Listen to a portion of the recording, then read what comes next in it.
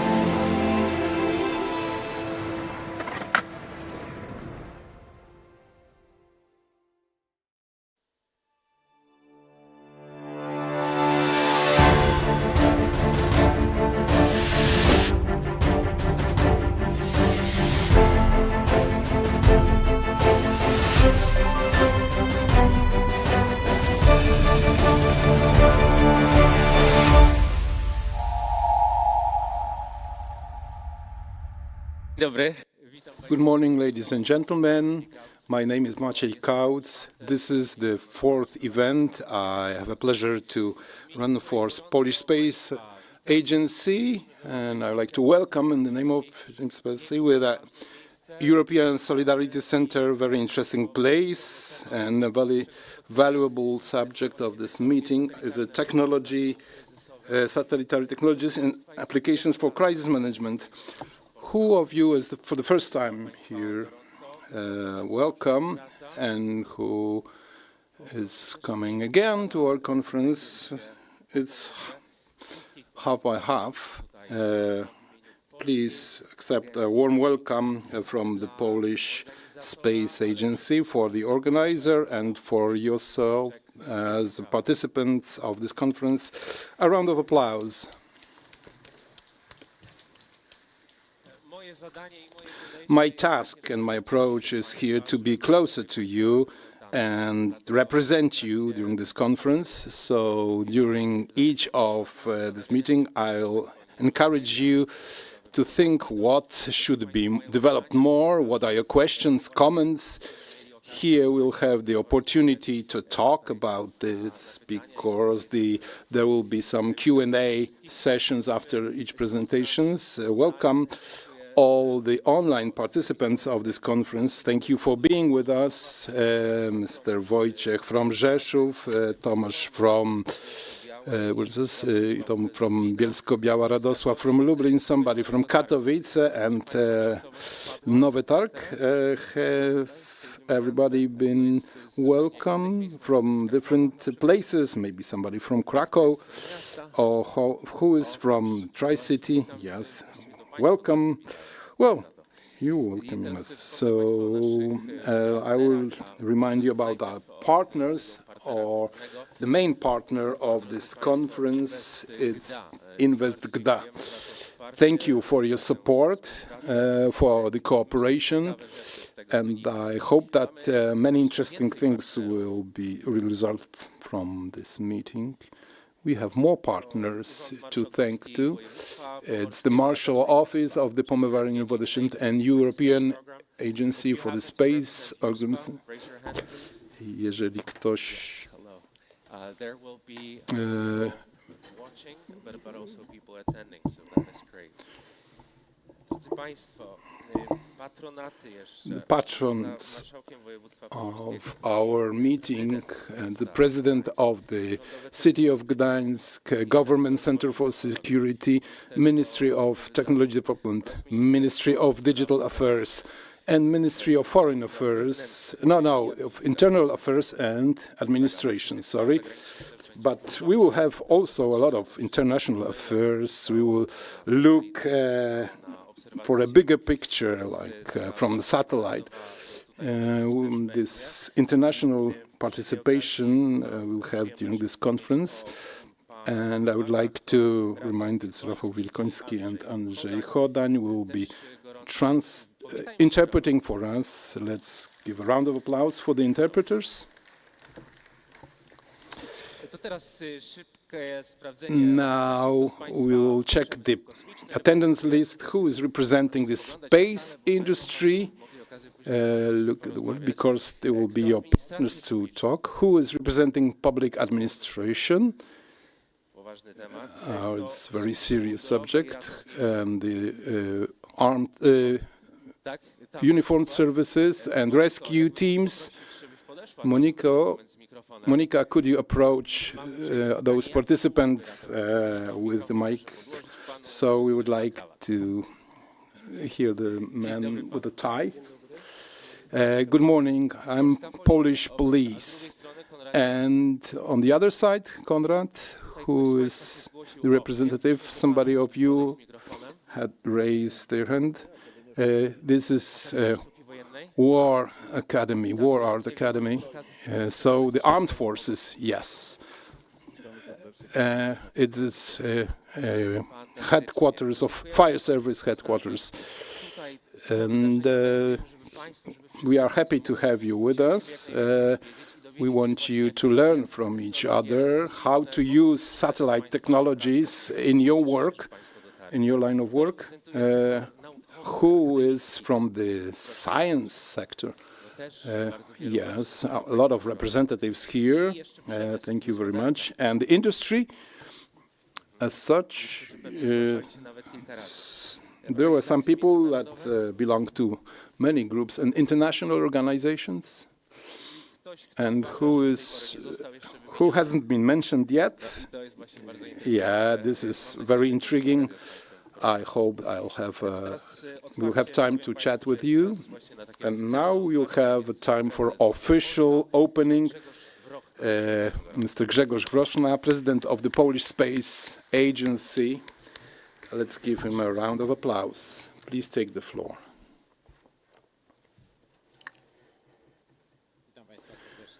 Welcome to this conference. Ladies and gentlemen, I haven't seen such many eminent guests. I said, oh, it's like from, what is this? Outer space.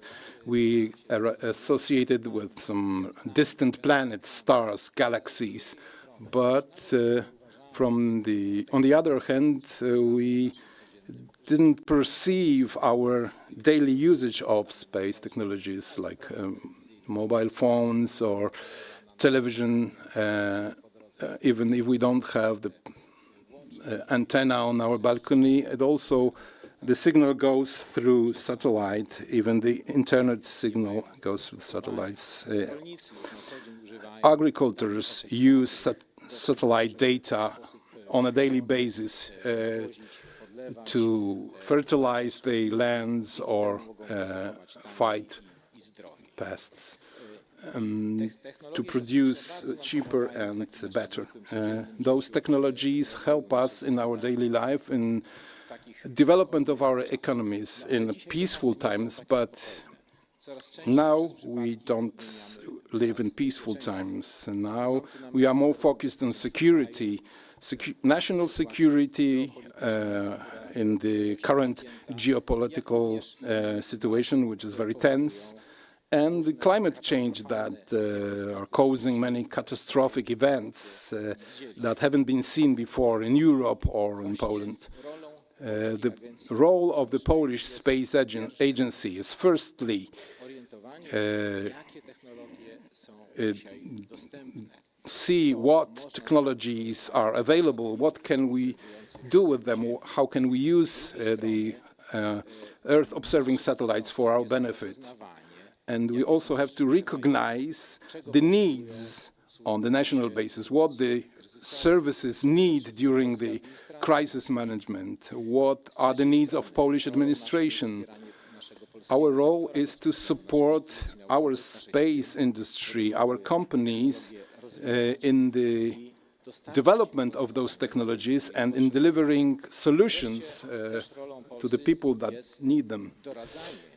And our agency is also a consulting forum for many ministries, how to use those fast-developing technologies and how to apply them to cater for the needs of our country. That's why Polsa, while preparing recommendations for the Ministry of Technology related to the allocation of our contribution to the European Space Agency, we wanted to allocate funds for this security from space or the development of satellite constellations for observation of Earth and for the use of radars.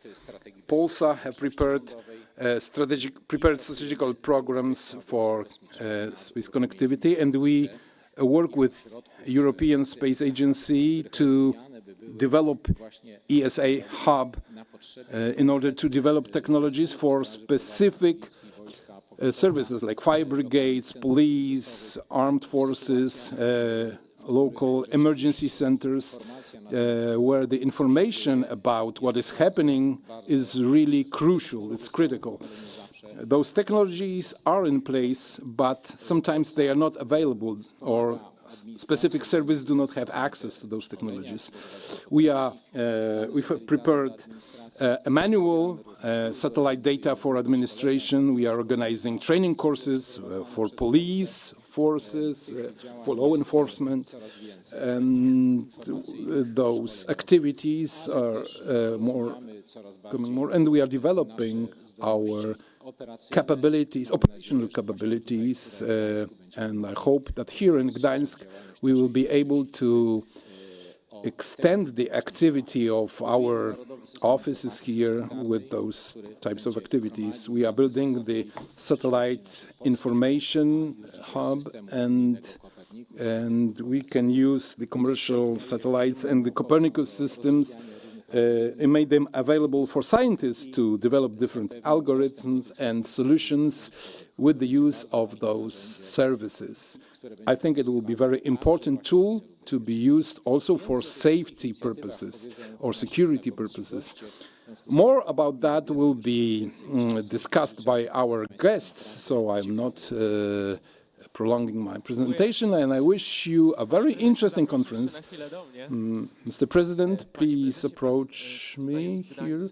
You are, the Polsa has two hearts, in Poland, in Warsaw and in Gdańsk, and here the visibility is better, you know, the sky is more clear in Gdańsk. Well, I'm interested in astronomy. I even made my own observation tools in high school. Yeah, you have some followers here, I see.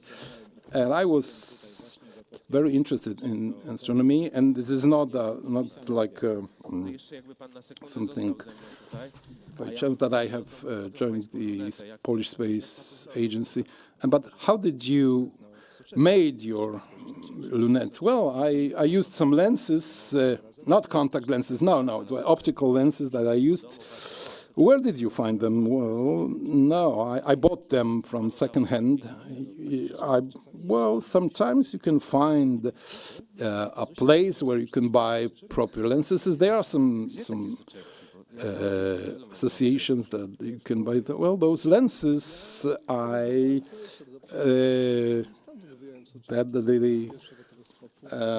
projector for the positives, and I took the lenses from there to build my lunette. And question for President: how was it a do-it-yourself project, or you bought some components? Well, I did it myself using sewage pipes, but now we are more professional. Polsa has placed their telescopes on all the continents, which are observing satellites and warning people when there are some satellite debris coming down. So now you are working more on the computer, not observing the sky. Yes, but you had to build that computer and maintain that and keep it alive. So this is. So give a round of applause for the representative of Polish Space Agency. I'd like to invite Wiesław Byczkowski, the Deputy Marshal of the Pomorskie Voivodeship. The floor is yours, sir. And a round of applause.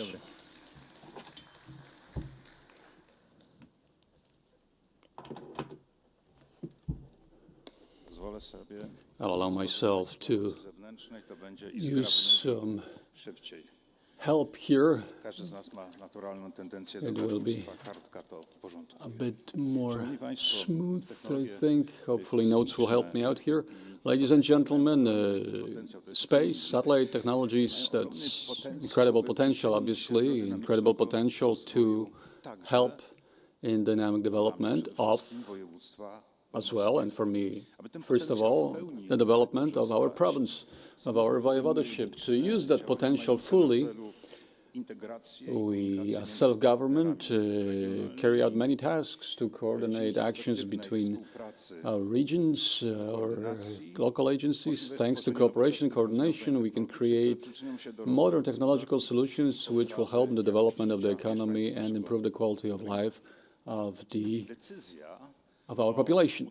The decision to create the operational center Polsa Gdańsk underlines the strategic location of our city and its growing research capability. This investment is to stimulate local economy, to give an impulse to carry out R&D works, and to create workplaces for specialists when it comes to space sciences.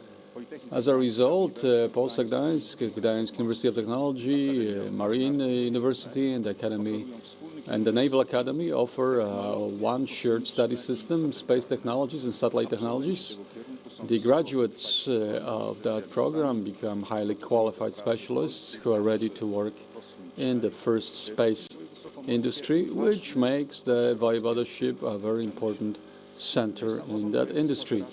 And the self-government of the province wants to cooperate in the integration of the business and science community of the regions when it comes to space and science technology.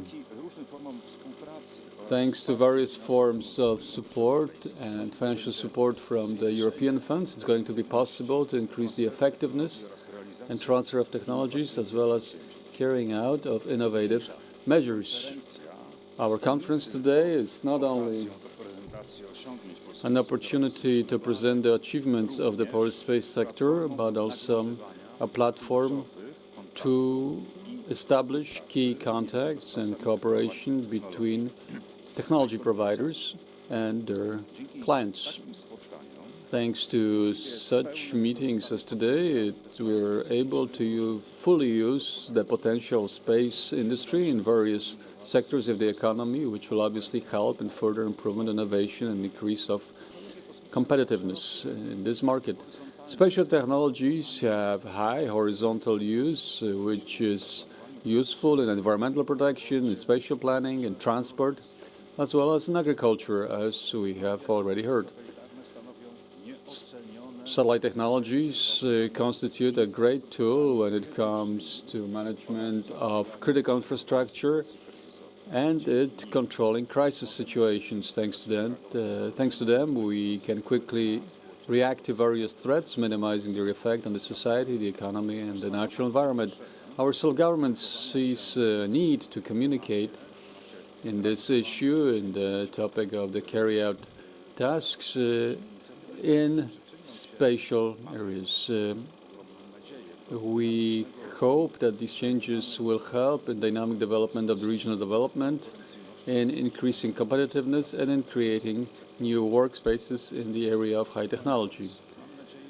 Technology as self-government will definitely support you in this cooperation. Thank you very much.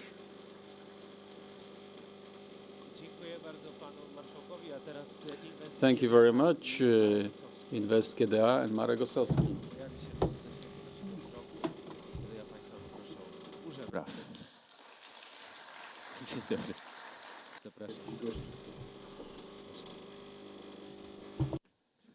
Dzień dobry Państwu. Good afternoon, good morning actually.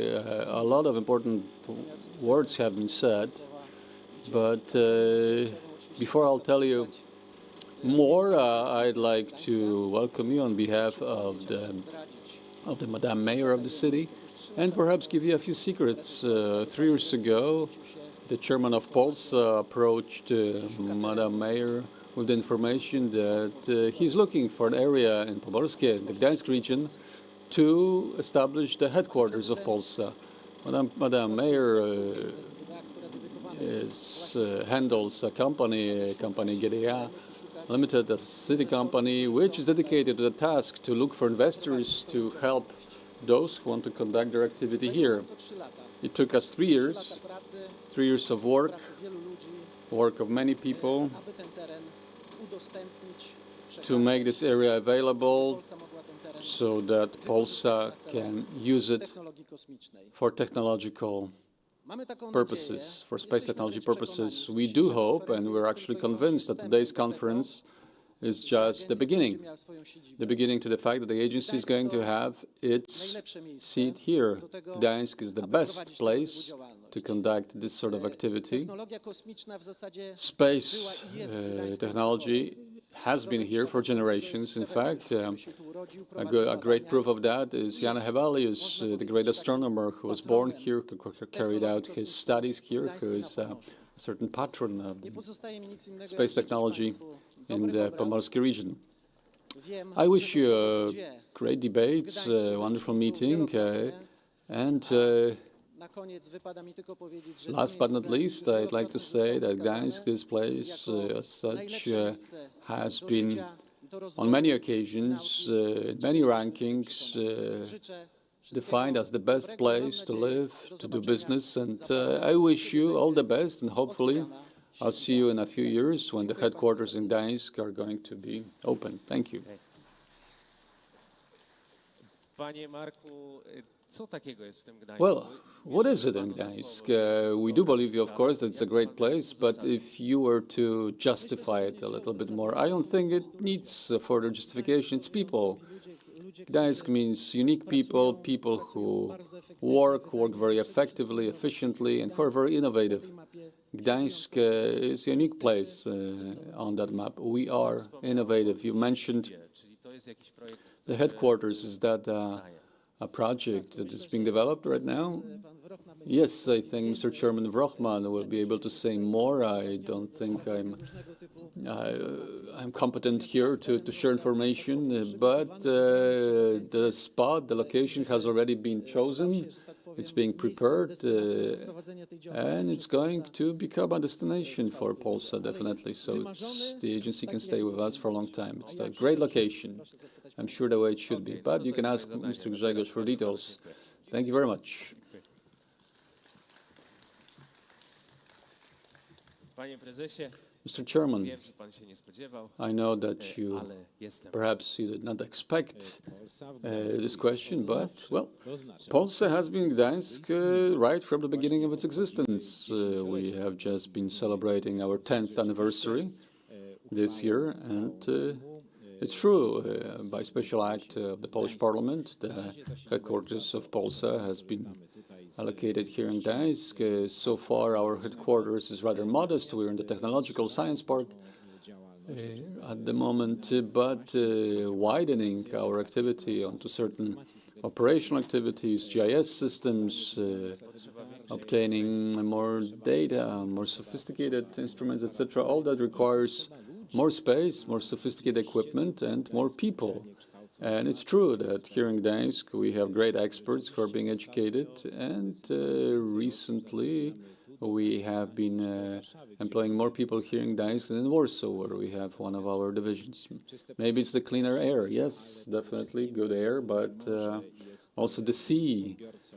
The sea is a great client of satellite technologies, navigation, telecommunication, weather, also the conditions at sea, and so on. All of that data is provided by satellites. This is where many companies of the space sectors have already allocated their headquarters. Thank you very much, Mr. Chairman, and those who agree that Gdańsk is a great place to be in, a round of applause. Fantastycznie. A teraz Fantastic. mam przyjemność At this point, I'd like to Executive Director. introduce So this the is actually the moment when I turn into English.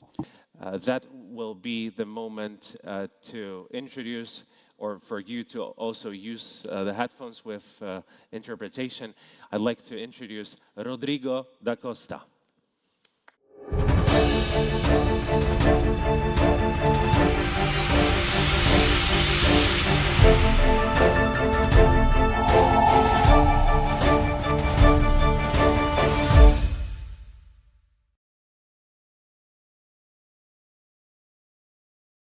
For welcoming us in Gdańsk this morning. It's, by the way, a wonderful morning, a wonderful setting. And I want to make sure that people I hope hear the you. microphone is okay. Yeah. Okay, very This good. is going to be better. Okay, very good. Yeah, thank you very much for welcoming us here today. It is a pleasure to be here with you to talk a little bit about EUSPA. You will have a very interesting 2 days ahead of you with many things. I think also for us it's going to be an excellent experience to learn a bit more about your reality also when it comes to disaster management, its challenges, etc. And of course from our side to tell you a little bit of what is the space program of the European Union, what do we do as an agency, and for that I have prepared a little presentation that I hope will work fine. Before talking about EUSPA, I will give you some context. I guess the next speaker after me, Jérémy Godet, will tell you also a bit more about that from the point of view of the European Commission. So the European Space Programme, well, it's a very large program. The European Union has been working in space since a long time. And there are many activities of Europe in space. Member states and different countries are working on space alone, bilaterally, in international organizations, like, for example, the European Space Agency, but also the European Union is working on space. And we are working in, if you want, 4 main dimensions of space. It's not only these ones, but our 4 main dimensions are navigation, Earth observation, secure communications, and space situational awareness. And this, by the way, some of these activities have a long history. For example, when we go to navigation, this is more than 20 years that the European Union has been working on satellite navigation. First started with the so-called EGNOS program, dedicated to the aviation domain, but also with usage in many, many other areas. This is a system of regional coverage. Regional meaning it covers the European Union territory. And then we have Galileo. I think you are well aware what is Galileo, our global navigation satellite system. More than 4 billion users worldwide, more precise, more performant than our competitors, GPS, Beidou, GLONASS. Really a success, a European Union success. Then we have the Earth observation domain with Copernicus. Copernicus is about images and data from our Earth taken from space, but also from local measurements, in situ measurements. Copernicus generates a largest amount of data that then are used in very, very different domains. We have the secured communication area, something that we are ramping up right now on our side on GovSatcom, satellite communication for governmental users. Also IRIS². I'll not say much about IRIS because I'm sure Jérémy just after will say a few words. And then we have the domain of space situational awareness, which is basically to understand what is going on in space and around us. It is important to give you this picture because this sets the frame of what the EU space program is, and only with this frame it becomes easier to me to explain to you what we do as an agency.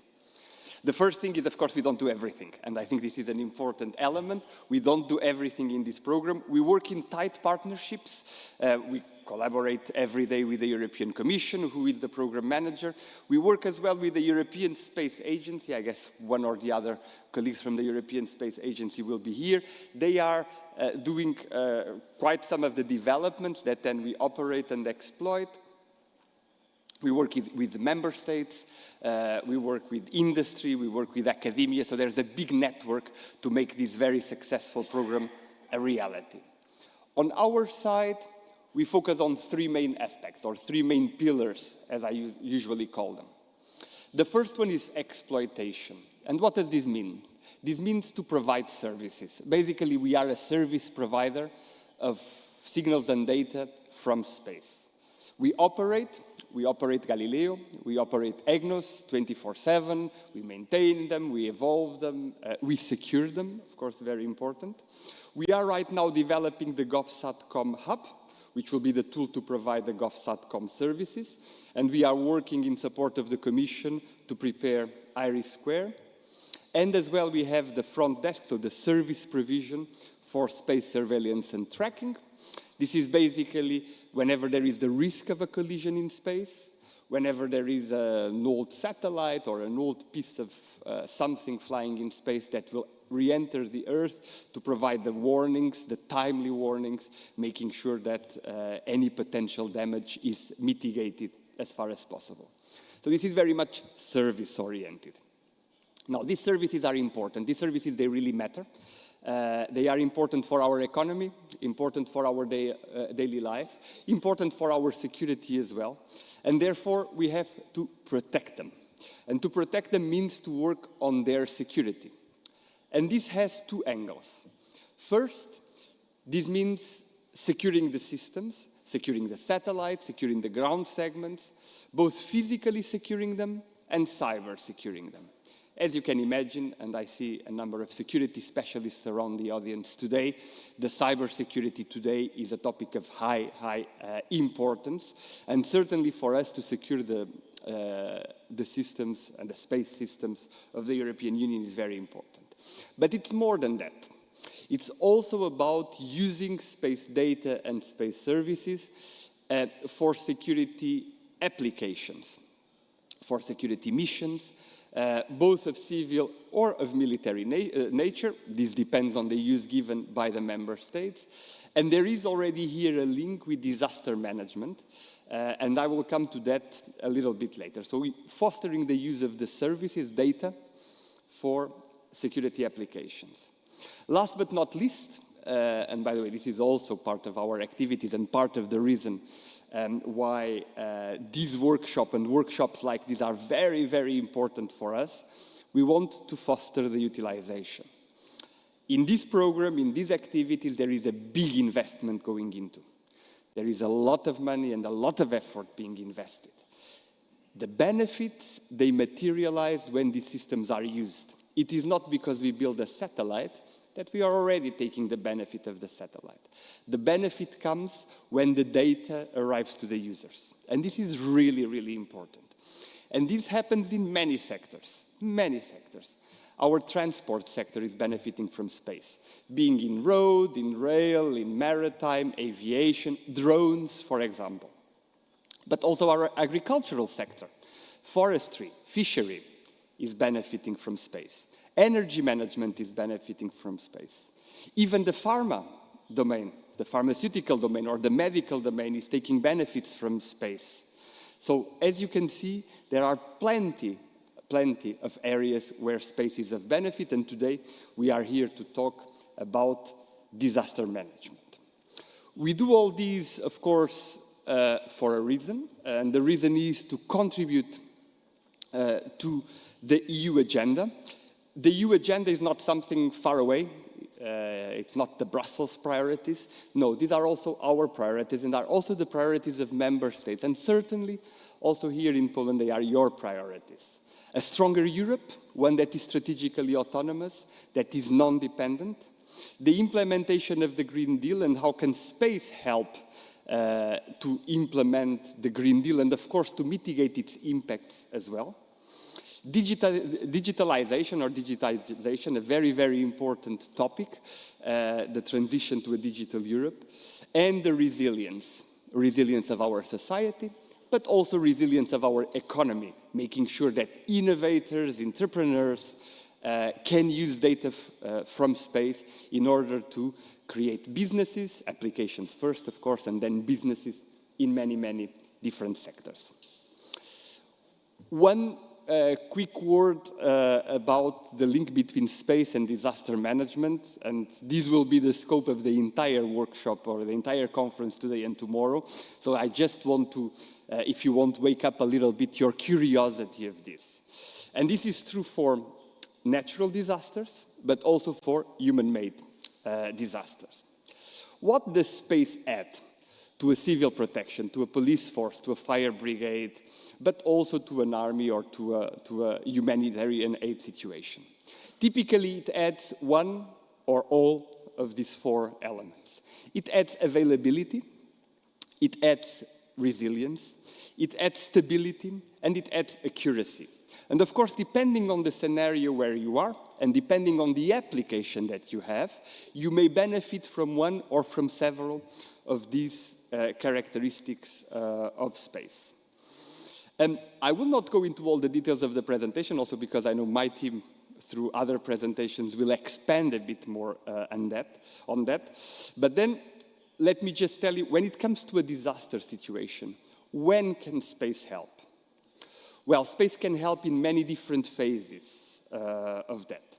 First, starting with prevention and mitigation. For example, helping communities, helping cities plan areas of potential flooding, as a typical example.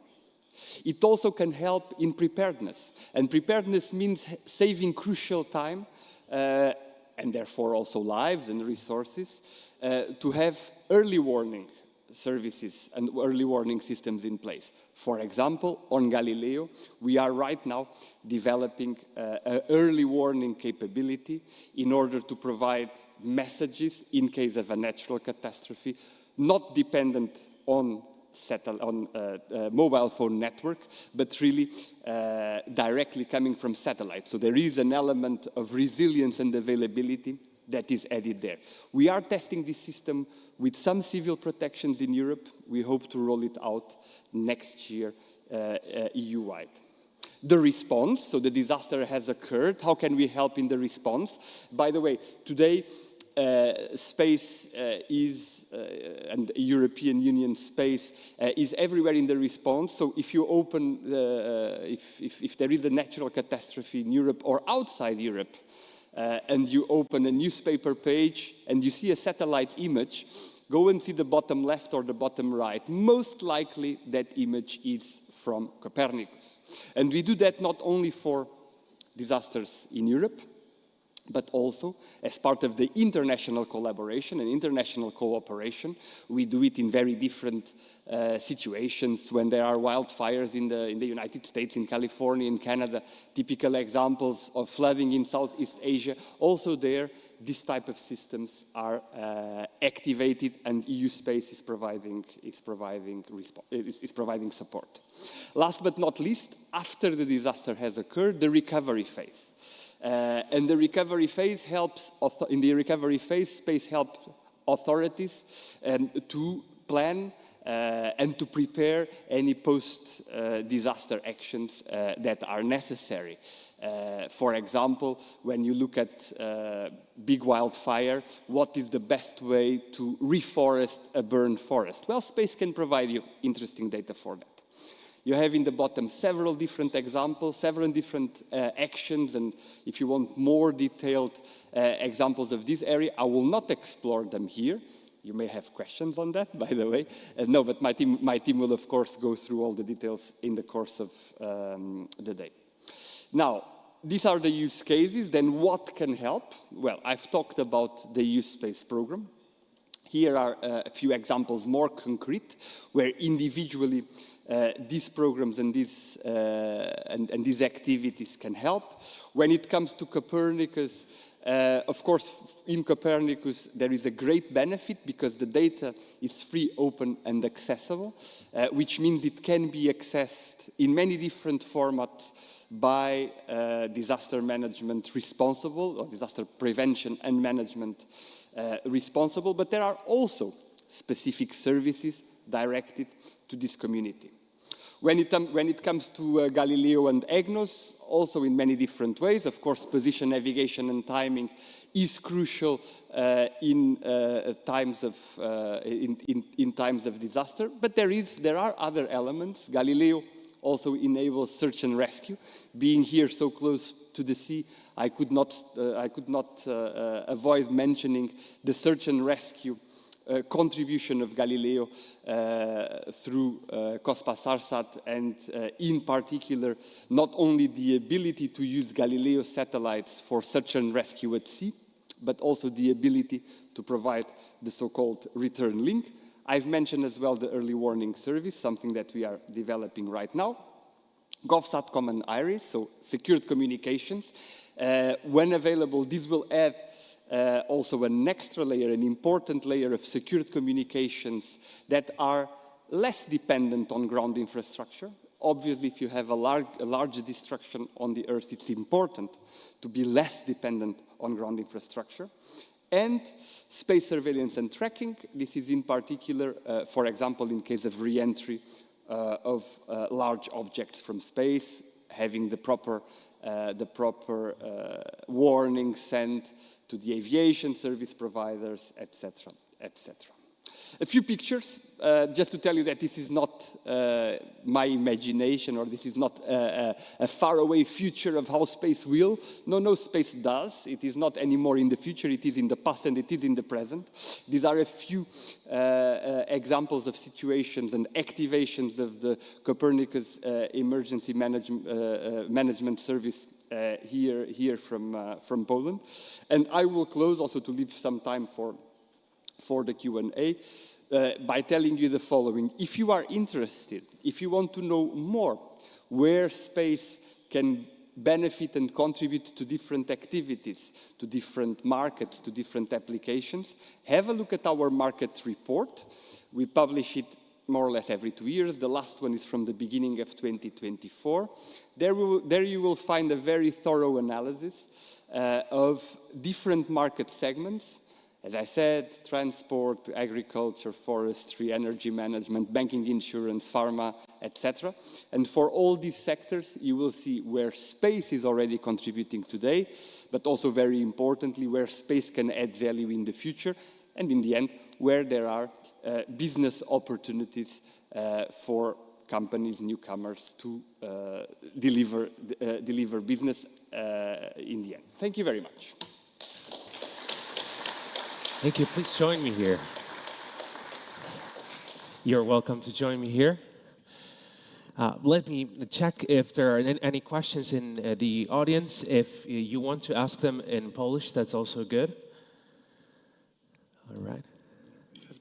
Yeah, not good for you, but good for me. So yes, let us check. So far, it doesn't look like that, but I do have a starter question. And you mentioned that it also helps with the pharmaceutical sector. I was surprised by that. Right. Yes, I will use the microphone. To be very honest with you, being in the business for a long time, even I am surprised at times where space can help. It's not my last surprise. My last surprise is indeed the pharma. And my previous surprise was on banking and finance. So how does pharma use it? So I will tell you about the pharma. Pharma uses it in many different ways. For example, through images through merging together climate images from the Earth, you can predict and the pharma industry can predict waves of flu, waves of allergies, etc. This is crucial to help them manage the stocks. So in order to have productions of vaccines on time, all these medicines, they have a short duration. Some of them have a short validity time. Like some of the substances, the little products that you need to make the big products. No, like for supplies. For example, climate is changing. The flu season in Europe, it is not the same flu season as it used to be years ago. So the times of the flu season is changing. Now, before the flu season, many people will want to go to the pharmacy, to the doctor to get their shot, their vaccination. It needs to be available. So the space and space data helps to, in the end, helps for stock management because it helps to predict, or for example, allergies. Right. Pollen allergies.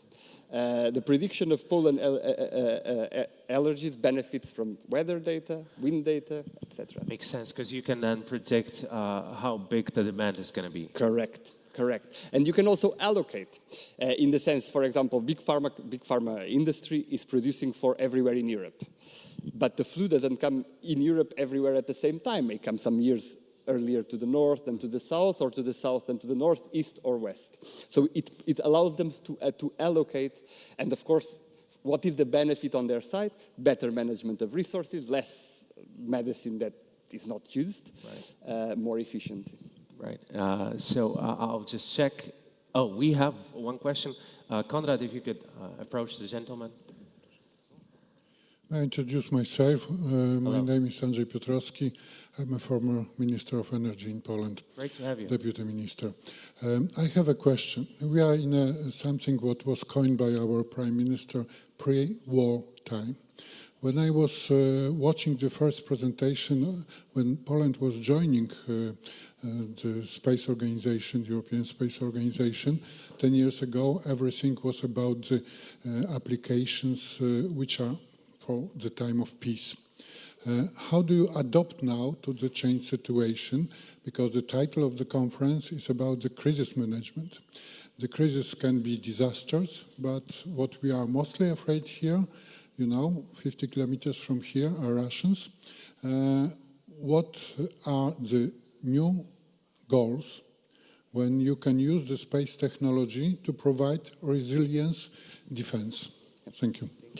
Thank you very much. It's an excellent question, very good question. So, in the EU space program, we are already providing a number of capabilities to be used by member states. This is important. It's a bit complicated, but it is important. Defense is a matter of the sovereignty of the member states, and member states act on the defense domain, alone in coordination, in the frame that they want to act. From the European Union side, what we provide is a capability which then Poland or any other EU member state can use. So what are we providing concretely? Well, today already we are providing the so-called Galileo public regulated service. So the Galileo service you have in your mobile phones and in your cars, it is the open service. It's open for everyone. It's normal performance, it's normal availability. Now there is another signal in Galileo, which is the public regulated service, which is encrypted, which is more resilient and more robust. And in order to use that service, first, you have to be a EU government or governmental authorized user. And second, you need to comply with a certain number of rules. What is the advantage of this service? Again, is the resilience, is the robustness. It is a service that is built to work if everything else fails. And certainly, and then I cannot tell you how it is being used in each of the member states. I could not disclose something like that. But certainly there is the ability that the Polish governmental users or any other governmental user from around the EU uses this service. And it is only available to EU governmental users. And this is also very important in terms of protection of this. This is one example. Now, we are working on others. When it comes to satcom, governmental satellite communications, it is the same principle. We will start end of this year, beginning of next, the first initial services providing EU governments and governmental authorized users the capability of having secured communications. And this will, of course, be a big focus of the constellation, IRIS², as it moves forward. Last point I would mention in this domain is when it comes to Copernicus, the European Commission, with our assistance, is now studying the creation of a Earth Observation Governmental Service, which means also providing images that are of such a grade in terms of precision, in terms of resilience, etc., that can be used by armed forces. So very concrete capabilities. Thank you. Mr. Minister, would you like to add anything to your question? A couple of months ago, we had an opportunity to test resilience of navigation system. How Galileo was reacting to the attempts of the Russians to interfere with the signal on Earth. Was it really resilient? So, it is interference, and there are two types of interference. There is what we call spoofing and what we call jamming. Interference is a physical challenge. In particular, when it comes to spoofing, which means falsing signals. So you receive a signal, but the signal is wrong. And this can be very, very dangerous. Because, for example, if you are using the signal to land an aircraft and the signal is not the right signal, the aircraft may crash. For these, there are protection means. We are now testing an authentication signal with Galileo exactly to mitigate this type of risks. On the public regulated service, it is protected against this type of external influence. Then there is the other element, which is jamming. Jamming basically means a lot of noise. That it's not that you get the wrong position; you don't get any position at all. And this is, and we see typically in war theaters or conflict zones that both sides, all sides, one side jams GPS, GLONASS, Galileo, etc. What does Galileo add on that? The first thing that Galileo adds, it adds another branch or another loop. Today, if there would not be any Galileo, it would be simpler to jam GPS alone. Now that we have GPS and Galileo, it costs more effort to jam both. Then there is also the possibility of more direct signals. Certainly, and this I think we need to accept, there is a level of jamming that is impossible. There is no physical solution in order not to have it. And then there will be Galileo, and there will be GPS, and there will be any radio signal that cannot be communicated. And this is warfare in the end. Okay, so in that situation that he was referring to, did it help? Did it find use? Now, for this particular situation, I don't know particularly the case. I will be very happy after the conference to discuss it a little bit more in detail. There are situations in which it helps, yes. Thank you, Rodrigo. Any other questions? Okay, we have a question here, so I'll just pass my mic. Yeah, Edmund Widbrod from Gdańsk University of Technology. Could you tell me something about the role of the artificial intelligence in the systems? So how does AI help in all of that? It's a very good question. It's one of the big trends as you can imagine. AI will help in many different domains. I will give you a few examples. Probably the most relevant. I've said in one of my charts, you've seen it, that Copernicus is generating about 16 terabytes of data per day.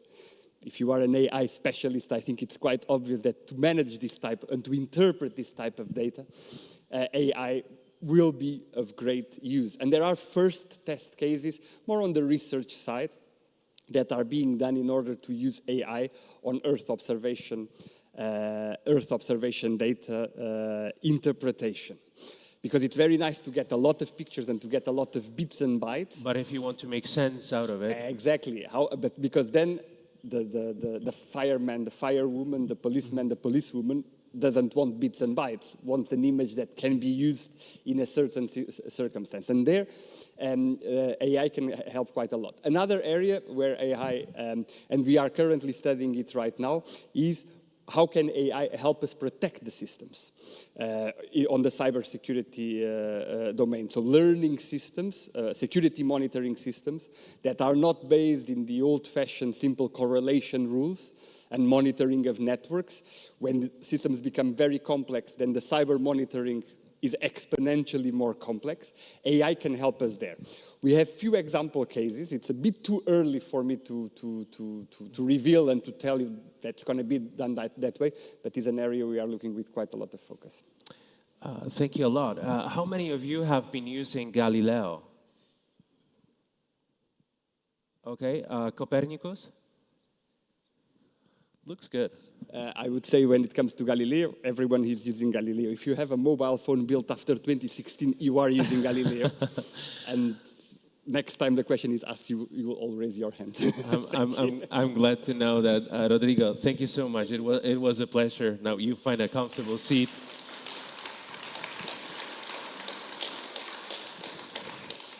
From the European Commission, this is Jérémy Godet.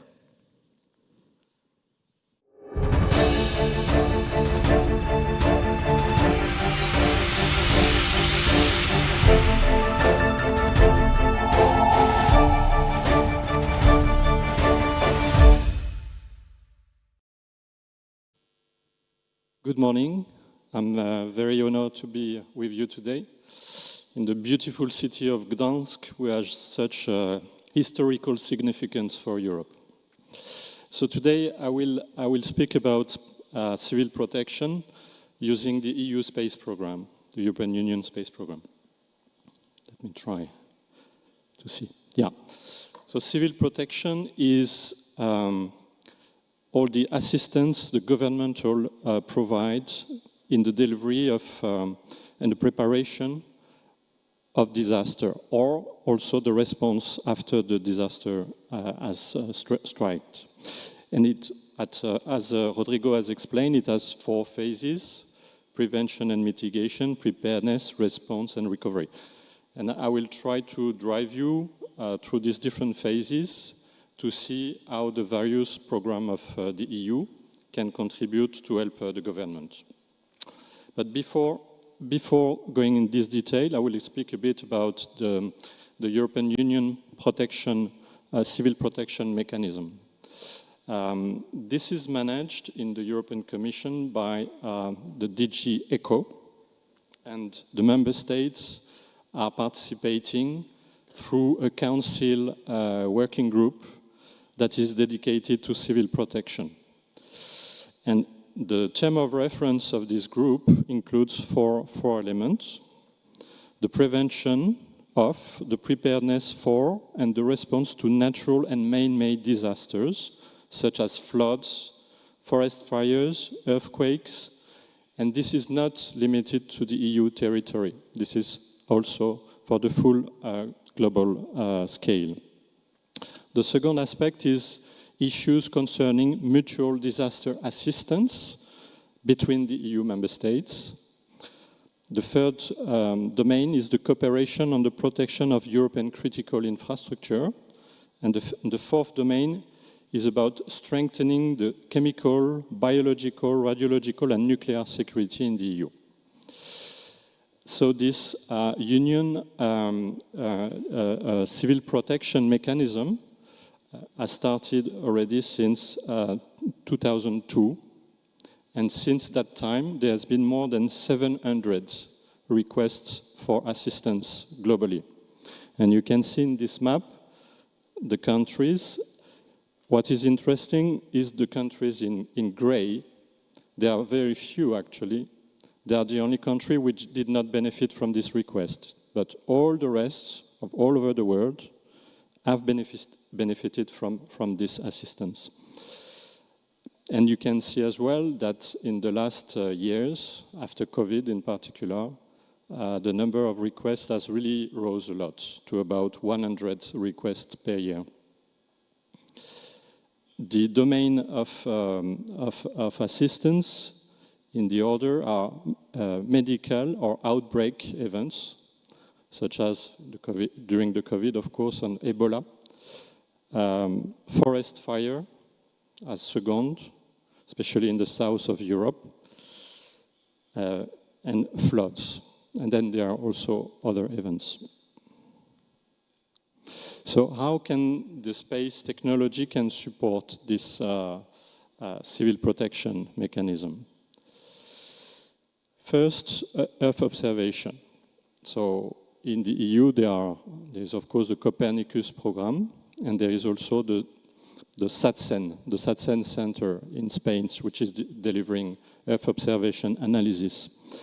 And this can contribute during the mitigation and preparedness to, for instance, mapping, identifying the areas which are disaster-prone, for instance, for floods, droughts, or forest fires. And also, it helps to monitor the critical infrastructures, such as the pipeline, oil refineries, and thus reduce industrial risk. So, for instance, we can detect from some Copernicus sensor methane leaks in the pipeline. This is already fully operational as a service. Navigation, or more precisely localization, thanks to satellites, so Galileo, of course, who is the most accurate global navigation system in the world, can be used to monitor the motions, the crustal motions they are called, to be able to predict seismic events. And in particular, the Galileo High Accuracy Service, which has been released 2 years ago, is really increasing the potential of this forecasting of possible seismic events. Communication, of course. So the satellite communication in the preparedness phase can be used for training, exercise, but also to communicate some data, and in particular video surveillance for early warning about forest fires. Then, once the disaster has taken place in the response phase, of course, the Earth observation is is not only useful, it is vital in most of the cases. And it enables to do the damage mapping and to provide critical information for the teams on the ground, just to know, for instance, if the roads are still practicable, or which are the population which are affected in the area of damage. Regarding navigation, specific highlight on a new service which is coming thanks to Galileo, which is called the Early Warning Service. So the Early Warning Service will be in the signal in space of Galileo, an additional information which is localized. So there is a kind of ellipse of positioning where a certain alert is provided by governmental authorities. And this is being prepared. There were some demonstrations recently organized in various countries where it could be seen that in a place of interest, some people would get the information just on their normal phones, even without any modifications. And just 4 meters away, the other people would not get the alert. So to show how precise this early warning service can be, thanks to the precision of Galileo. So this will be a very important tool in the future to warn the population of possible disaster and to give some instructions for them to mitigate the effect of the disaster. Of course, this is not replacing the existing national systems, which usually use the normal ground communication network, but this is complementing it in areas where there are some gaps, coverage gaps. So it can guarantee that we have a global coverage everywhere, including in places where there is no ground communication system.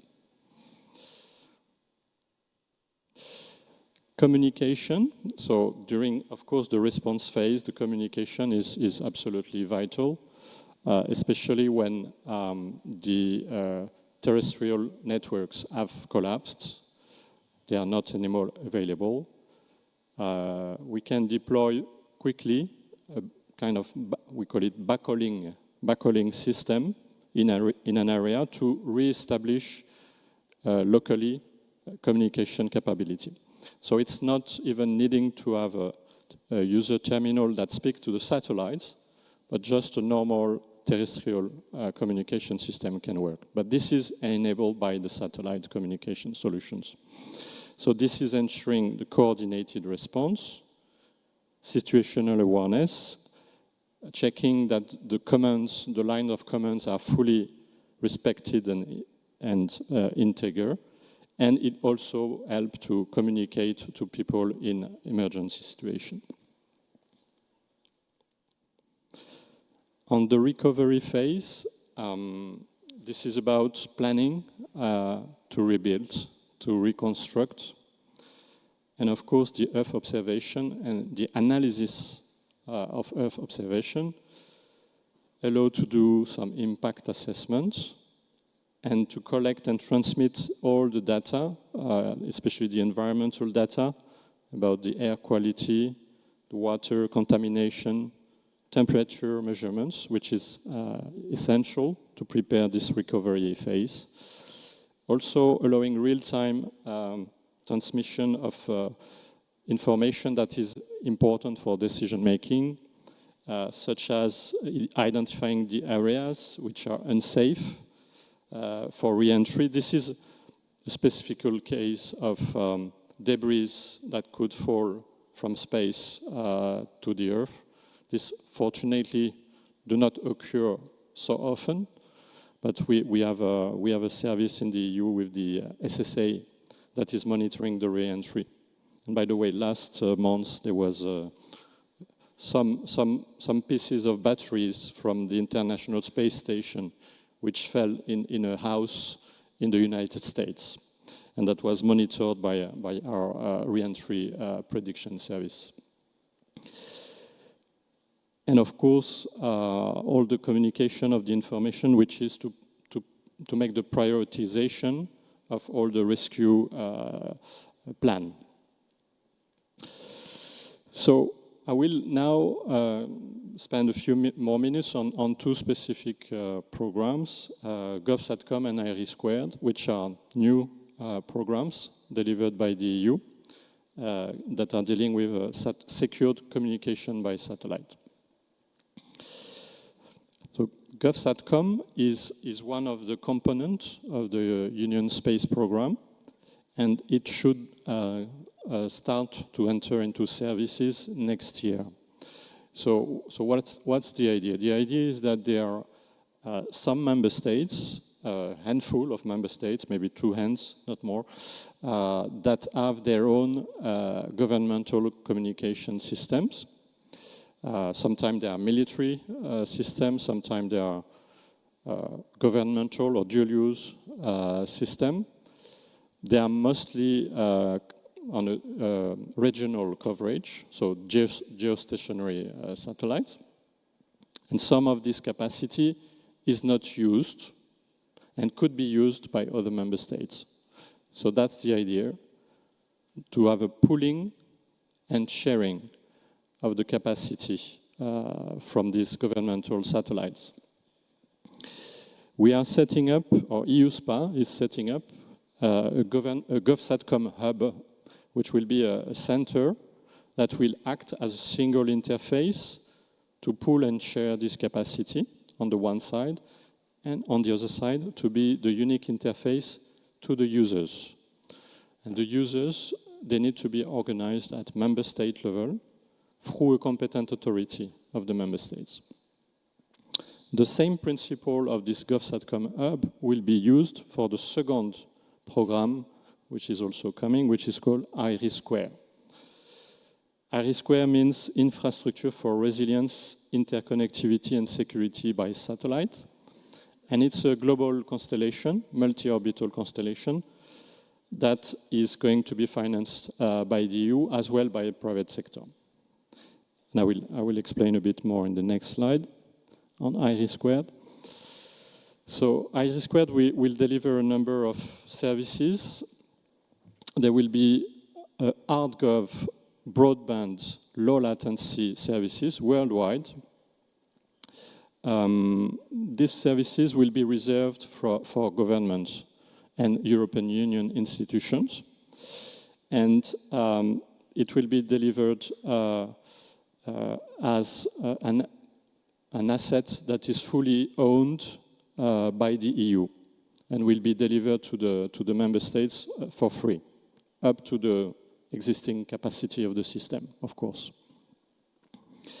There will be then a light-gov or end commercial service. So light-gov means service delivered to government, but from an infrastructure which is commercial, while the hard-gov is service delivered to government from an infrastructure which is governmental. So the light-gov and commercial services are also worldwide and low latency, and they are the ones that basically justify the private sector contribution in the IRI² program because they will want to commercialize this capacity.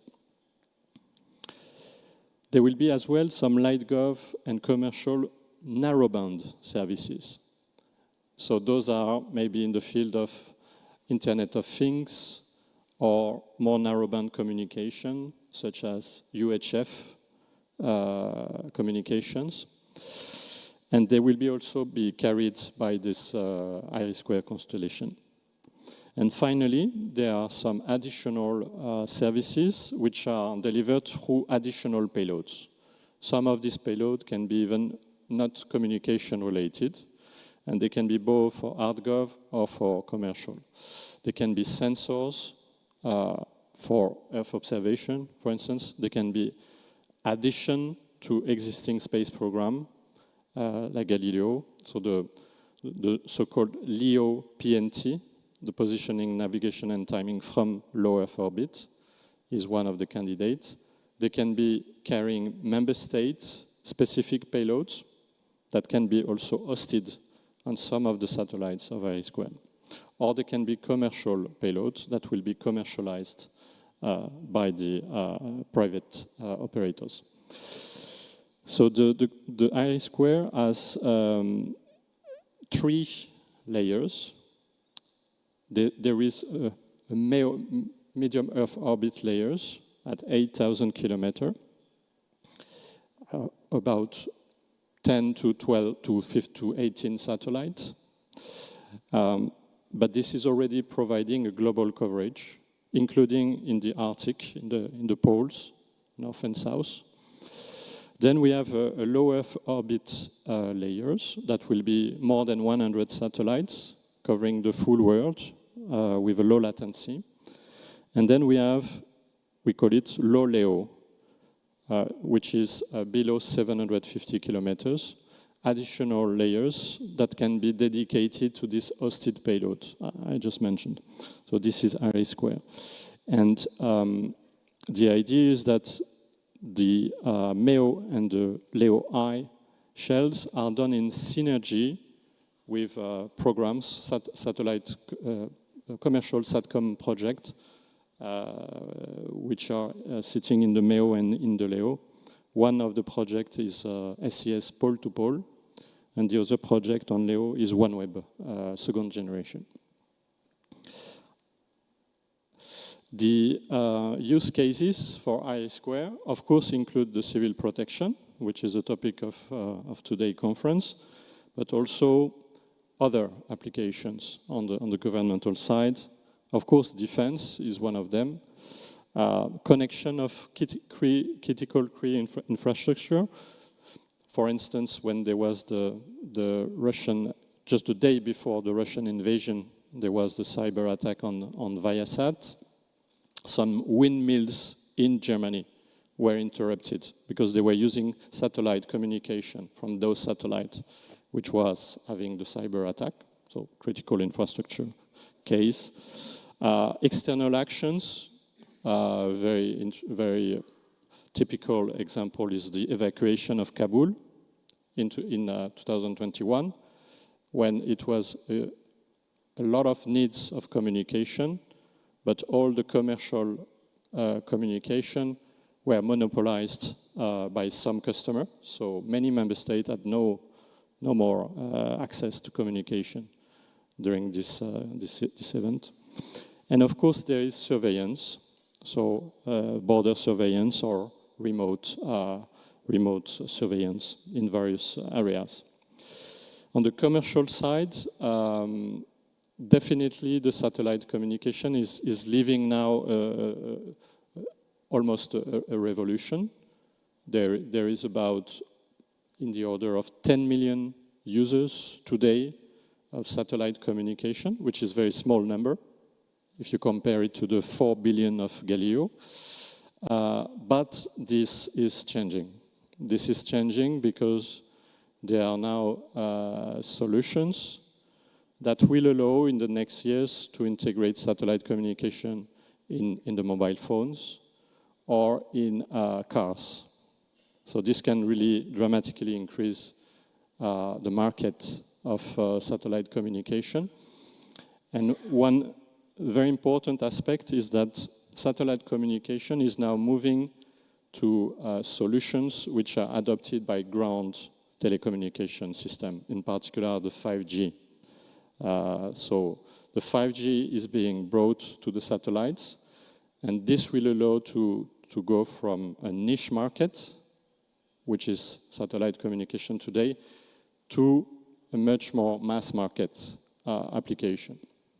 So it's very important that Europe, through the IRIS² program, is present in this evolution of the satellite communication market. Thank you very much. I would be happy to take any question if we still have the time for it. Możemy go najwyżej szybciej zacząć. Thank you very much. Can you please join me here? Let me have a quick check of who has a question. And again, the questions, they can be in Polish as well. We do have one. You have a question? Oh, you're welcome. What is your name? Monika Krzyżanowska, Cloud Furrow. Could you tell us a little bit about the timeline for the Irish Square, the current status and how it is evolving? And then is there anything more about those commercial services, the last group of services? Thank you. Okay, so the timeline. So at the moment on Irish Square, we are still under discussion for concluding a contract. Assuming we are able to sign a contract in the next let's say 2 months, which is our plan. The first services of Irish Square will come around the end of 2028. And then the full services around 2029, 2030. This is the time frame. And regarding the commercial services, they are actually defined by the private investors. So what we cannot really speak on their behalf, but we see that there is let's say, a mix of existing businesses of satcom, more traditional businesses. However, these are very much challenged by, in particular, Starlink. We see that there is a need on their side to evolve the business models. So probably to go with these new markets, I just mentioned, in particular, automotive, or even direct to handheld solutions. Why are they such a big challenge? Well, basically because Starlink is offering a service at a price which is completely different than what used to be the market. And they are, of course... Is it much higher or is it much lower? Is much lower, of course, and they are entering the business to consumer market in a way that is not, let's say, made today by European satcom provider, but they are now also entering in the business to business and the business to government. Right. I have one example. I know that Air Baltic, an airline that operates from Riga, Latvia, they entered an agreement with Starlink to offer free onboard Wi-Fi, and they're like the first airline in Europe who does it. So. Yeah, well, I think there are also other solutions for aviation connectivity that exist. That are not the one delivered by Starlink. Okay, I will not make any names don't make any publicity, but this is definitely a domain where I think more competition will come. Yeah. So we have a question here, and then we'll have a question from here. So Konrad, if you could approach our attendee. Marek Moszyński, Polish Space Agency and Gdańsk University of Technology. Considering the crisis management and civil protection, now we have so beautiful technologies, but what about prediction of these events, disasters? I mean that we often receive messages like there will be a heavy rain or even storm. If we are ready for receiving messages like we will have a flood, where we are in Europe, because we see that outside the Europe there are floods, there are landslides. Can we help to the other continents with the information, with the proper information, or not yet? So prediction of floods. I'm not a specialist. I think there are better specialists in the room, but like weather forecasts, which has considerably evolved and improved thanks to space. I guess floods is basically combining the weather forecast with in situ information and knowledge about the terrain, the ability of the terrain to evacuate the water.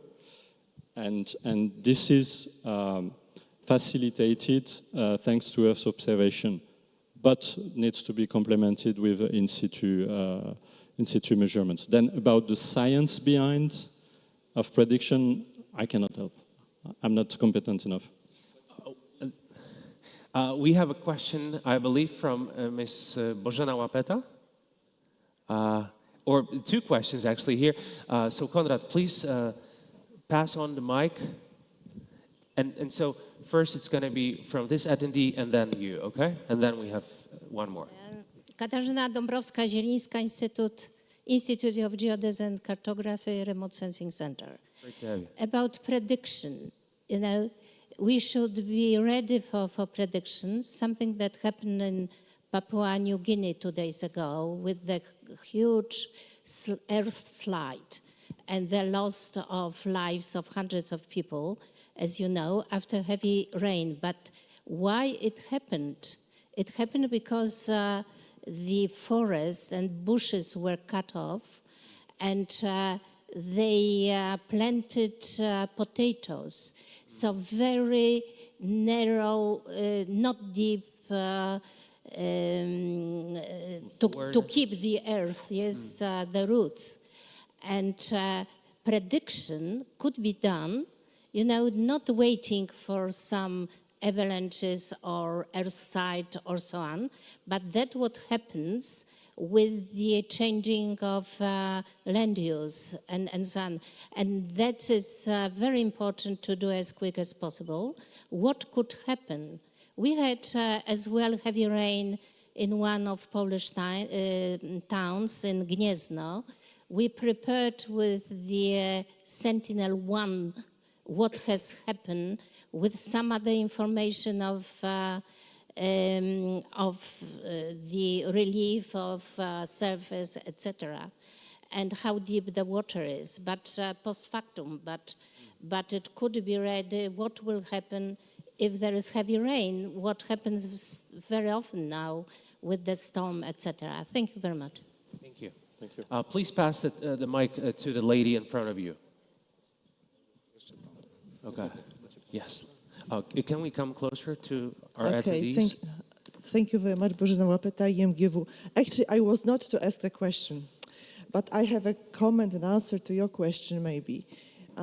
Because there are a lot of things going on now in Europe, especially concerning the early warning system, which I guess is a part of United Nations and WMO part of program of early warning for all, which is supposed to be implemented in 2025. So there's a program every for that. person on the world should be reached by the early warning system, which these European activities really were, they are part of this. And I would also say that Europe is more really involved in all activities that support Africa. For instance, the EUMETSAT, again, European agency, is just supporting Africa with their geostationary satellites. So a lot of efforts is made to support people globally, to help them, to warn them with the means we already have. But as far as the prediction is concerned, for the local events like storms, right, they are very local. Or flood. I mean flash floods. Right. They are very difficult to predict because they are very local, and it's not easy to say that we know that there is high probability that the storm or the heavy rain occurs in some region, but it can occur in a little bit different region because it's very local. So the issue is to improve not only observation, but the observation that can be used to improve the forecast, which the satellite data is really great source of the information about the present stage. And then if it is assimilated to the model that forecasts weather, it improves the quality. So this is I'm going to tell tomorrow, actually. Right. You will actually have a presentation tomorrow. Yes, yes. Maybe one element on that, one evolution of Copernicus, which is being envisaged for the next step, is to have much more satellites, to have a very high revisit, thanks to maybe smaller sensors, but multiplied on many satellites. Yes, and this is one area of evolution. So I'm sure it will help. There are several products. I mean, European Space Agency, Arctic Weather Station, all these Sterna programs that are intend to improve the quality of the forecast. Yeah. Thank you. Thank you for that. That was a clarification. We have one more question. Let's start with the gentleman, and then we pass to you. Edmund Wittbrod from Gdańsk University of Technology again. Is it possible to use that system, civil protection, to observe the migrants between Africa, Europe, and, for example, Belarus or Poland? Is it useful? You can use space capacities for border control. However, this is managed under different authorities than the ones that are doing the civil protection. The civil protection working party that I mentioned is managing only, let's say, disaster-related, natural or man-made disaster-related. But there are also, for instance, Frontex, famous agency of the EU, who is here, located in Poland.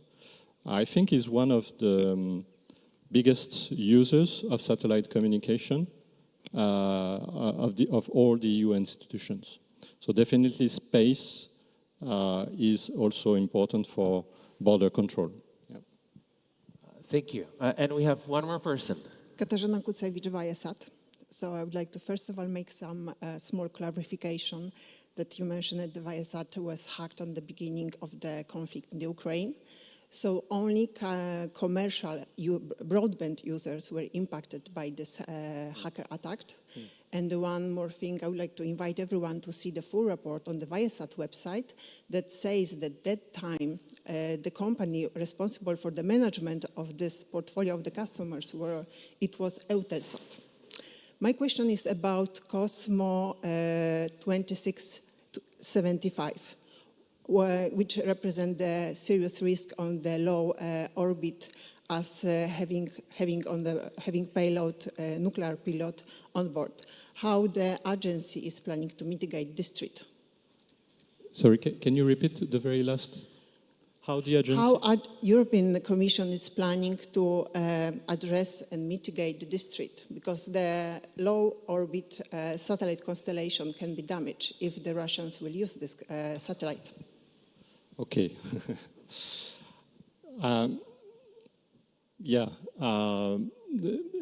Satellites protection against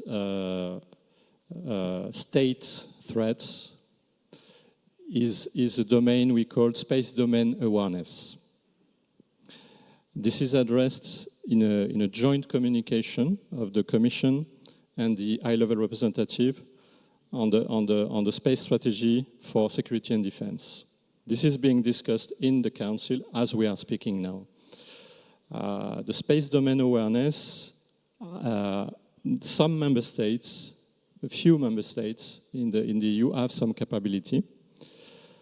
At the moment, the discussion of how to coordinate the capability and the actions at European Union level are being discussed. But this is a very sensitive topic, which is certainly under evolution and will be more and more important. Thank you very much. Let us check. There's one more question, so it will take a little bit of time until it reaches you, but maybe you could come closer to the right-hand side of the room. Right. what is your name? My name is Zishan Naim, and I'm the head of Advanced Driving Assistance Systems for ZF Group. It was firstly very interesting content. I have a very important question. You mentioned Iris Square would be deployed in 2028. And as you know, for autonomous driving, it's very vital to have exact location. So how accurate would be the distance, the location using Iris Square? Any idea about that? Yeah. Well, regarding localization and autonomous driving, today it's more Galileo than Iris Square, and Galileo is already, thanks to the high accuracy services, delivering critical capability for the car manufacturers to work on solutions for this autonomous driving. They need something in the order of 20 centimeters of accuracy, which is what is delivering worldwide Galileo. And EUSPA is very active in the field of standardization of all the actors. So I think this is a bit independent from Iris Square. Iris Square could further improve the connectivity. For instance, on top of navigation information, deliver safety critical information on a local area, or ensuring connectivity of cars in the areas where there is not a good ground 4G or even 3G connection, which is, by the way, about 30% of the roads in Europe. As you probably know. So the satellite connectivity will help to blend all the information to the car. The precision of the localization is already there. It's from Galileo. Okay, all right. Thank you very much. Thank you. Okay, so this seems like the perfect moment to wrap it up. I just wanted to make sure, will you be around the conference area? Would our attendees be able to talk to you for the next few hours? Absolutely, yeah. Okay, so you're staying here. Yeah. Good. Jeremy Godet, everybody. Thank you. Thank you so much. You can just find yourself a comfortable seat in here. All right, and this is a good moment for us to switch languages, and I'll tell you why. Drodzy Państwo, teraz... Ladies and gentlemen, I'd like you to take out your cell phones, and it's a message to those who are with us and also those who are watching us online. I'd like to ask you to take out your phones. And using your camera, please scan the QR code. Once you do it, you will see a very simple, very quick survey, literally 2 questions we would like to ask you to get to know you better. Why is the survey in Polish? Well, because it deals with Poland, with the area of Poland, with those institutions, firms which are active in our country. That's why I'd like to ask you to scan the QR code. How many of you have it already? We need some moment. If the QR code is not working, you might use the link. You can just type it into your browser. Those of you watching us on the internet, also we've placed the link in the chat. So everything should be okay. So the first question which we have for you deals with the fact whether you're actually using satellite data at all. You'll be able to see them on our screen, and I'm sure you can also see it on your phones, on your screens. The question is, are satellite technologies used in operational measures in your institutions? And you can answer regularly, sporadically, not yet, and I don't know. So have 4 options. Who checked on regular basis? Okay. who checked rarely, sporadically, who said not yet, and don't know. So there are no wrong answers here, of course. Thank you very much. So that's first question of the survey, and we have the results, which takes into account also those who watch us online. So you can see that on a regular basis, it's 61%, nearly 62. 44 people voted this way. Sporadically, the second most popular answer, a bit more than a quarter, so practically speaking, every fourth person. Not yet and don't know, the same number of people for each, so that gives us about 5%. So that was the question dealing with satellite technologies, whether they are used in operational measures. And the second question, what sort of services and products are or may prove to be the most useful in your institutions, in operational measures carried out in institutions. And this is, of course, connected with the topic of our conference, that is the crisis management. And here we have satellite imaging first, satellite reconnaissance, second, monitoring of emergency services, establishing position of victims, third, satellite communication in mobile devices. How many of you have voted? Anybody else would like?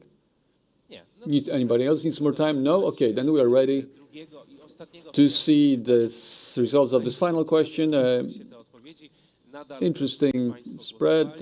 All of you have voted. Those who were active in question number one, the most common questions is satellite imaging, satellite reconnaissance. Over half of you, 36 people, to be precise. The second most common answer, satellite communication, mobile devices, nearly 40% of you. And on average, every 10th person checked monitoring of emergency services, location of victims. How many of you checked that answer? Those of you representing various services have, I see. So, at this point, I'd like to present another guest of ours, Deputy Minister, Minister of Digitization, Krzysztof.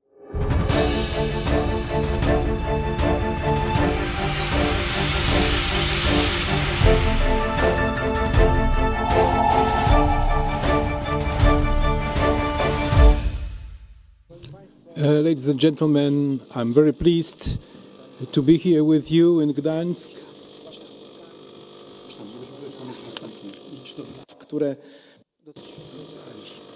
So it's a responsibility for satellite technologies, which is responsibly for crisis management. It is extremely important, especially at the contact of the new technologies and recognizing what is ahead of us. The satcom is important to answer the question how we should continue, how we should live when the critical situation appears, when the crisis comes. So the response to that question is like the response to the questions, where do we go further? At the onset of this of the second half of this century, we are talking about quantum computers, new developments in connectivity. At the wartime, because the events on our eastern border, Russian aggression on Ukraine, and the responsibility for providing freedom to Ukraine, it is related with delivering solutions and equipment. It should be a lesson for us to be learned. satellite solutions are very important. 2 weeks ago, I was talking to the Prime Minister of Ukraine about this satellite communication and internet communication that is provided by Poland to Ukraine. If it were not for the first weeks of and first decision about using Starlink satellite communications and how to connect and respond to the question how to connect the armed force management by Ukraine with the use of these links, we would know how would be the situation to date. First answer is very important. To answer for the first questions, it is necessary to emphasize during this conference that Poland is paying all the Starlink subscription fees for Ukraine. Ukraine is grateful, but we have to keep up with our responsibility and how to deal with it in future, how to be ready for emergency situations. I'm very happy to participate in this conference about managing emergencies with the use of satcom, which is very important. But lessons are learned not only in Ukraine, and not only the wartime solutions should be important for us. We have to imagine new fields of application for civil protection or for armed forces in future. As it has been announced by the Ministry of Defense, the reconstruction of and restoring of civil protection is very important for the strategic plans of Poland, because it is very important for local communities, local governments. So we have to answer another question: how to deal with this high level of responsibility in short term. Satellite communication gives us hope, because if any other type of communication fails, this will be a source of possibilities and the source of knowledge, and it will complete what we have, the system, what we have with broadband internet. The construction of 5G and 6G networks is very important for securing connectivity and for encrypting messages in order to allow us feel secure and not to expose the knowledge that is being sent to and fro and with terrestrial solutions. So today, together with the Ministry of Defense and specific law enforcement entities, we are working on satellite connectivity for the sake of national security. Every week, connected cybersecurity centers are gathering and discussing emergency situation and hybrid risks posed by Russia. And the counteracting the jamming of GMS signals. All these fields of responsibility should not be only part of the market, but it should be taken care of by the state, working together with the private sector, because if we do not look for the answers how to increase and enhance interoperability between the government administration and private sector, then we will face threats, as it happened in the Ukraine at the beginning of the war. That in spite of the network built on satellite connectivity, there were a lot of problems with managing the tax systems. Now, the whole tax system is managed. Ukrainian tax system is managed from Poland thanks to satellite connectivity. And we have to plan for the situations when the national security is at risk, and we have to look for secure future for our nation. I hope that during this conference, thanks to the established contacts between the attendees from the business sector and from the administrative sector, the good dialogue is taking place and good experience are being exchanged. And there is a willingness for establishing good cooperation. All the threats, I hope, are perceived at the EU level and the member states that search for the response in satellite communication.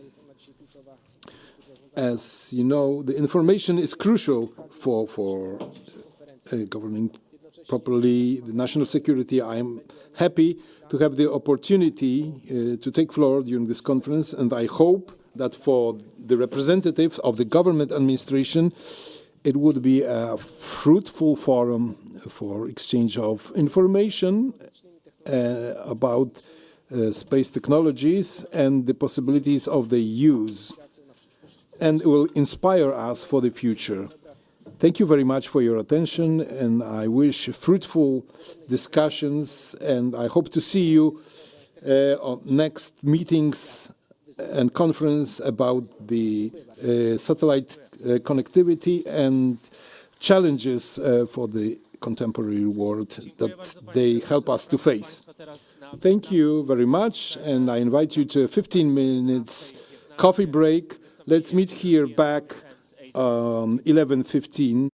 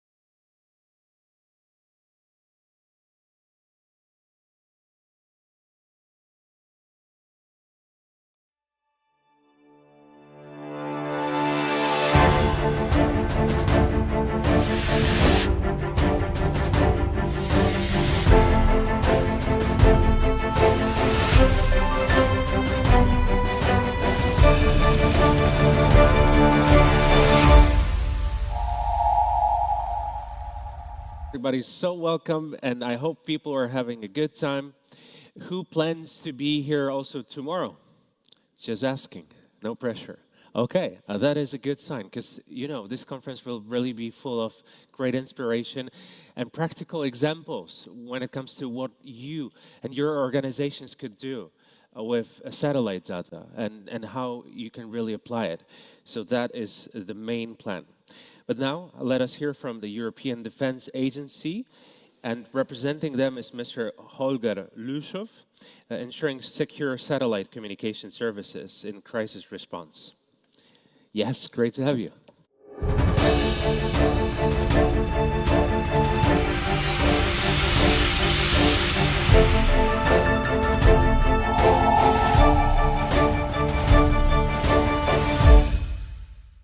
Dzień dobry, everybody, and dziękuję for inviting me to this very important conference. But with that, those were my two Polish words, and I will promise I will now stick to English. My name is Holger Lushow from the European Defense Agency, and I will entertain you after the coffee break and keep you motivated. I hope so. That is the agenda for today. I have 2 hours, that was my understanding, so I took 4 big blocks of topics. We need to introduce, of course, the EDA to you and the capability development plan, what is the essential document in our house. And then I come to our SATCOM-related activities that are really hands-on and where you can see practical examples, as has been mentioned in the introduction. So what are we? We are an intergovernmental agency.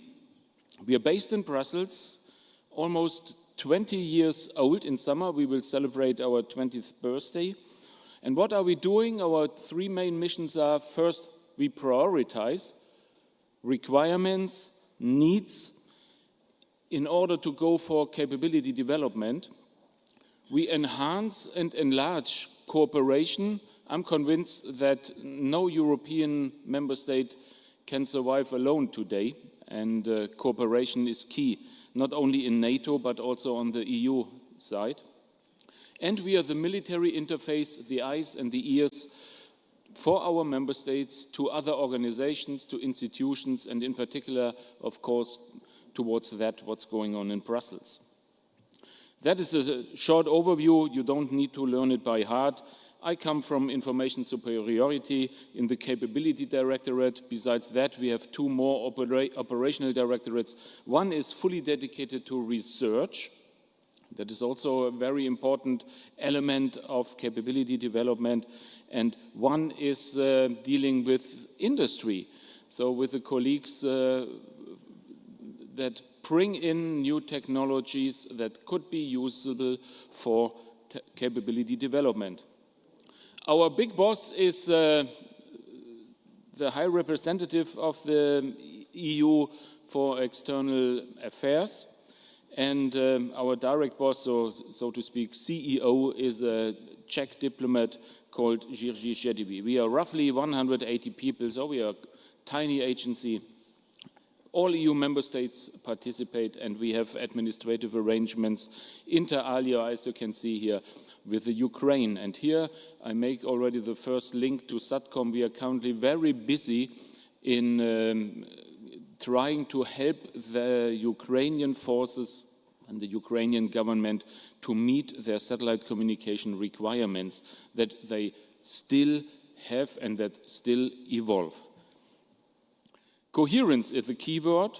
Capability development plan is one of our main documents that is supposed to ensure this coherence. And coherence we want to achieve with all the other initiatives that are going on, and in particular the European Union or the Commission led European Defence Fund that is seen as a very useful incentive tool to create cooperation, but also to create new capabilities. Let's stick a bit with this capability development plan. Well, what is it? it is, as said, our Bible. That is the baseline for our work, and it describes what is needed today and in the future in European defense. And it also then describes opportunities for cooperation. As said, nothing should be done alone. Member states really should work together. It takes on the it switches on the long distance lights, so it takes, when I say in the future, we really look into timelines 2035 to 2040, and it, of course, then will feed into all the other EU initiatives, and in particular the the European Defence Fund, as already mentioned. To get a bit closer and a bit more insight, I show you first the last capability development priorities that have been identified now 6 years ago. And those were 11, and space was one out of those 11, with the 4, I would say, and we heard it already this morning, with the 4 classical space services: Earth observation, communication, PNT, and SSA, so space situational awareness, also as a service. But this is no longer good enough for the EU defense side, and end of last year, our ministers have created a new capability development plan with now 22 priorities, out of which 2 belong to the space area. And here you see already in the red circle, we now distinguish between space services and space operations. On the space services, you may see there was hardly any change. We only transferred, and that will come on this slide, we only transferred space situational awareness to the space operations part, but from this slide you can see that really space today is more than only providing the services.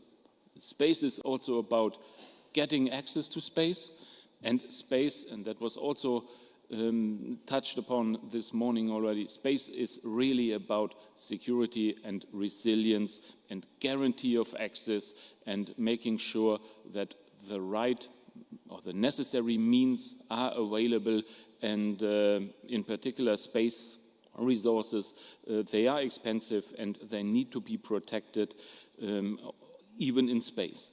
So those are the new work topics, so to speak, we are focusing on since early this year, after the new CDP has been approved, and this will be on our agenda for the next years. On SATCOM, again, we take up this notion of resilience, security. Of course, on our agenda is also IRIS². The defense users of Europe are an integral part of the governmental users of Europe. That's why we also take a deeper look into LEO, MEO constellations and their benefit of that they could provide for the defense side. And we also took a look into the integration of space assets into terrestrial systems, so making now really seamless networks possible. Those are the topics described in a bit more detail on satellite communication. And just for completeness, you can have the slides afterwards if you wish. Here the main elements that will be tackled under the 3 key areas that are addressed in space operations. With that, let's have a look into the EDA SATCOM activities. First, we have a project team. Some of the attendees here even attend this project team on a regular basis. Grateful for that. So what are we doing? We, again, try to bring our member states together to enhance cooperation, to raise awareness, but, and this is now a bit different to classical EDA work, we also try to increase access for as many member states to satellite communication services. And we also look into the requirements. So really, what is needed? What is needed in LEO, MEO? What is needed in GEO? What is needed on the ground? What is needed as regards terminals? So these are the elements we tackle. So we take into account the whole SATCOM transmission chain and really dwell into details. And of course, we have also close links to the European Space Agency, and we also have very good relationships to the European Commission and mainly DG DEFIS. We have a framework contract in place also where we receive support from a civilian contractor, so from industry. And here we are currently really in a deep analysis study on LEO, MEO. Future topics are around tactical SATCOM, UHF, terminals, as already said. But then again, we will delve a bit deeper into the security situation of these systems, because defense users are a bit unique probably when we address security topics. And then we also look into opportunities but also challenges that come or may come from new disruptive and emerging technologies. In addition to that baseline work in our house with the member states, with all member states, the project team in EDA is in theory open to all member states. We have two projects in place, and I will show you the first one, where we pool and share governmentally available SATCOM resources of our member states. We call it EDA Gov SATCOM. Maybe that is not the best name, but this name exists now since 2016-17 already. Here we have put in place a framework between governments who have own resources, and those resources come from Spain, Luxembourg, Italy, and France. And all the other members of the project can make use of these resources, and so they can swim in the pool where the resources are shared. And here we meet GovSatcom demands.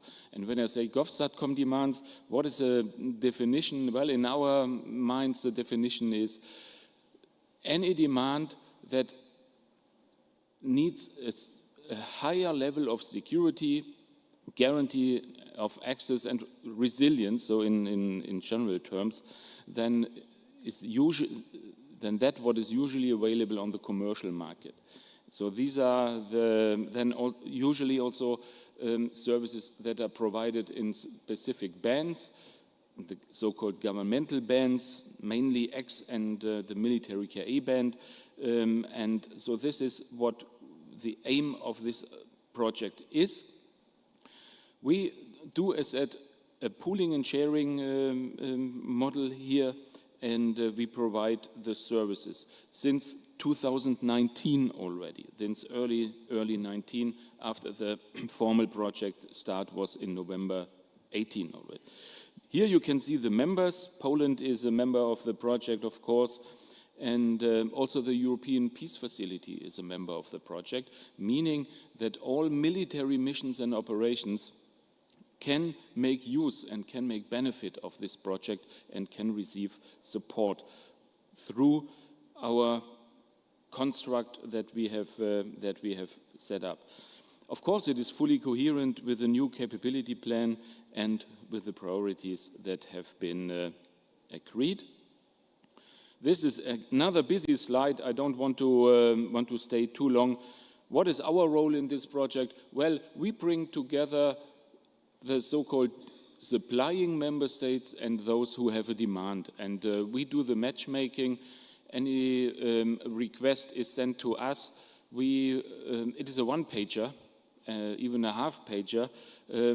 We don't need much information, and then our machine starts working, and we do everything. We ensure that services are provided, and we provide the full service to the member states, including then at the end of the service provision, the billing and paying the invoices. Of course, the invoice is paid with the member states' money coming from those member states who have the demand. So here we have a pay-per-use model.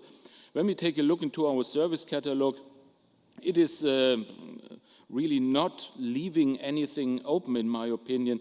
We provide, of course, raw capacity, anchoring, backhauling.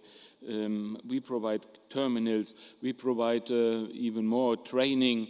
We provide engineering support, so our member states can really benefit from any thinkable satcom services that they may have a need for. And the last project, it's complementary to that what we do in GovSatcom, is called the EU Satcom market. It's even older in EDA, as you will soon see, and it is even more sophisticated, I would say, and even more successful than the GovSatcom project. And this project is providing commercially available Satcom services to all the members. And when I talk about members, here you can see the large list of member states who participate in the project. Again, Poland is a member and a user of the project. I want to highlight Frontex here. Frontex also is making good use of this project and is requesting services. And I want to mention all the civilian and the military missions and operations that are today, I think I can say, really dependent on having the support coming from this project. And here again, the structure. In contradiction or in difference to the GovSatcom project, where we have governmental suppliers and our users, here we have a commercial supplier.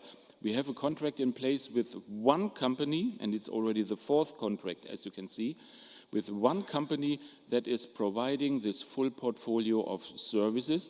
We went through European tender rules and have placed an open call for tender for setting up this contract, and this makes it then so easy for the member states to make use and to benefit from the project, because again, they send us a one-pager, we do everything, we ensure service provision, and we do everything for them to have the service provided very quick, very reliable still, although this notion of security is not so prominent in this project, and as we think, for a very competitive price. Here, some major benefits, added value. Again, member states don't have to pay upfront. Everything is only paid as it is consumed. We have VAT exemption, so again, this is an incentive for members to come to us. And the EDA added value, here is quite a long list. We really provide full service.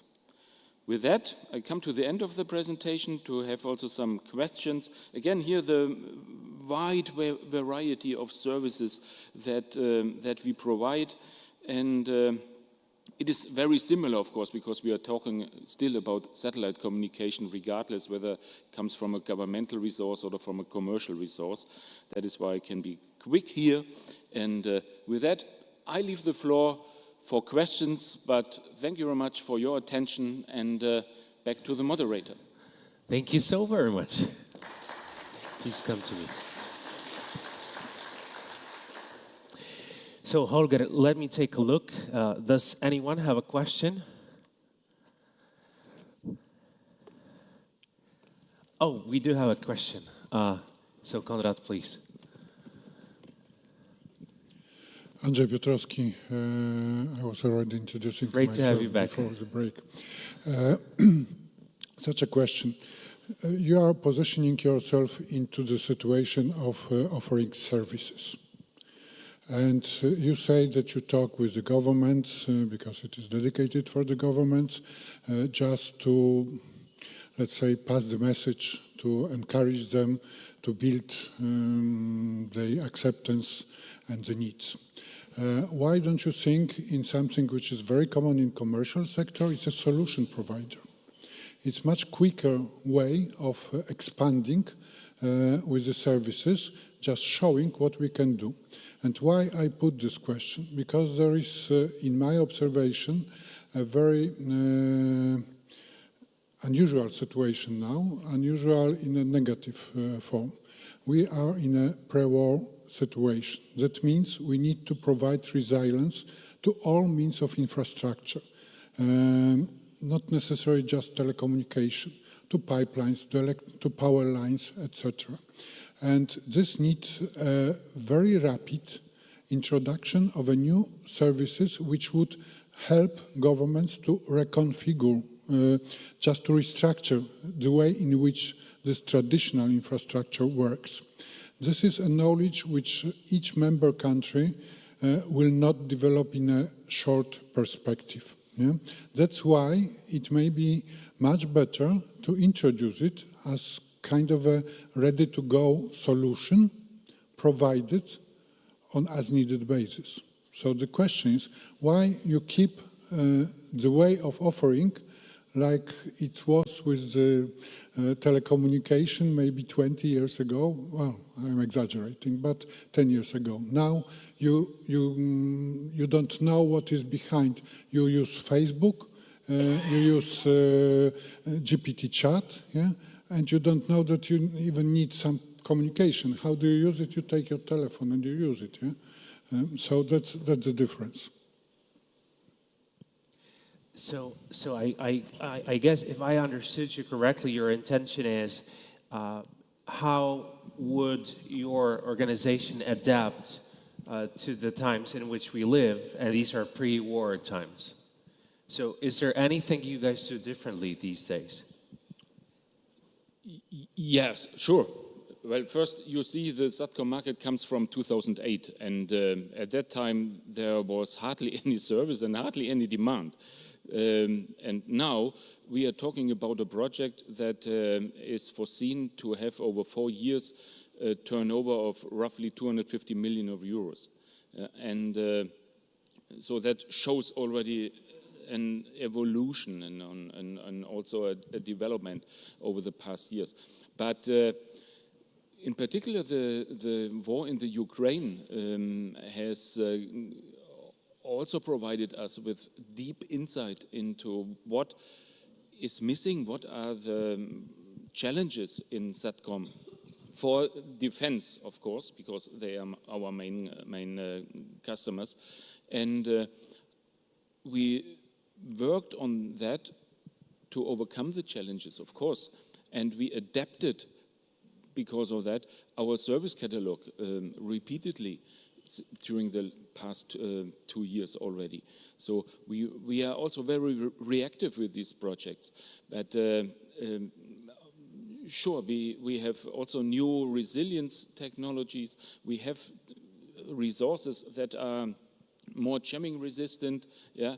And of course, we take all these new developments up, and the project as they are, both as they are set up, they are open to these new developments, and they are very flexible to implement them. Would you like to comment on it? I don't think you got the point. Actually, I'm talking about another level of application, if you like. Yeah? That means that we are not talking about resilience of the satellite services.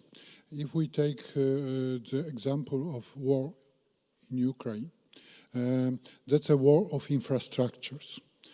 We read the papers, we think it's a traditional war. It's not true. It's step-by-step destruction of, for example, energy networks. Yeah? And energy network is not anymore just a simple wire. It's a complex system of communication which enable you to switch the circuits, yeah? To switch the sources. And the distributed energy network, which was partially due to the introduction of renewables, is kind of a game changer, but only under one condition, that you have this type of a connectivity, which was not necessary until now. And the question is why the new projects are not aiming at developing the new way of thinking of a concerted action, of just not providing a telecommunication, but providing a service to the national grid operator, for example. Yeah. Yeah. Okay. Now I got your question better. Thanks for this clarification. So first of all, we are always open also for new ideas, new inputs to enlarge our project and to make it a bit, and that is what I understand, a bit more transversal and a bit more holistic. Also taking a look into the situation in a member state as a whole. Yeah, but in our name is defense, European Defense Agency, and so they are, as I said, they are our main customers. We have now Frontex. We are in discussions with EMSA, the Maritime Safety Agency, to also become a member of the satcom market. But this is something I would not necessarily see to take place in EDA. This is certainly something that the Commission Gov Satcom activities will take into account, and we have seen it. Critical infrastructures was on the slide as a use case that needs to be supported.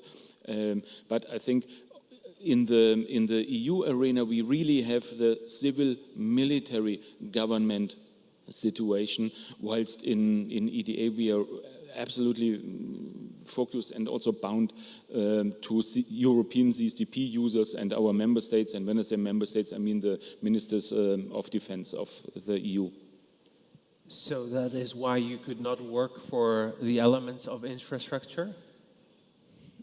No, if we are talking about defense infrastructure, no problem. Oh, defense, yeah. But like civilian? But we cannot, it is a huge challenge, at least for us, to provide similar services to civilian ministries and or even to energy providers. Yeah. Fair enough. Are there any other questions or attendees? Thank you for all the questions so far. They're always so welcome. So great to have you, Holger. Thank you for the presentation. You're welcome. Thank you. Yeah.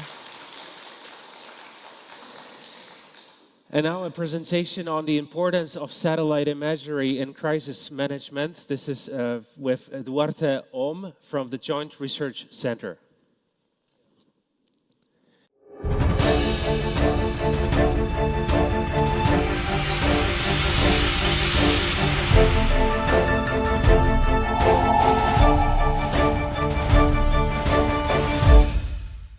Receiving an award or something like that, an Oscar. Good. Okay. Good morning, everybody. So my name is Duarte Ohm. I'm a project officer of the European Commission. So I'm a fire scientist. I work on the disaster risk management unit. And I will present to you the system that we have at the Copernicus Emergency Management Services related with crisis management. So let's start from the beginning. Can you hear me properly, right? So the Copernicus program, so the Earth Observation Program from the European Union that is run and managed by the European Commission, also for EUMETSAT and the European Space Agency. And it's the ingestion of satellite, the constellation satellites of Sentinel, but also contributing missions from third parties and member states, and gathering also the in-situ measurement to provide 6 components. And we are part of the emergency management services, which also is transversal to the other components of the Copernicus program. So in the next minutes, I will provide you an overall picture of all the systems that we provide related with disaster risk management services. So the Copernicus, the SEMS, Copernicus Emergency Management Services. We started in 2012, so we have more than 12 years of experience. And we provide geospatial information from all the different phases of the disaster risk management cycle. So we are going to repeat some of the concepts that already my colleagues from the European Commission mentioned before, but it's good to assimilate the information that we'll hear for the third time, but it's good to assimilate. So we support all the actors in the disaster risk management cycle for the natural but also man-made disasters. Natural, we can talk about droughts, floods, landslides, volcanic eruptions, but also man-made disasters. We can talk about industrial accidents or oil spills, or for instance the Beirut explosion that happened a few years ago. It's a fully operational system that is managed by the Joint Research Center. It's 24/7, and as I mentioned before, it's included for all the different phases of the disaster risk management cycle, from the preparedness, prevention, response, and also for the recovery. So the system is coordinated or jointly coordinated by three different directorates from the Commission. So directorates are sort of the departments of the European Commission. DG DEFIS, the JRC, the Joint Research Center. For those who don't know, the Joint Research Center is the scientific arm of the European Commission, so that we are responsible to provide information, scientific information for European Commission services, but also to member states and also the stakeholders. And also operation coordination through the Emergency Response Coordination Center, which is a center from DG ECHO, which is a directorate from the European Commission that is responsible for civil protection and humanitarian aid. So, in a nutshell, the SAMS, the service, it's divided in three components. So the first one is on-demand mapping, which is, as it says, it's like upon request. The early warning monitoring, which we, on a daily basis, we provide information for the three hazards that has most impacts in Europe, but also at global scale, that is floods, fires, and droughts. And also the recently component that we have is exposure mapping that deals with populations and build-up settlements. So let's start for the first one, on-demand mapping. We have two components of this section, which is rapid mapping and risk recovery map. So the rapid mapping, it's immediately after the disaster. So it's upon request for authorized users, as I mentioned before, and it gives you information after a few hours after the disaster upon an activation by the member state.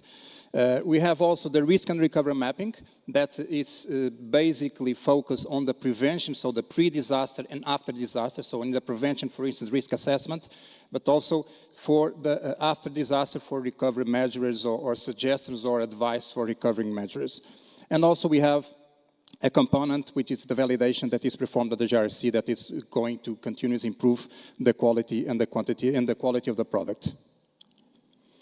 So, in terms of authorized users who can use these on-demand services, so I'm talking about the first component of the services. We have 27 national focal points, which is the 27 new member states.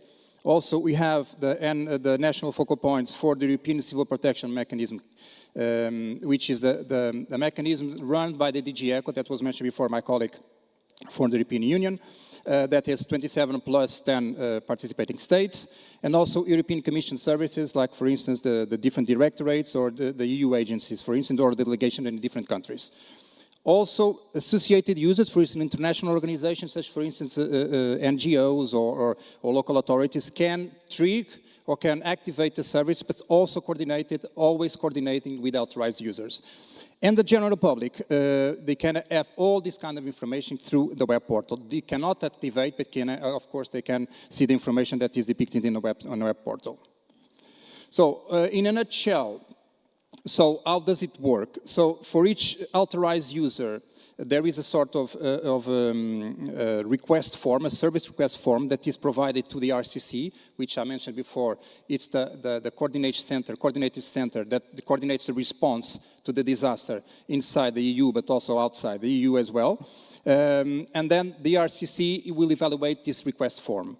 And then after evaluation, it will provide two different products or two different levels of product. The first one, it's immediately the information after the disaster, which is SL1, that it depicts after 2 hours, for instance, the overpass of satellite.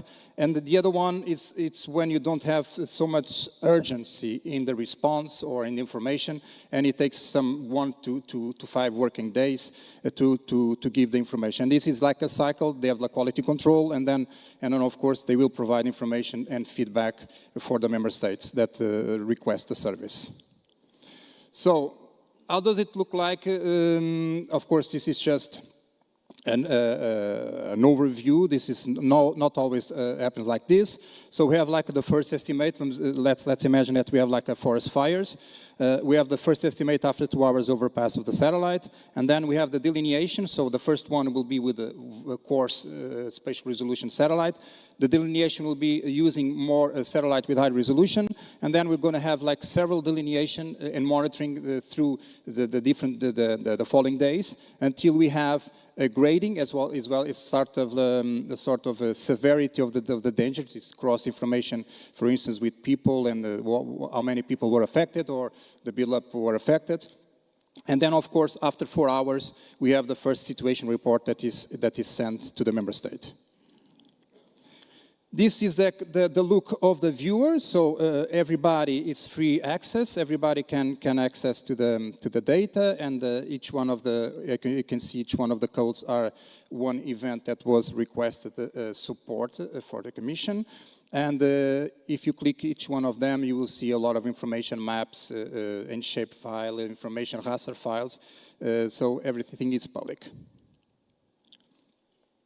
So this is an example of what we have, what we sent to the member states for these 4 examples. The volcano eruption in La Palma, one fire in 2022 was one of the worst seasons in Europe in terms of forest fires.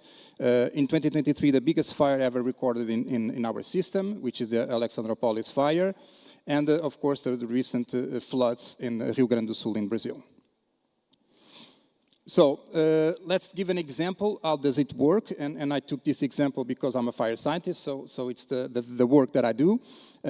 So there was an activation for the fire in Greece in 2023, last year.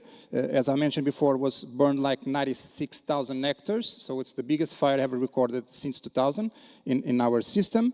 And then what the rapid mapping did was after 2 hours of the request, you have like a sort of the first estimate using Sentinel-3 with also the thermal anomalies and the burned area delineation, and then several first estimated of the impact of the fire in terms of the burned area, the built-up that were affected, the population, and so on and so forth.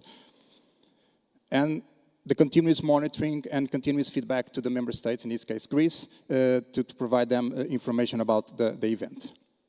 So this is the final one, delineation monitoring 9. As you can see on the left-hand side, we have like sort of 9 delineation monitoring. So 9 times the fire was monitoring with high-resolution data and provide all these 9 feedbacks to the member states.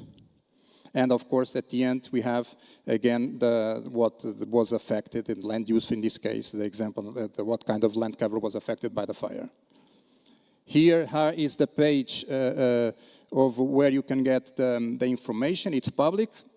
You see on the top inside the activation reason, why it was activated by Greece, and then also for each one of the delineation monitoring, you have all the information that is available for public.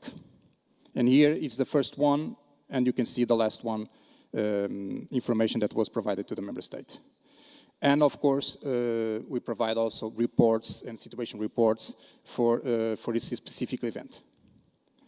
So, another component of the on-demanding is the risk and recovery mapping. And this focuses more, as I mentioned before, on the pre-event and post-event. So it's not monitoring. It's, for instance, something that the member state asks or requests, in this case, for instance, for risk assessment, for what will be the impact of floods or something like that.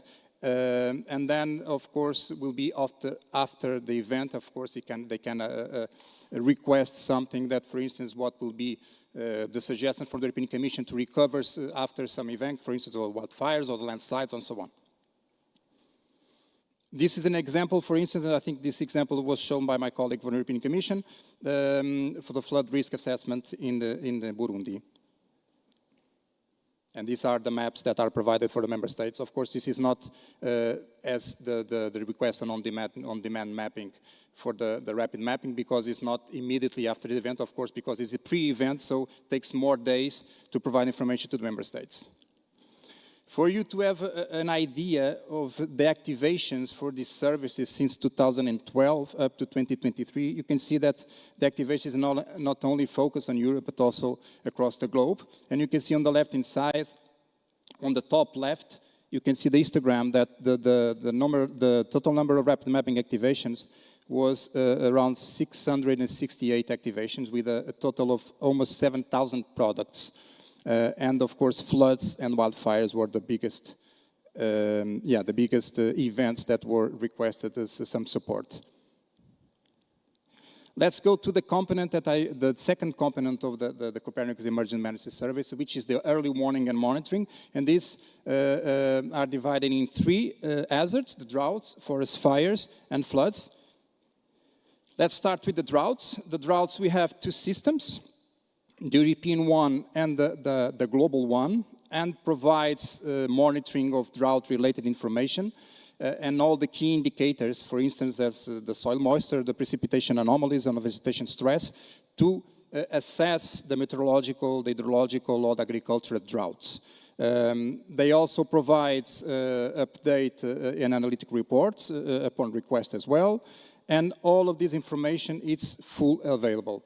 And you have information, it's not in real time, it has a period of 10 days.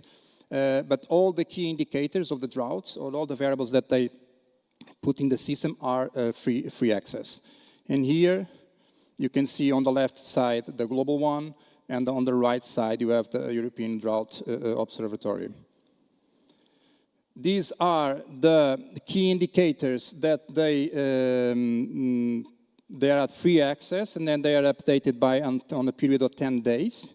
You can see the SPI, or the soil moisture anomaly, and so on. And one of the most, and you can also download, of course, all of this kind of information in different formats. For instance, I can put this example here on the GeoTIFF.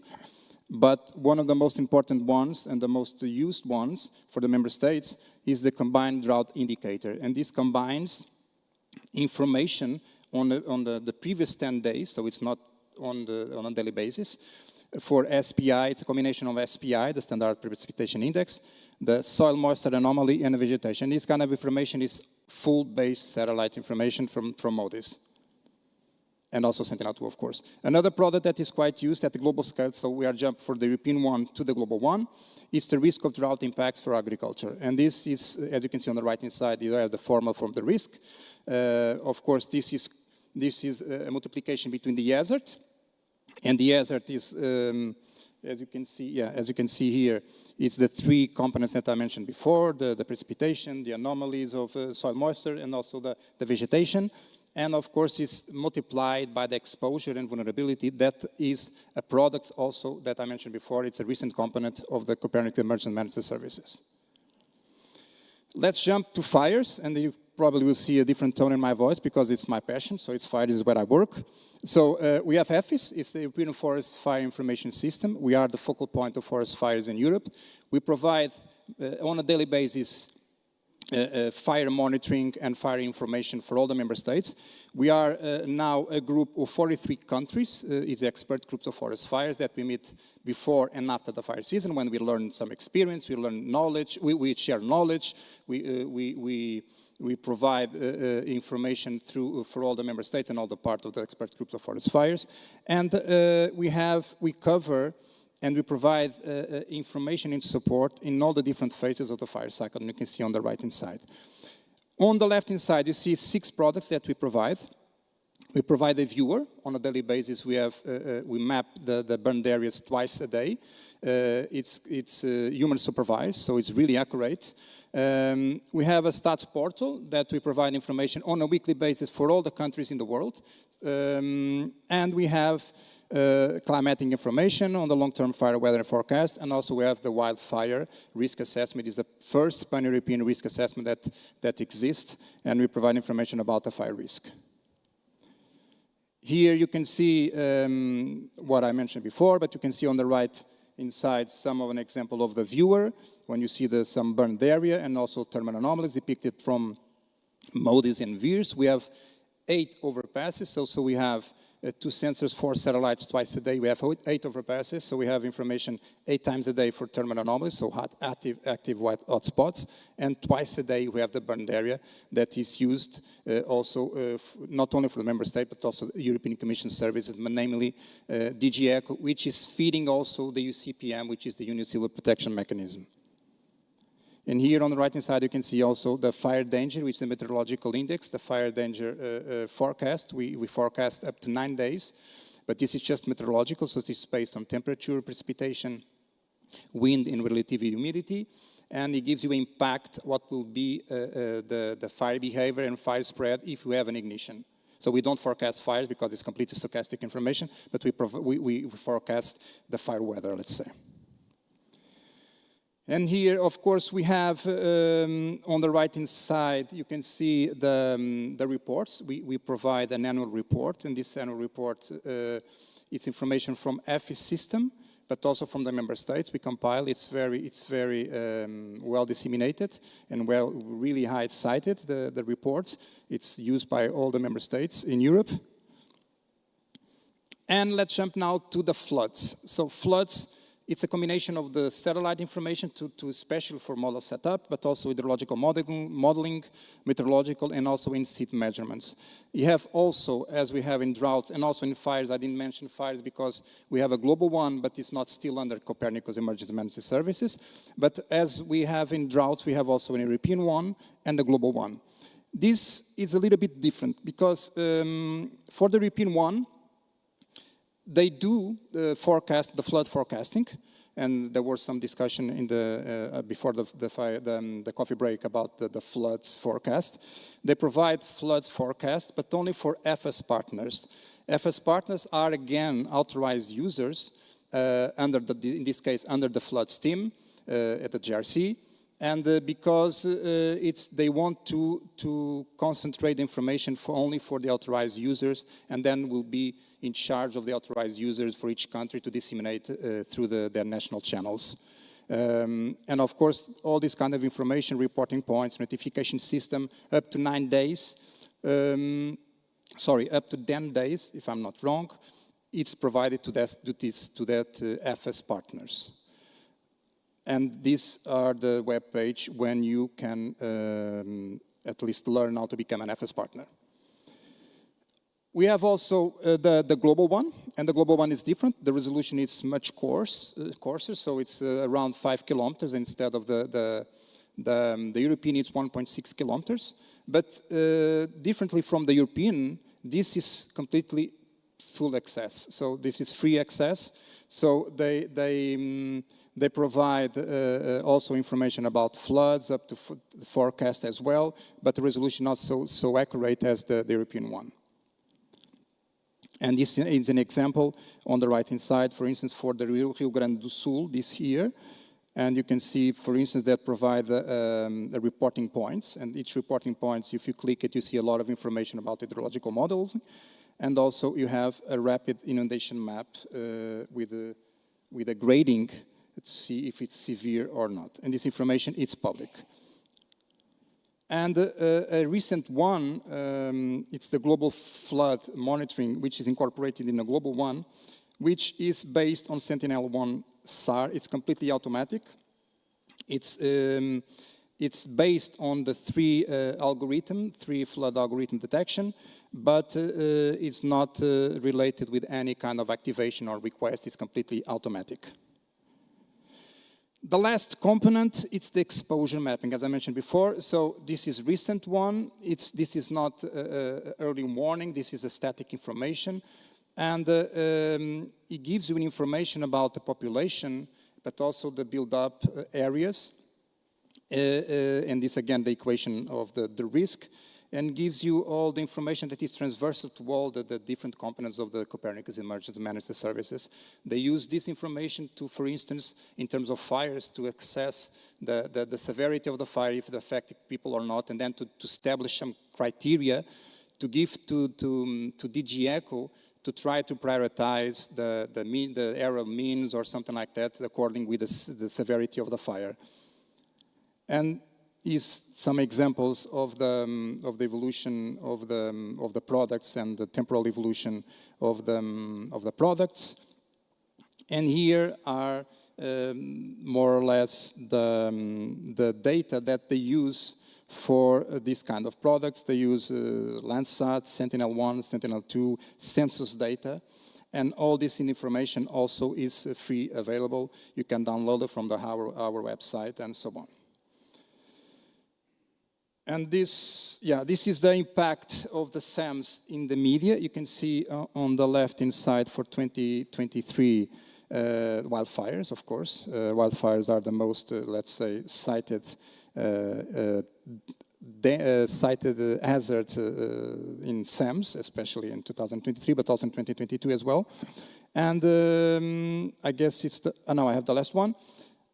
I know that is a lot of information. This is just like to work like a sort of a trigger, or for people that don't know this system, to go there, to explore, to send an email, to download data, to interact with them. But these are all the links. I hope that all those links are updated, I guess so. But yeah, I will be around, so if you have any more questions, or we can talk about in coffee break or so on. And I think that's all. Thank you very much for your attention. Thank you. Please come here.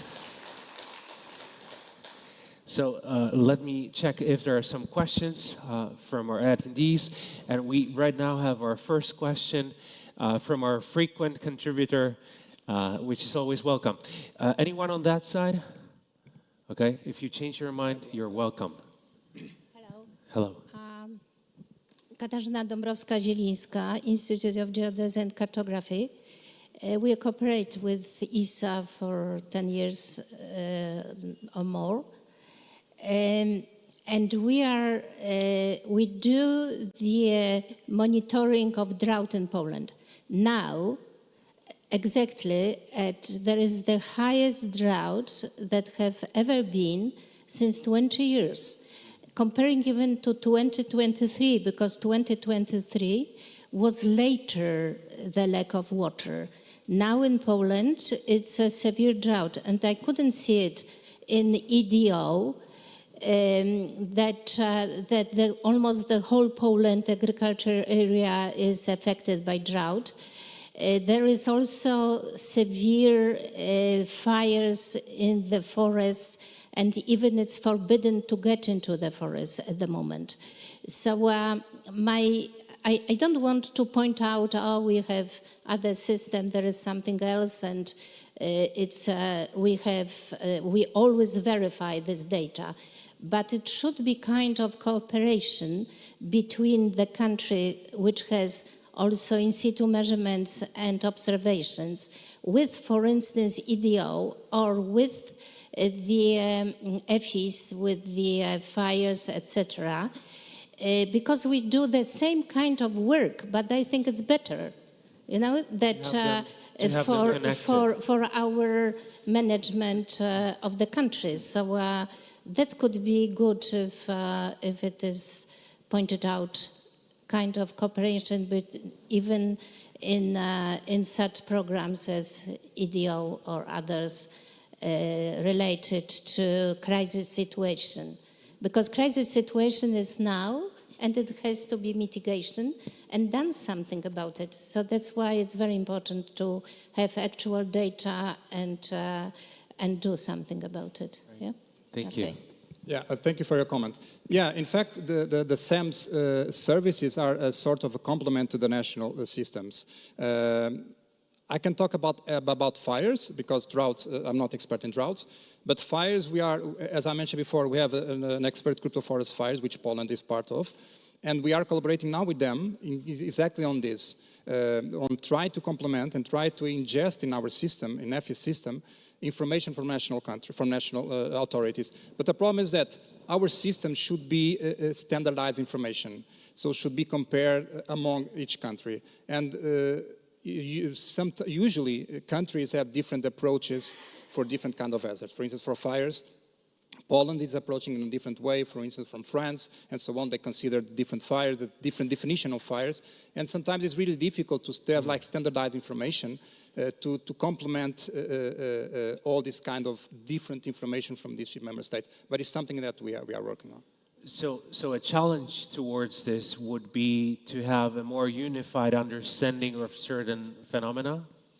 Yes, it's the main goal of this system, especially in Affaits, for instance, is the standardized information on forest fires. We agreed with the member states and with the countries that are part of the expert groups of forest fires to work on the common terminology And of course, fires in Greece and Portugal, southern Mediterranean, Greece, Portugal, Spain, Italy, are not the same as the Netherlands or in Poland or in Germany. But we arranged to have a way to at least to be comparable between countries. But it's not always easy to do that. How has the job of firefighters changed because of technology? A lot. Give me one example. A lot. For instance, I could talk about the civil protection in Portugal, for instance, that use satellite imagery, fire behavior models, also from SAMs, to improve their response to fires. So, and it is transversal to especially to the fire-prone countries. You are from Portugal? I'm from Portugal. Muito obrigado. De nada. Duarte. Great to have you. Okay, thank you very much. Thank you.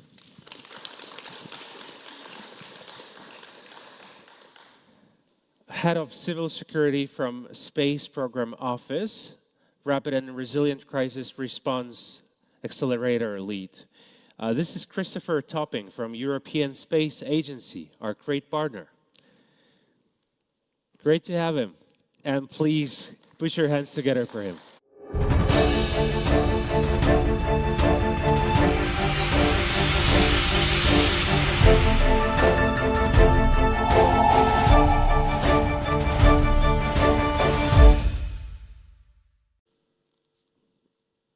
Okay. Yeah, you go. Good morning, everyone. Yes, thank you very much for the introduction. Nice to see you all. Today I'm going to speak to you a little bit about an ESA, a rather new ESA program, in fact, a Civil Security from Space program, which has really been supported in the last ministerial of 2022 and really has a mandate to deliver on civil security type applications. So I'll go a little bit more in terms of describing what the program offers.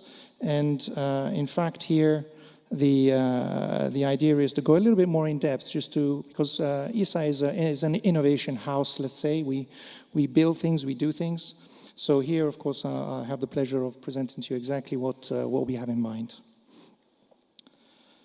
So what is the Civil Security from Space program? Well, in fact, the first and foremost important thing to recognize is that it's a cross-discipline type program, because we've heard from it today. It's not just about Earth observation, it's not just about Earth observation or let's say navigation and telecommunications, but it's everything. You need all of these instruments, all of these tools to get the job done. And in fact, here the focus is the next generation of space-enabled capabilities for civil security and, of course, natural disasters or crisis response in general. Now, if you look on the right-hand side, what I've got there is what we call a federated infrastructure approach.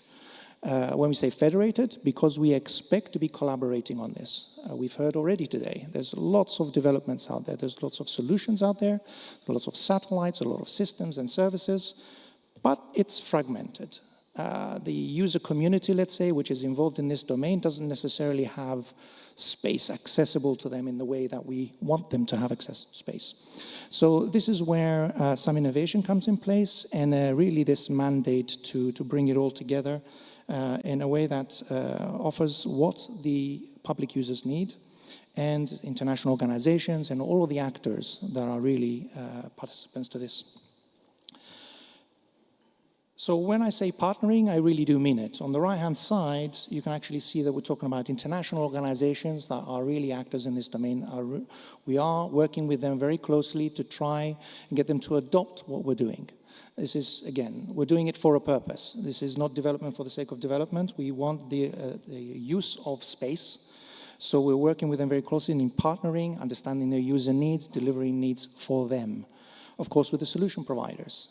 Try to bring them on board and instigate a little bit of a business opportunity for them, because if there's no users, there's no customer at the end of it, then a developer will not develop the next state-of-the-art of capabilities. And of course, we need to have those solutions that already exist. It's not about always new innovation.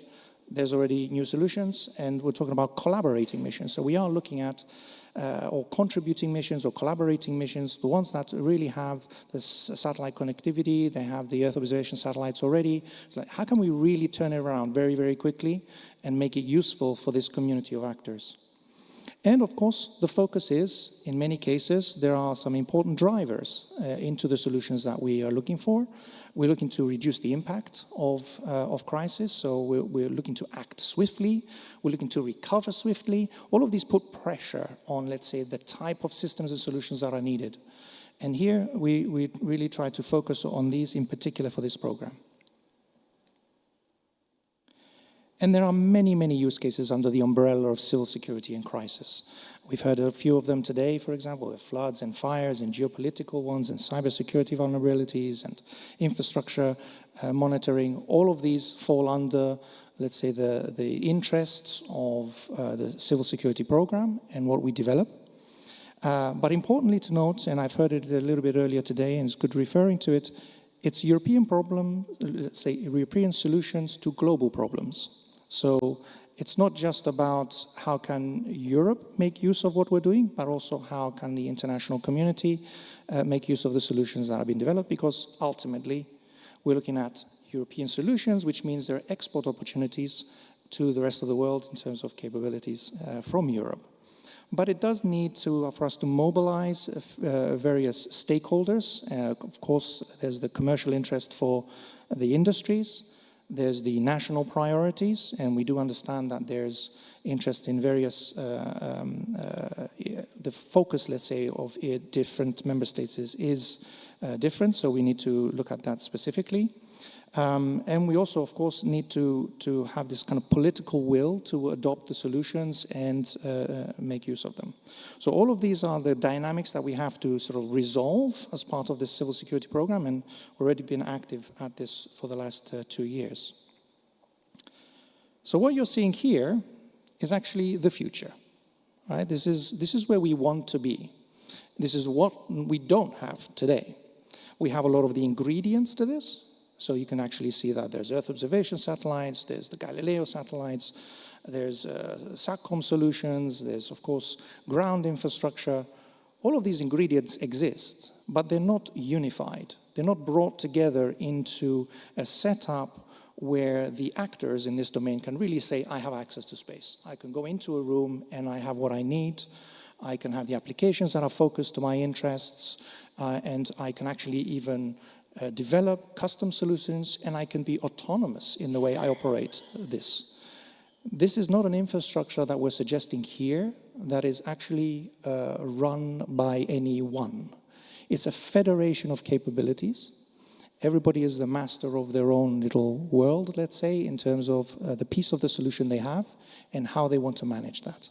And let's say the challenge is to actually still get this interoperability layer that allows all of these instruments to be accessible to anyone, and then still be able to manage that.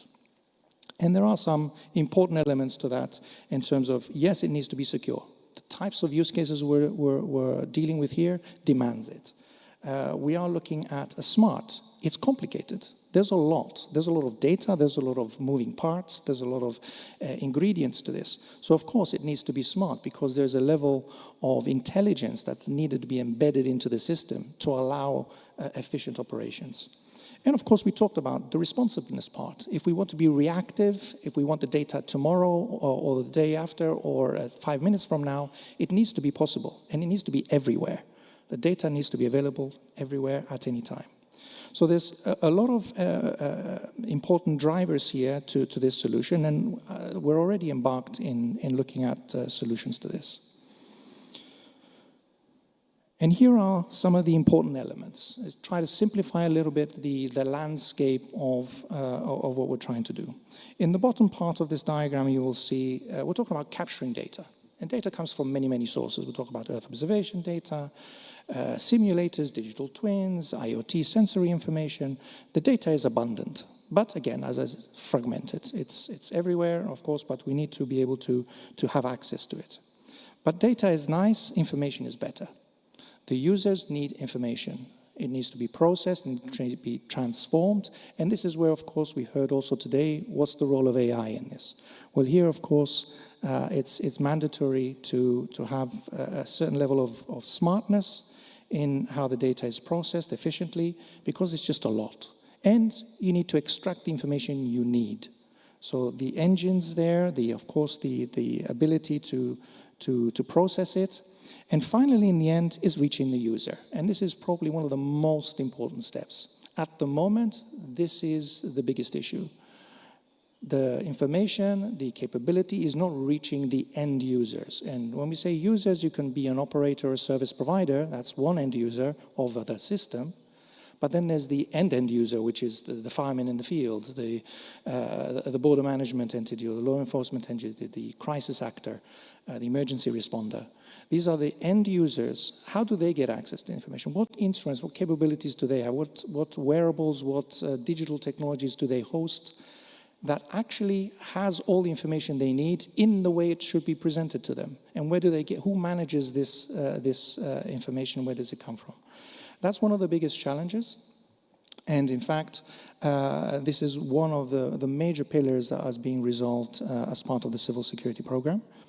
And what you see here in the middle is what we call this kind of orchestration function. I said the orchestrator is there because of the complexity of what is needed. It needs to manage, let's say, the flow of information. It needs to connect. So connectivity, communications is an important element to all of this.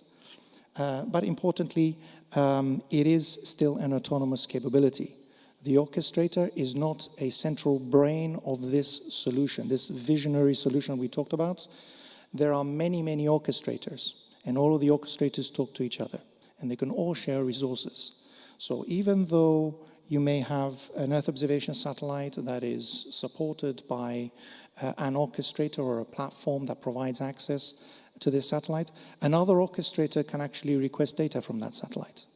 If you have a communications infrastructure that's connected to one orchestrator, then another orchestrator can actually say, can I use your satellite and can I have this kind of pooling and sharing we heard them mentioned before in terms of the GovSatcom context.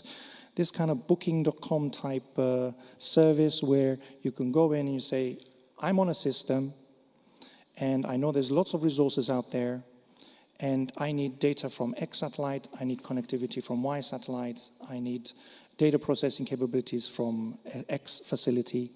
All of that is available.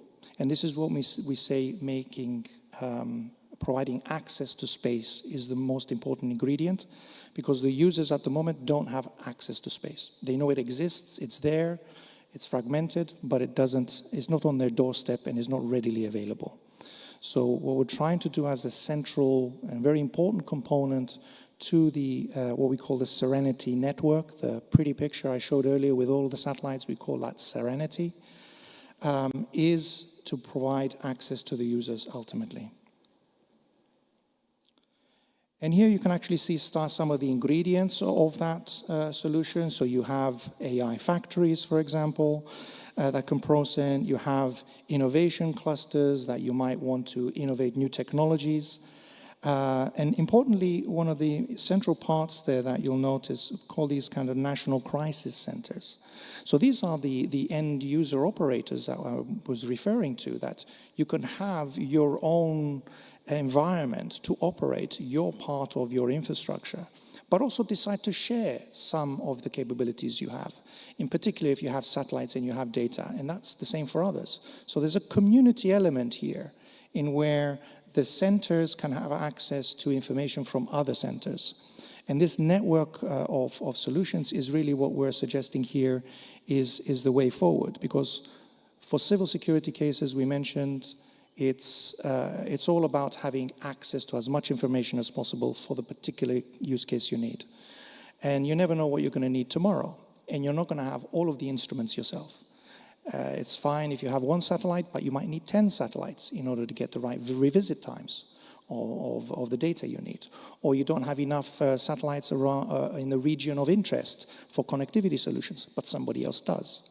So the question is, if the community was working together in a layer of interoperability, which allowed all of those resources to be accessible to anyone that had a crisis center or a hub, let's say, of capabilities, then this is really where we start to see the benefits of sharing the resources.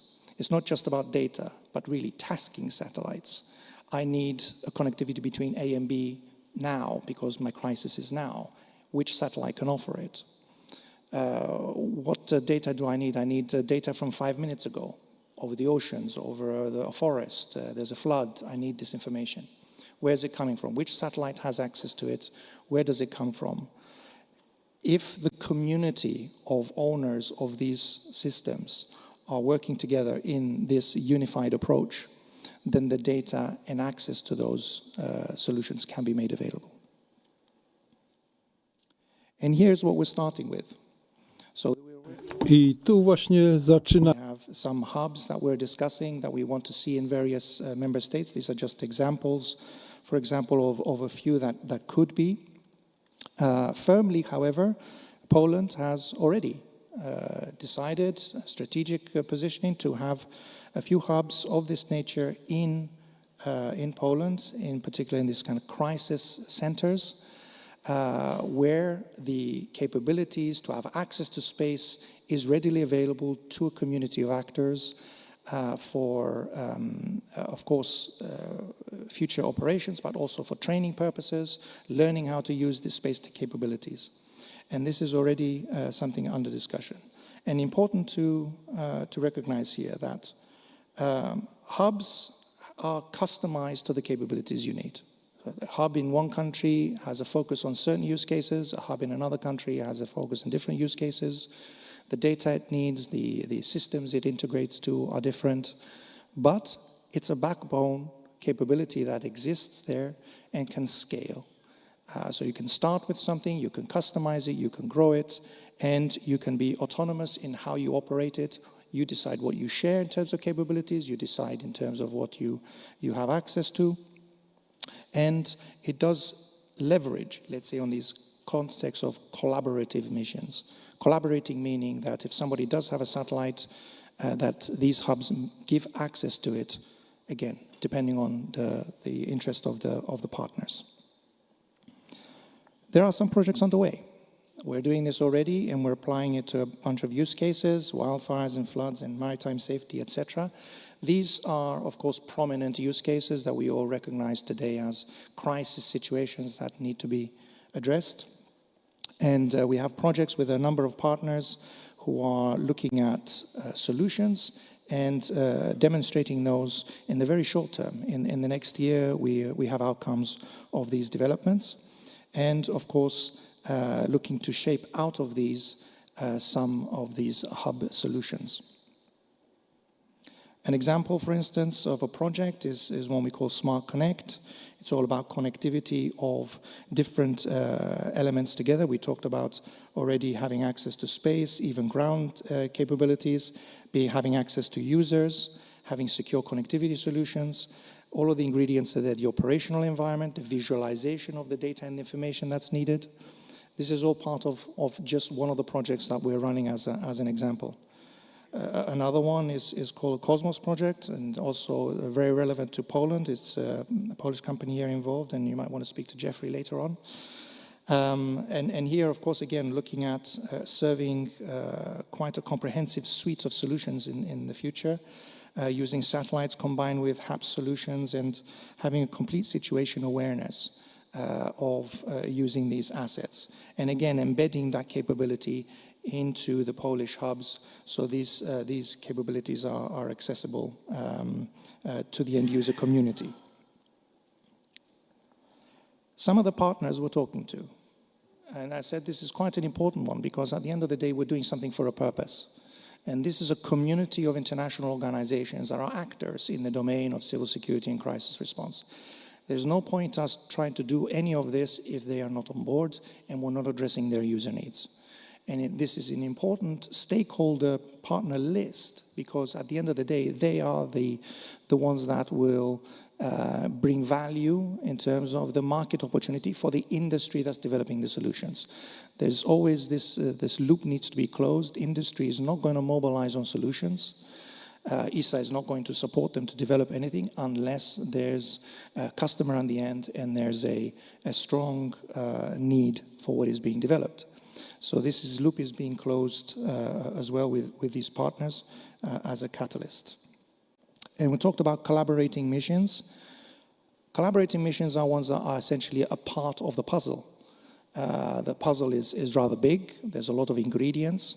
And of course, our Polish partners are looking to have this hub and training centers in Poland, which we're now going to shape into a partnership project.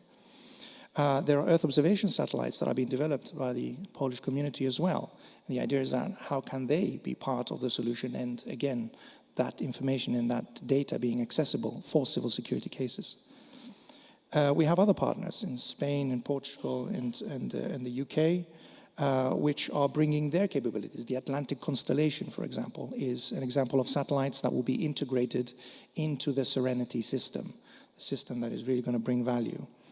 And of course, we're always looking for new partners. So if the Polish sector has satellites, has ground segments, has processing capabilities, all of these are ingredients that we can bring value to Serenity and then integrate into the system and have access to this user community, which is really an important step in commercializing these developments. I won't go into this too much, but just to point out the fact that some of the projects will bear fruit, let's say, in the next year. So there will be real outputs on what we're doing here. And over the period of the next year is quite an important one, even less than a year, I would say about 9 months. We're talking to member states, we're talking to industry to try and shape more and more projects that we hope to get supported as part of the next ministerial, which is the end of 2025. So really your ideas at this point in terms of how you can contribute, how you can bring value to what we're trying to do here is really important, and of course, very important to take benefit from what we're doing here. So the value proposition of what we have on the program is quite simple. In fact, it's a European network approach that we're trying to put in place here, because this community needs it. And we are looking to boost innovation. Yes, of course, we can leverage on what exists, but bringing it all together in this kind of unified framework, there is an element of innovation here, and we hope to really target that innovation to the civil security and crisis sector. We want to catalyze commercialization. Bringing the users together with the industry and closing that loop is a catalyst to getting what is needed out of the toolkit for this community. So it is a collaborative approach. It's very modular. Everybody can find their place in this system. There are many, many parts, and I'm sure there's lots of disciplines and capabilities out there that we can work together on. And it's highly scalable, of course. We continually grow this system. The more we get the ingredients coming together in a jigsaw puzzle approach, and we start clicking all the pieces together, the more, let's say, we have value in the overall system. And the users have access to a lot more capabilities. The application developers have access to all the data they need to create new applications and new use cases. The user community gets what they need, customized with a collection, let's say, of industrial partners, which, of course, have a motive now to be part of the system because there are users at the end of it.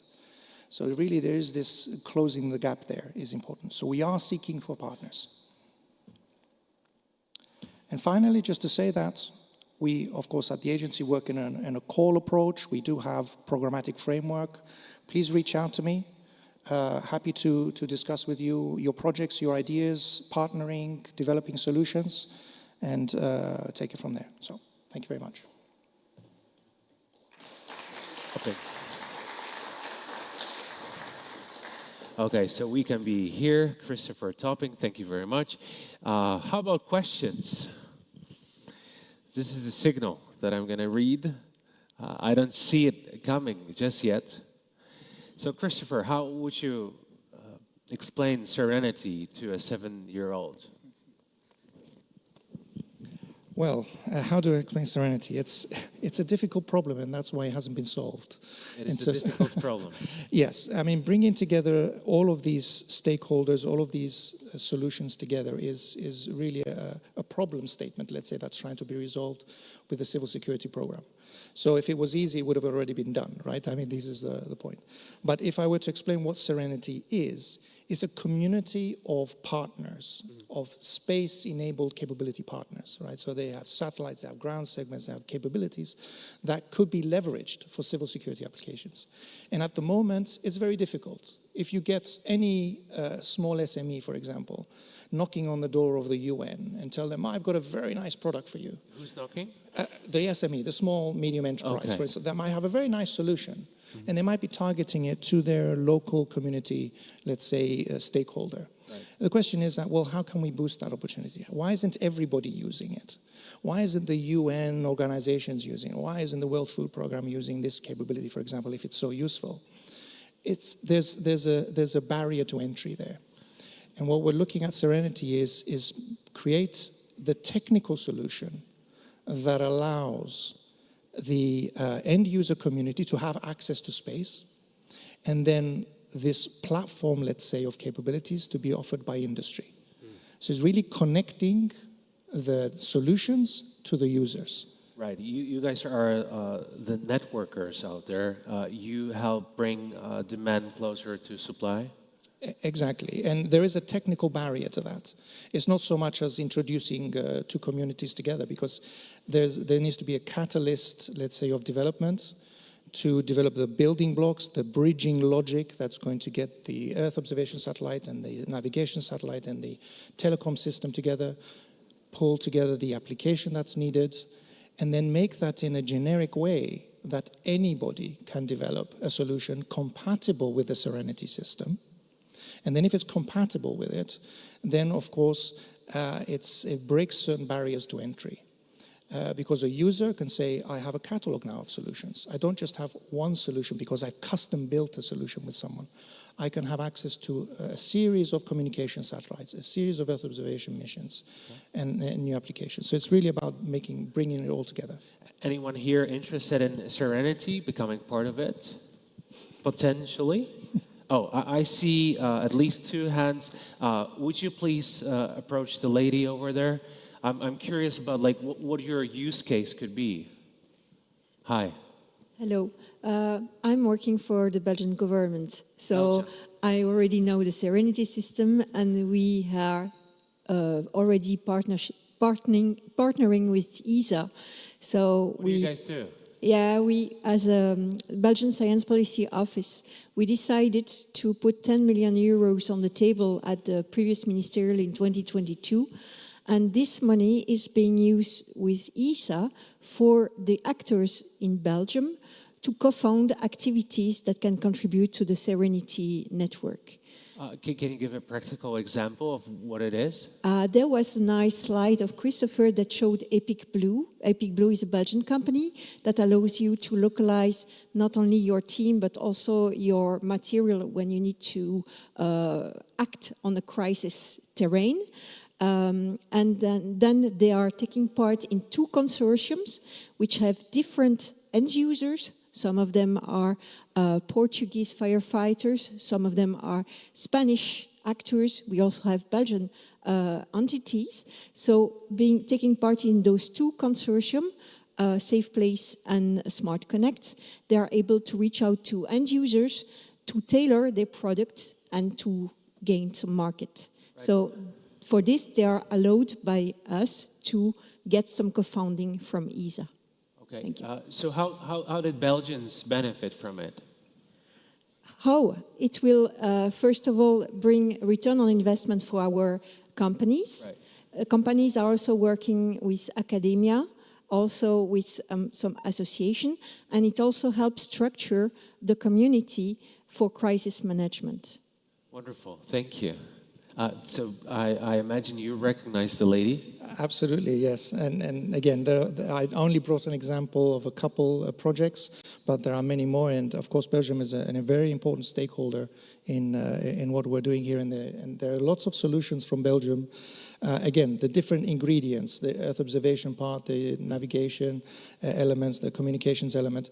And again, although the solutions exist, they're not necessarily focused to deliver on this kind of bigger ambition, let's say. Mm-hmm. And part of what we're doing on the civil security program is to try and leverage those as much as possible and deliver solutions to that rather large community I displayed earlier. That's perfect. Is there anyone who'd like to comment on this, ask a question? Wonderful. So we have a gentleman over here. How about so we'll pass the torch. eventually it's going to get there. What is your name? Jeffrey Apeldoorn. Hi, Jeffrey. He mentioned you. Yeah. So I'm with ISI. We're a Finnish company, but actually our second biggest office is in Warsaw, in Poland.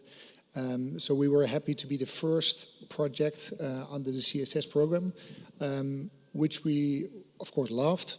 And the nice thing about this CSS program, it's actually a partnership.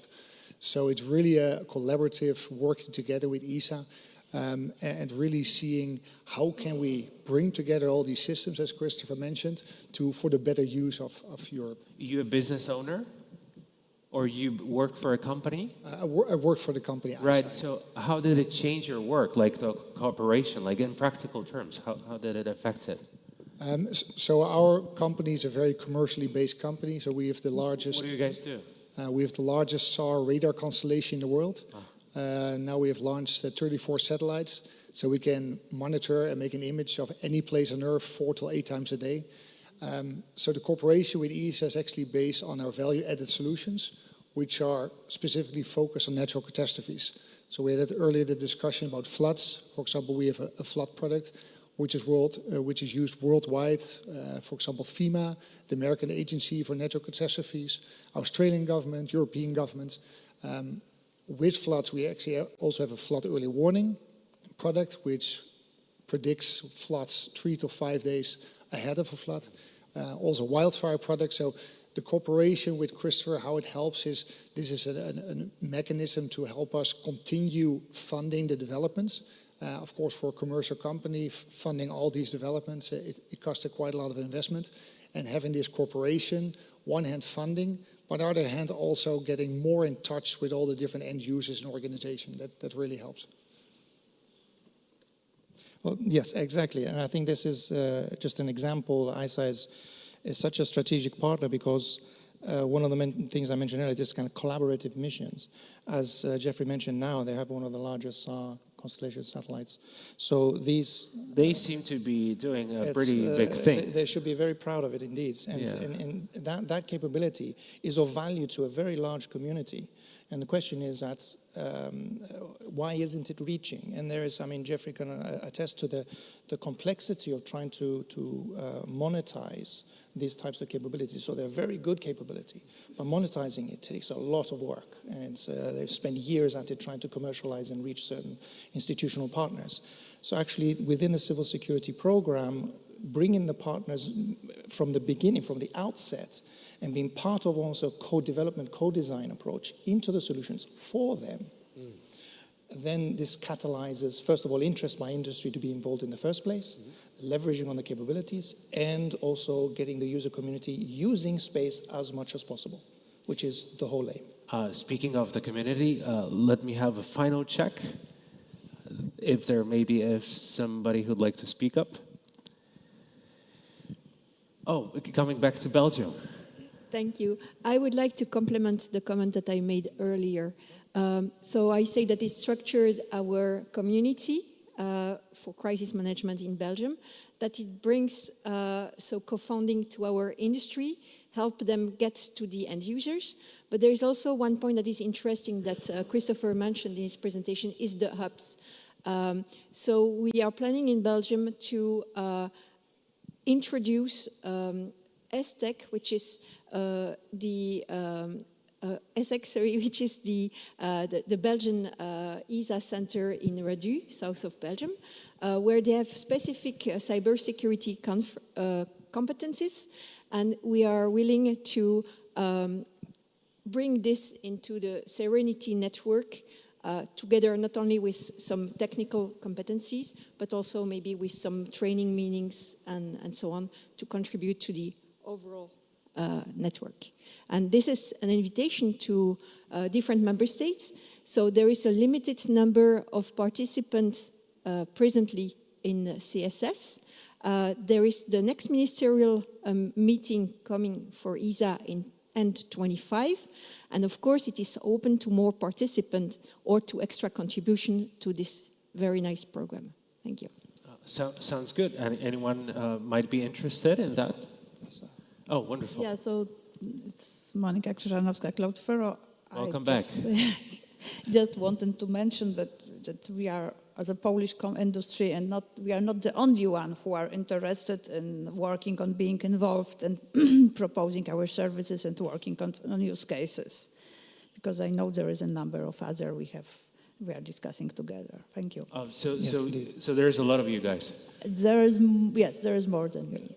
We've been engaging with the Polish sector, including Cloudflare, of course.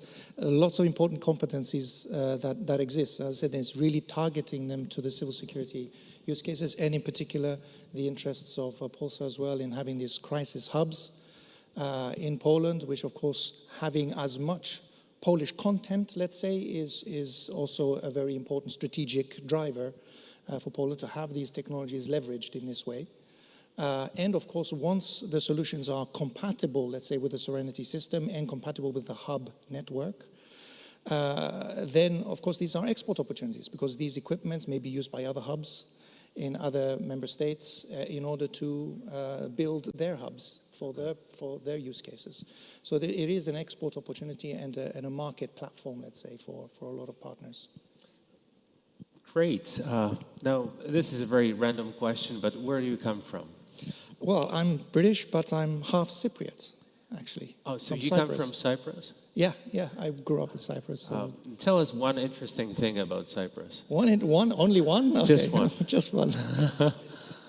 Interesting. Well, think, maybe two, okay? One interesting thing in Cyprus. It's a beautiful Mediterranean island. By the way, anyone's been to Cyprus? Raise your hand. There we are. Some people.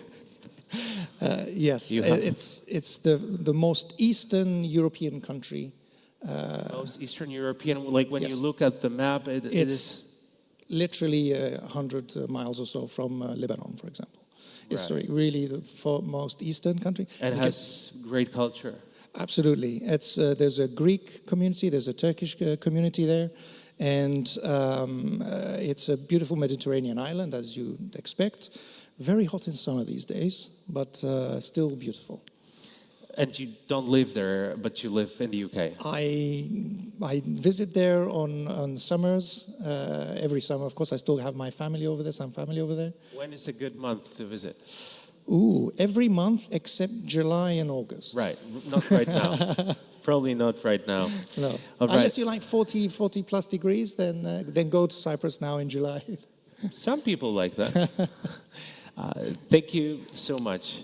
I feel like we've learned new things, but just one quick question. You've been to Cyprus as well, so one thing that you like about Cyprus? Well, Cyprus, apart from the great culture, it also hosts Galileo EGNOS sites, so it's very, very important for the EU space program and ensuring our security in terms of landing safely in airports. So it's a very exciting place also from the space sector as well. So Cyprus plays an important role for the EU space program, absolutely. Have you visited that place? Yes, we have, and we also did a fantastic SAR exercise with the Cypriot government. So search and rescue exercise using the Galileo capabilities, which is a unique system. It's better than GPS and GLONASS, and when you do search and rescue, has something unique. It can send a signal to the satellite from the distressed person, goes to the center, and once the center receives it, it sends back a signal to the person that is in distress, which is very important from a psychological perspective. Wow. So that they know that somebody knows about it. And they're coming, so they hang on to it in order to ensure that they stay there and that help is coming is very, very important. Wow. So yes, Cyprus is an exciting place for vacation as well as space. Thank you. I think that could be so important that the person knows that people are already working to get the person out of the situation, because so much plays a role in here. Like if you expect that there's chance, it's much better. We have one question here. Less of a question, more of the comment. If we are talking about the Cyprus in civil protection and space, there is also civil protection aspect of having the center of competence in drones in Cyprus. Cyprus is one of the leading players in Europe in using drones in a very effective way, generating maps and operating civil protection modules with drones. So they are really looking into the innovative ways of understanding the crisis situation, to take better decisions, and consequently to be more efficient. You've been to Cyprus? Yep. Good. I feel like we got to know more about that as well. But your comment on his input? Absolutely. I think one of the important things that allows Cyprus to be active in it, of course, it's an island, so the maritime domain is quite an important one in terms of infrastructure monitoring. But the weather conditions there allow it also to be from a connectivity. We talked about connectivity solutions earlier in terms of satcom and, of course, for optical communications. Because the weather is so good, clear skies all the time. It's a really good helps. place. Yeah, absolutely. From an availability perspective, as a hub where you can land information and be guaranteed that the weather conditions are not going to be a barrier. It's one of the selling points, let's say, for having some of the infrastructure there. The capital city of Cyprus is? Nicosia. Nicosia. The last divided capital. We're learning new things. I know, maybe not the ones you came here for, but you never know. Yes. It's an interesting journey. Thank you so much, Christopher. Will you be staying for Yes, the conference? I will be here today and tomorrow. Oh, perfect. Thank you very much.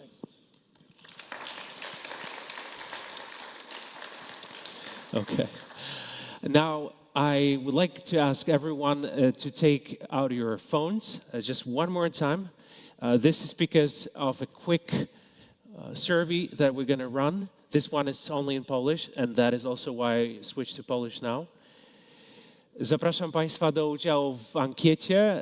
I invite you to participate in a survey, and you have to make a photo of this code and click on it, or introduce the link manually. And these will be questions about your organizations, your places of professional origin, and your needs in terms of access to space technology. So what are the main factors that favor the use of satellite technologies in emergencies? So the biggest availability of satellite signal, or is it effect or less availability of satellite services? You always can click on I don't know. It's a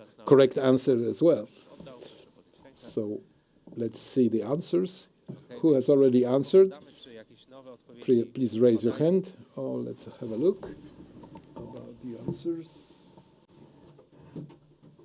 So we are ready to show you the result of the first survey. The winner is that the bigger availability in terms of time and space.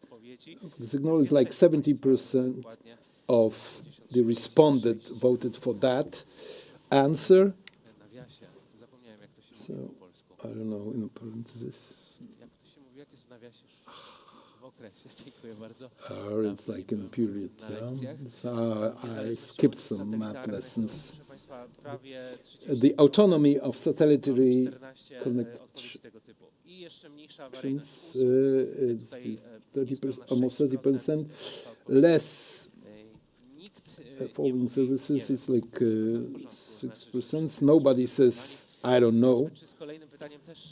Let's see for the answers to the next questions. The effective management of emergency can be done without satellite services. Yes or no? So this was a very short answer question. So please select your answer. These are the results. Can you manage emergency effectively without satellite services? most of you think that no, it's 80%, but there are some people that think that it is possible.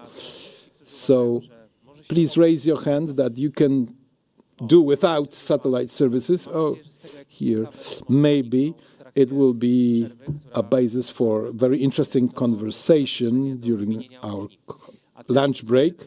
And now, another piece of information. Today, in the evening, there will be a tour of Gdańsk. We invite all of you. It will be at 6:00 p.m. Who knows where Targ Węglowy Square is? So look at those people who raise hands now. I don't know, because I haven't been there, or I have been there but didn't know that it was Targ Węglowy. There will be a 2-hour tour, and there are bullet points, some attractions that you will see. The monument to Heveliusz, for instance. Who is going to be there? Yes, thank you. If somebody is considering that option, yes, please raise your hand. Yes, there is time to think about that. Tomorrow, from 10:00 a.m., there will be an exposition of our partners before the European Solidarity Center. Please raise your hand. Oh, you are one of the participants of the exposition? Yeah, oh, you will be there, yes. Okay. Is there anybody else who is certain that they will take part in this exposition? They will have mobile telecommunication infrastructure point, the special four-wheel drive Aurora terminal, and the Starlink satellite set. So I think it's worthwhile to go there at 10:00. And now we are going to have a lunch break, 1 full hour for lunch. So please enjoy your meal. I'm sorry for those guys who are watching us online.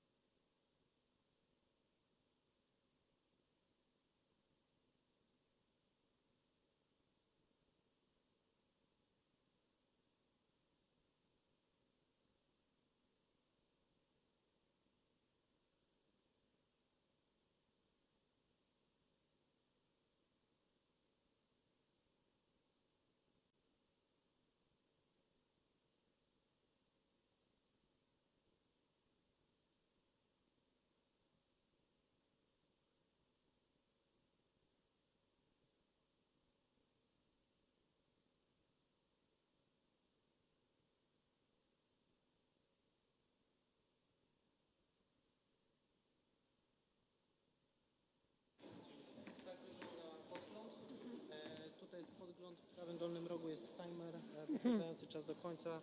Tutaj jest pilot, przód, tył i ten na samej górze Udaje wskaźnik, laser, ale... który zaznacza w ten sposób. Dobra, dobra. Dzięki.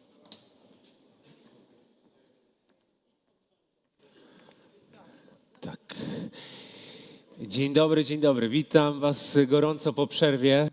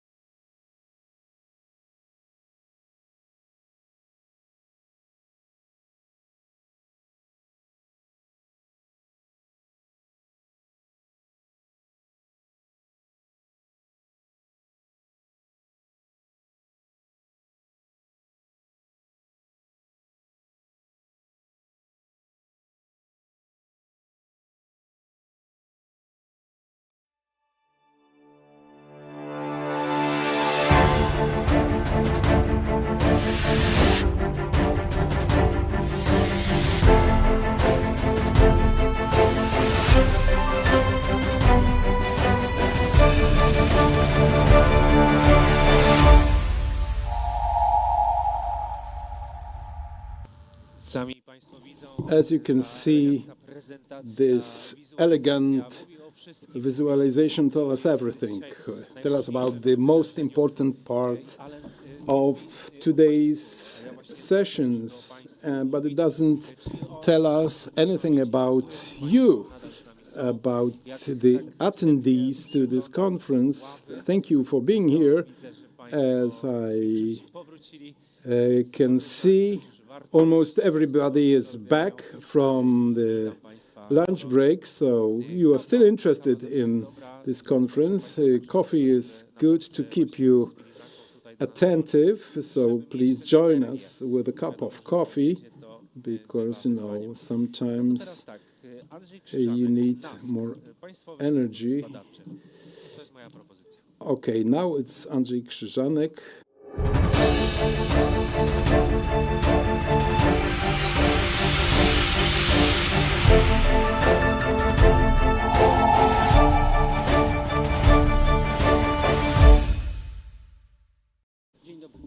Good morning, ladies and gentlemen. Andrzej Krzyżanek, State Research Institute. This is a challenge to be here on this stage at this moment after a very tasty lunch and raise your interest in a subject that is difficult but I think important today in order to make it easier for you to digest this subject. It is related with technology and with emergency management, but it is more down to earth, not on the space orbit. So the ground infrastructure and how we use them, but not out of the satellite contact. So taking on the main subject of my presentation, which is represented by the acronym SKRZ. It's a system that has been designed as ordered by the Ministry of Digital Affairs. We had the Minister of Digital Affairs with us during the second morning session. So this is a very important task that is responsible for digitization of our country. NASK is a state research institute that is also involved in different activities of the on the national basis about satellite connectivity. I was with this project since the very beginning, and the aim of this project was to build a system that will will assure the users that the information that is transferred to them is safe. Information related to the political life, economical life, and when we put it into the context of general geopolitical situation and the hybrid war we are facing at the moment, we should care that all the aspects related with the transfer of information were duly protected and secure. Before the crisis, when a crisis is caused by people, they are, before the crisis, they are performing reconnaissance activities in order to destabilize politically or economically states that they consider their enemies. So we need that the information that is classified or restricted should be appropriately and securely stored. And this was the intention of this project, which we carried out. My state research institute carried out. So I will try to order my presentation, watching at the screen. So we have created a system, a universal system for government administration for critical infrastructure and for other entities. We have a lot of representatives of all these groups I have mentioned, and this universal system should enhance the security and give provide the users with mobility. You know, as a safety experts or emergency management experts, you know how important, how crucial is mobility.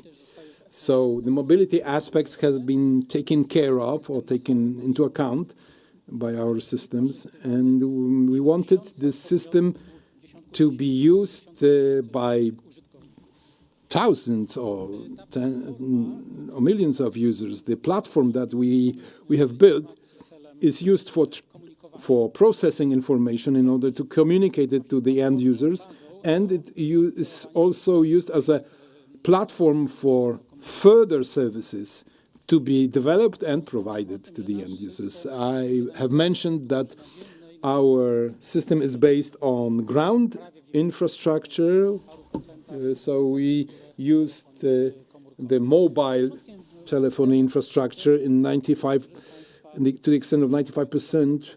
First, it was when Polish attendees will know the name CATEL, C-A-T-E-L. Then we built the SKRZ system together with the uniformed services and law enforcers. We built another element of the system, and we also cooperated with the cybersecurity forces of our army.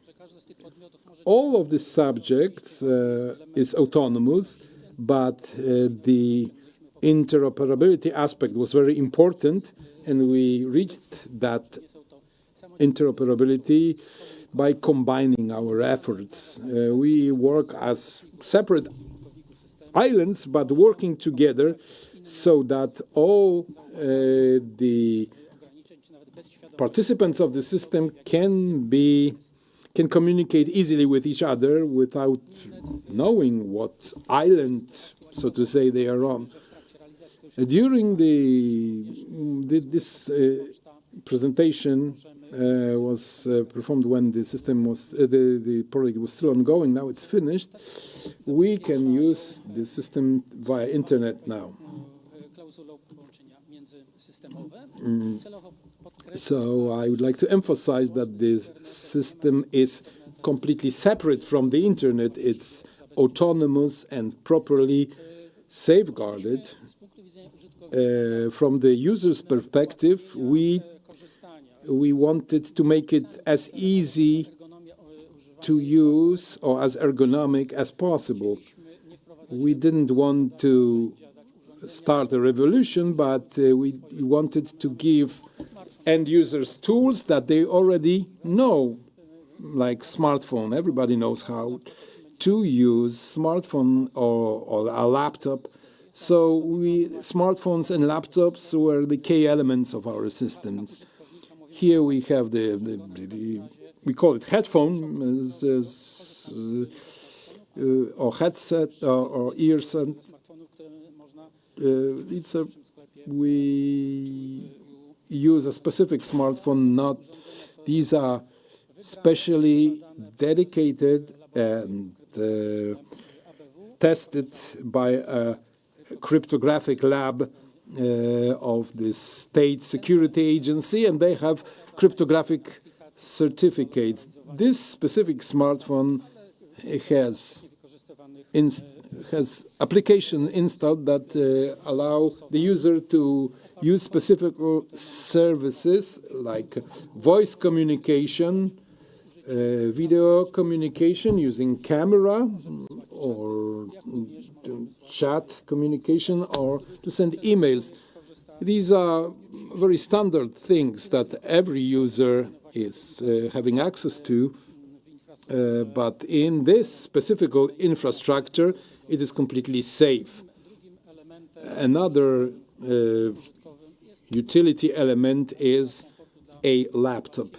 We are giving out our users a standard office laptop with communicators and emails in order to make it easier for the users. The users are officials from the government administration, and Mr. Prime Minister is also the user of the system, so I have personally equipped him with these solutions. So he is the patron of the system, of the SKRZ system. So the end users are the representatives of central and local governments. The attendees here know that there are 2,500 different FTT entities that form part of government administration, and some local government representatives are not very well prepared to use this technology, so we try to cater to their needs. So I assume that I have already contacted many of attendees here, and our host of the provincial office of this province was one of the first users of our system, so I would like to appreciate that. The system is becoming very universal in Poland, and the comfort and mobility of the system and the two types of devices, smartphones and laptops, you know why we use such devices. We have to be mobile. We need a voice communication device or writing device. So when we work from the office, the mobility is not so useful for us. Small screen may be a disadvantage or may limit the ergonomy. So when we work from office, we better use laptop in order to manage emergencies. So if there are some applications that require bigger screen.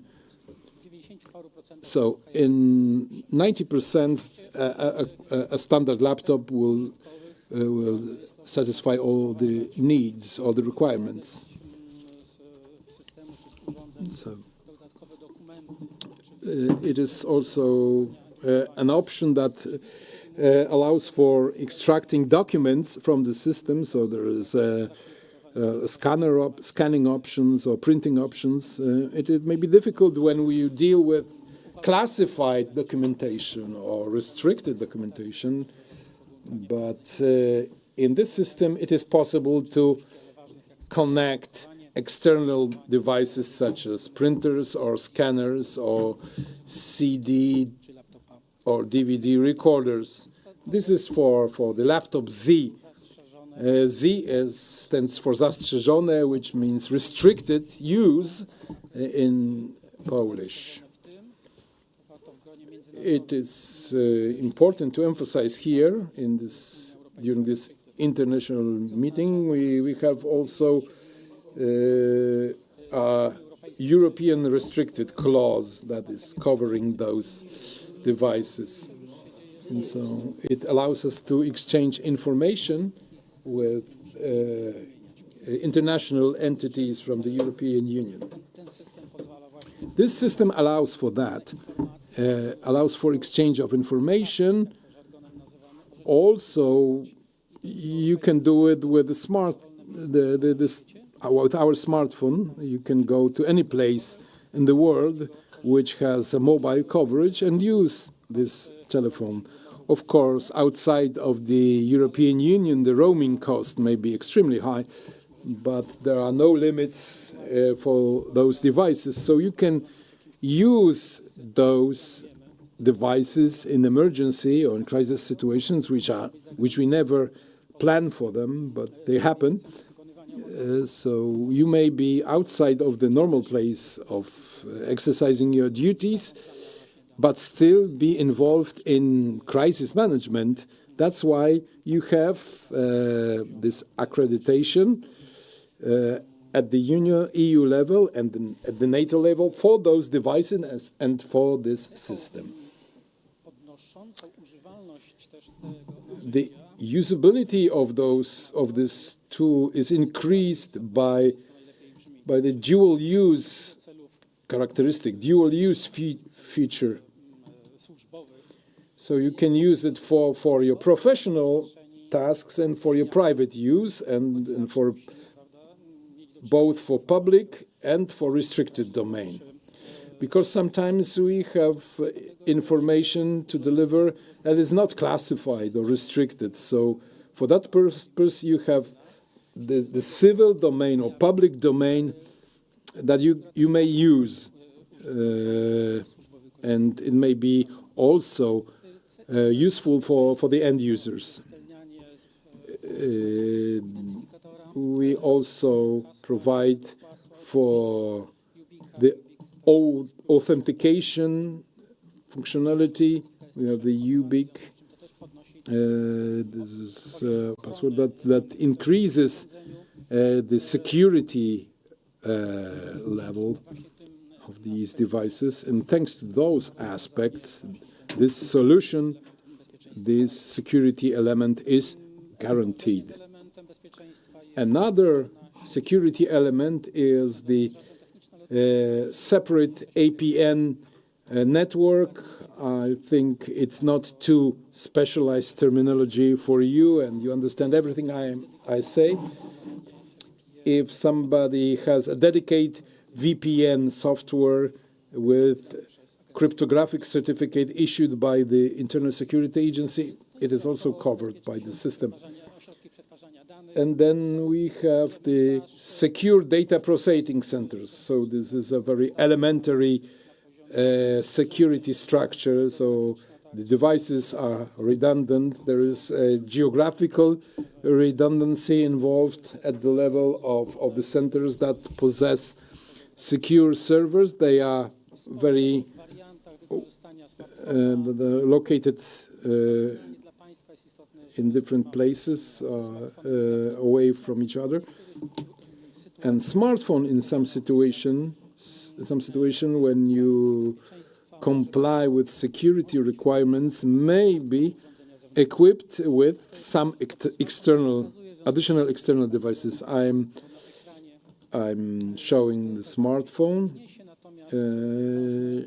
It is important to know that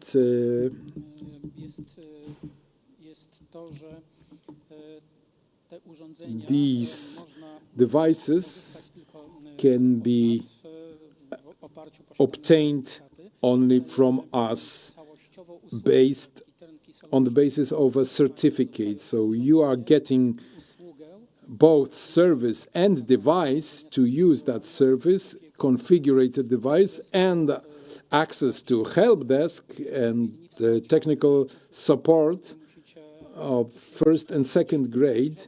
So you don't have to create a special department for that in your entity or have your own infrastructure, secure infrastructure. Everything is delivered with our package. And the organizer of the system, and it is very important to comply with the regulation. We are the organizers as NASC PIB. I have already discussed the question of restricted or Europe restricted clause. Our institute also is appropriately accredited for and has appropriate security clearance because administrator is always considered as a very important element of the risk chain. So we try to verify the representative of different forces or entities. That's why they have those cryptographic certificates. The government administration entities or local representatives of local governments can sign agreements with us that regulate the use of the system, and it is important that the system is delivered free of charge. You are only covering the costs of data transmission provided by mobile operators, but the equipment and the service is delivered for free. So it is very important for small entities of local governments that I are counting every zloty. So when you want to get access to the system, you fill in the application and sign an agreement, get appropriate training, and obtain the equipment we deliver to you. We provide you with the safe operation procedures. This is the extract of this document. So if you have your own inspectors, they can take care of that or to comply with the security requirements that are imposed by the legislature. These are my final slides. Those are the things I have already mentioned. So only the subscription fee with mobile operators is the only cost you need to bear. So it's several zlotys. So you also have to buy the SIM card. But for the moment, we are using the services of mobile operators. The system has been widely consulted with the partners you have listed here, the Ministry of Digital Affairs, the Ministry of Internal and Administration. They are providing the funding for the project, or we consult the security issues with the Internal Security Agency or Military Counterintelligence Service, Cyberspace Defense Forces Unit. We don't have their representatives here, unfortunately. We also work with Government Center of Security and Emergency Management Centers. They are the end users. We, as the producers or manufacturer of the systems, we are trying to cater to your needs, or we are trying to listen to the end users if they want some change or need some additional applications. We, as a producer, are ready to provide solutions. It's not a closed and finished systems. We can always develop it some more and add more things to it. As I already said, we are very down to earth, literally and literally, because we are using the ground infrastructure. So we do not develop the concepts, but as a participant of the discussions, I have already observed that the new technologies, new solutions will naturally merge or integrate to our systems, as it is in the case of the 5G services or integration of ground and satellite services. So there is a need of active cohabitation of the two systems. We need to create a synergy between those two systems. We are not a competition to satellite communication. We are complementary, so to say. So our aim is to provide efficiency and cost effectiveness and security, and that is why we have the universal complementary approach. I think I used up my time, so the end slide is only thank you for your attention, and thank you for staying alive, staying attentive during my presentation, and I'm ready to answer any questions. I still think I have several minutes to do so. Bardzo dziękuję. Andrzej Krzyżanek, thank you very much. You mentioned that many people from the room have collaborated with you or know you. Yes? Please raise your hands who had the chance to meet our presenter. And another question, do you want to ask a question or give a comment? I don't see for tonight, but we have an online question, a first one. Mr. Sławomir Teclaw w Bydgoszczy. what are the solutions when the internet goes out? There's no access to internet. It's a perfect question, and it's not the first time I hear it, because in the context of the threat that comes to us from the East, if we have to choose the variant that is designed for conventional or hybrid war, in order to protect our critical infrastructure, connectivity infrastructure, we have to be ready as a nation, as a state. We cannot save the world, and we cannot say that this system is so redundant that has a lot of alternative infrastructures that can do without it, as was mentioned by the participant who asked the question. We have to live in a specific context, and if the context changes, that some part of the infrastructure is missing, the situation will change. But from the perspective of normal viewer of news, you see that when there is a blackout in Ukraine, when the electricity comes back, the first thing they do, they charge their phones. So you know that the infrastructure is so important, and as you can see, you always can use this PTSM ground infrastructure, but from the point of view of the state as a whole, our system is not a cure for the whole connectivity system. The system is prepared for black hour, for difficult times.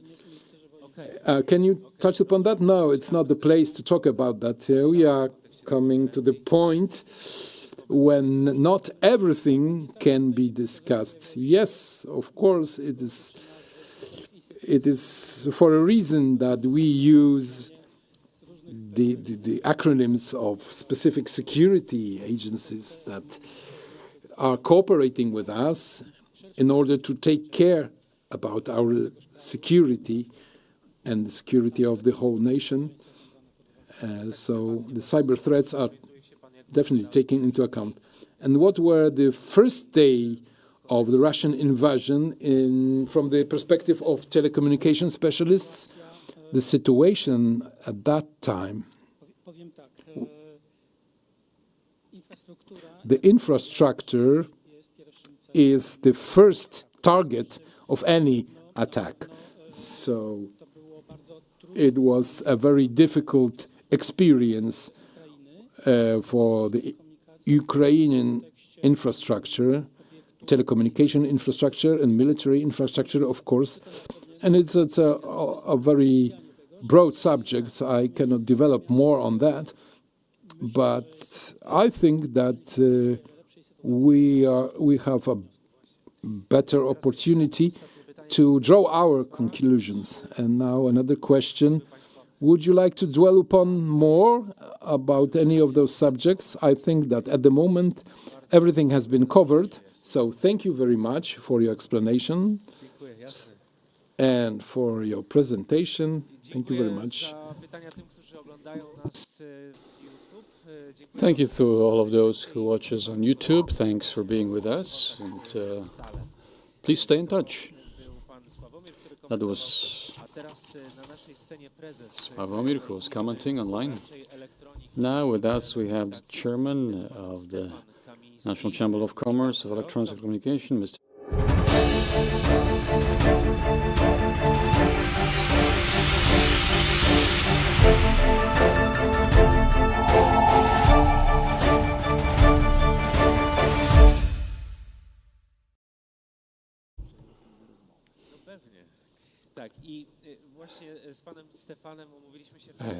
We have made an arrangement with Mr. Kamiński that we want to propose to you a certain formula of the presentation in the form of a dialogue, I suppose.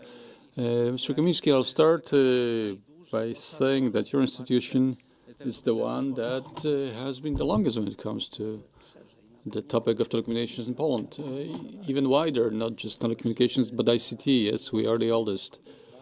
Because we understand as the chamber that we understand this sector in definition of OECD, that is the sector which basically brings together everything that is digital. And we were created in November 1992, so some time has passed. We do have experience. Somebody has said once that times change, but you're still the chairman. That's part of a monologue from a well-known Polish literary work, but that could apply to us, suppose. So we do have a very wide scope, not just from telecommunications, but through media, through industrial automation, through digital energy sector. You have a very wide perspective of the economy, and of course the space sector as well. We can't forget about that. Yes. So I'd like to ask to start with, from your perspective, what does this sector, the space sector, look like in Poland? 300 entities? Yes, about 300 entities. These are usually SMEs in majority. And as any sector which deals with this sort of enterprises, small and medium, this represents both a threat and a chance, because on one hand they're very innovative, on the other they don't have much capital. So it's a characteristic which, over these many years that I have been observing entrepreneurs, it's a certain trait that we as entrepreneurs and as citizens, I suppose, have a certain that somehow represented in lack of cooperation, so certain anxiety when it comes to connecting into bigger groups, cooperating. Yes, yeah, it's a little bit as you know, taking care of cats in a herd.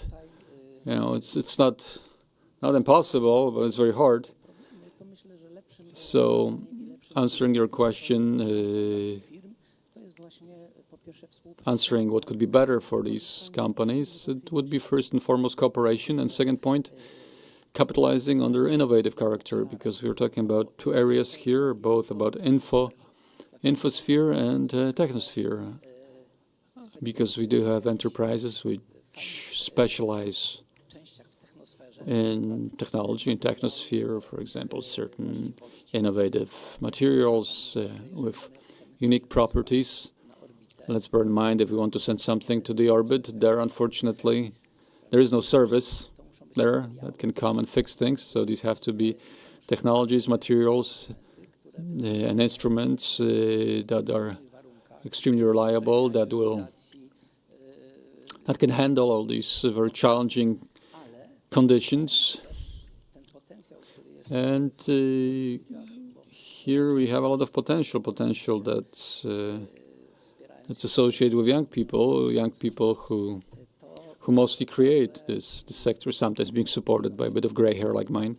But their level of innovation is really high, so they find their specific, unique areas, but they also have to look for chances to join forces with others, because they don't have enough capital to allow themselves to do everything individually. There's this concept of Industry 4.0. In other words, not a company that has the entire chain of elements which are needed to produce a certain product, but rather cooperates and uses free production capability in smaller factories, which during the second shift, for example, could do something for a different entity. Yes, that's what it started with, because Industry 4.0 is understood by journalists as introduction of robotics. No. Industry 4.0 is first and foremost networking. It's exchange in the infosphere, exchanging information in infosphere to produce in technosphere. So, in other words, this is something that started to be done in the sector of classic electronics, where machines which don't really care if they are going to work on a plate, electronics plate, electronic component that will be used in a refrigerator, fridge, or will fly into space. So all of a sudden it turned out that this potential in these SMEs, which bought machines of not very high capabilities, but still they offer capabilities that could be used by larger companies to amend their production capabilities. And in fact, yes, this is the beginning of a networking economy. We also of closed circuit. So we point attention to the second element, because the entire element of 4.0 is moving away from this old silos, node-based economy towards networking, towards cooperation. And to do that, we need great communication, we need networking, we need, of course, satellite connectivity, which is one of the elements that will be used here. So these agreements, these cooperations in the space sector in Poland are possible. So what would it look like? Let's say we have a company that can make available some additional capabilities. Do we have such agreements already? Yes, we do. However, we lack certain legal regulations, because when we allow a certain machine and a given owner to communicate with another machine somewhere, when they sort of establish, when they have free capabilities, they can also decide a price. And then we have, the anti-monopoly, anti-competition, competition-based regulations. So there are certain legal solutions that have to be taken into place, because network economy requires not just the change of the business model, but also the entire legal environment.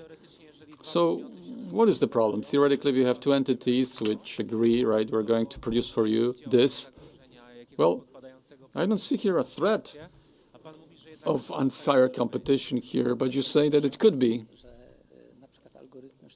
Yes, because the algorithm of AI will be asking everybody, and they will be comparing answers, and there might be a certain agreement reached between the algorithms. These are, of course, theoretical points, but the fact is that it's forbidden today by law. Well, let me put it this way. If we have two areas from financial point of view, let's say we have Poland and Germany, right? If these two machines actually, let's say, make a deal, then the tax office will ask, well, who actually set up the transaction? Who decided the price? How do we transfer the materials without the use of humans? So here we have aspects connected with AI. Yes, but it's an element that hasn't been regulated yet, both on the European level, it's also on the level of data availability, so it's a very complex process. And if we are talking about it in the context of looking for cooperation with companies which are to work in space, in other words, to produce certain products, instruments, materials, then we have to also regulate it in some way. Of course, what we do as the chamber, these are mostly regular regulations which are based on certain regulations on economic chambers. Theoretically, every department which deals with certain regulations has the responsibility of settling this with the Chamber of Commerce. Of course, we know what it looks like in practice. Not quite so. When we were preparing this meeting, you mentioned that the ministry don't cooperate effectively. They can't, because they are created by politicians. We have For example, we have a certain act and a certain coalition, political coalition wins, and based on this old definition of node-based economy, well, today the entire economy is still divided into various sectors. However, digital technology is horizontal. There is not a single economic sector which does not use digital tools. So if today we're saying, for instance, we're talking about, for instance, digitalization of energy infrastructure, for example. Well, today we have 4 departments, 4 ministries that deal, and they are in the hands of 3 different political coalition members. So there are certain political egos that come into play. And the digital technology actually changes that. It changes the economic model. It means a different perspective on looking at the economy. Those zeros and ones change everything.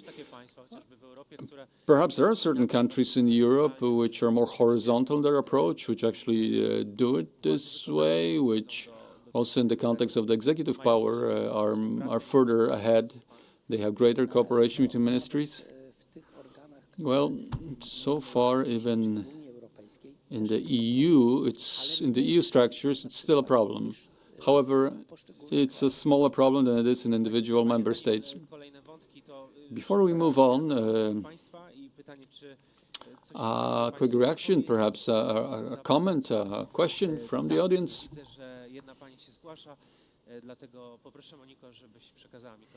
If you could pass the microphone, please. What's your name?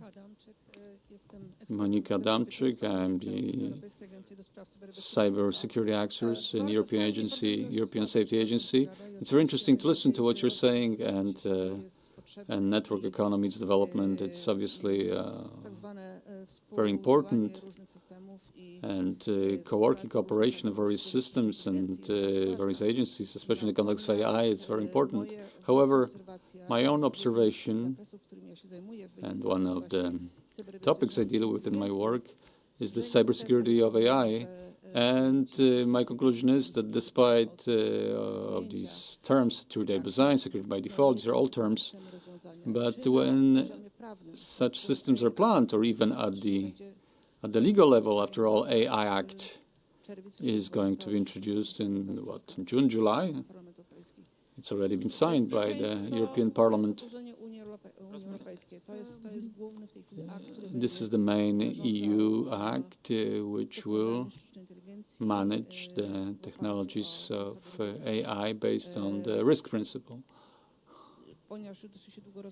Because, well, I've taken too much time already, so just to sum up, I think we need to remember, we need to bear in mind that without proper security, without proper safety, and it's already been said that in Polish language this word is the same, safety and security, it's one word, but there is a certain distinction here.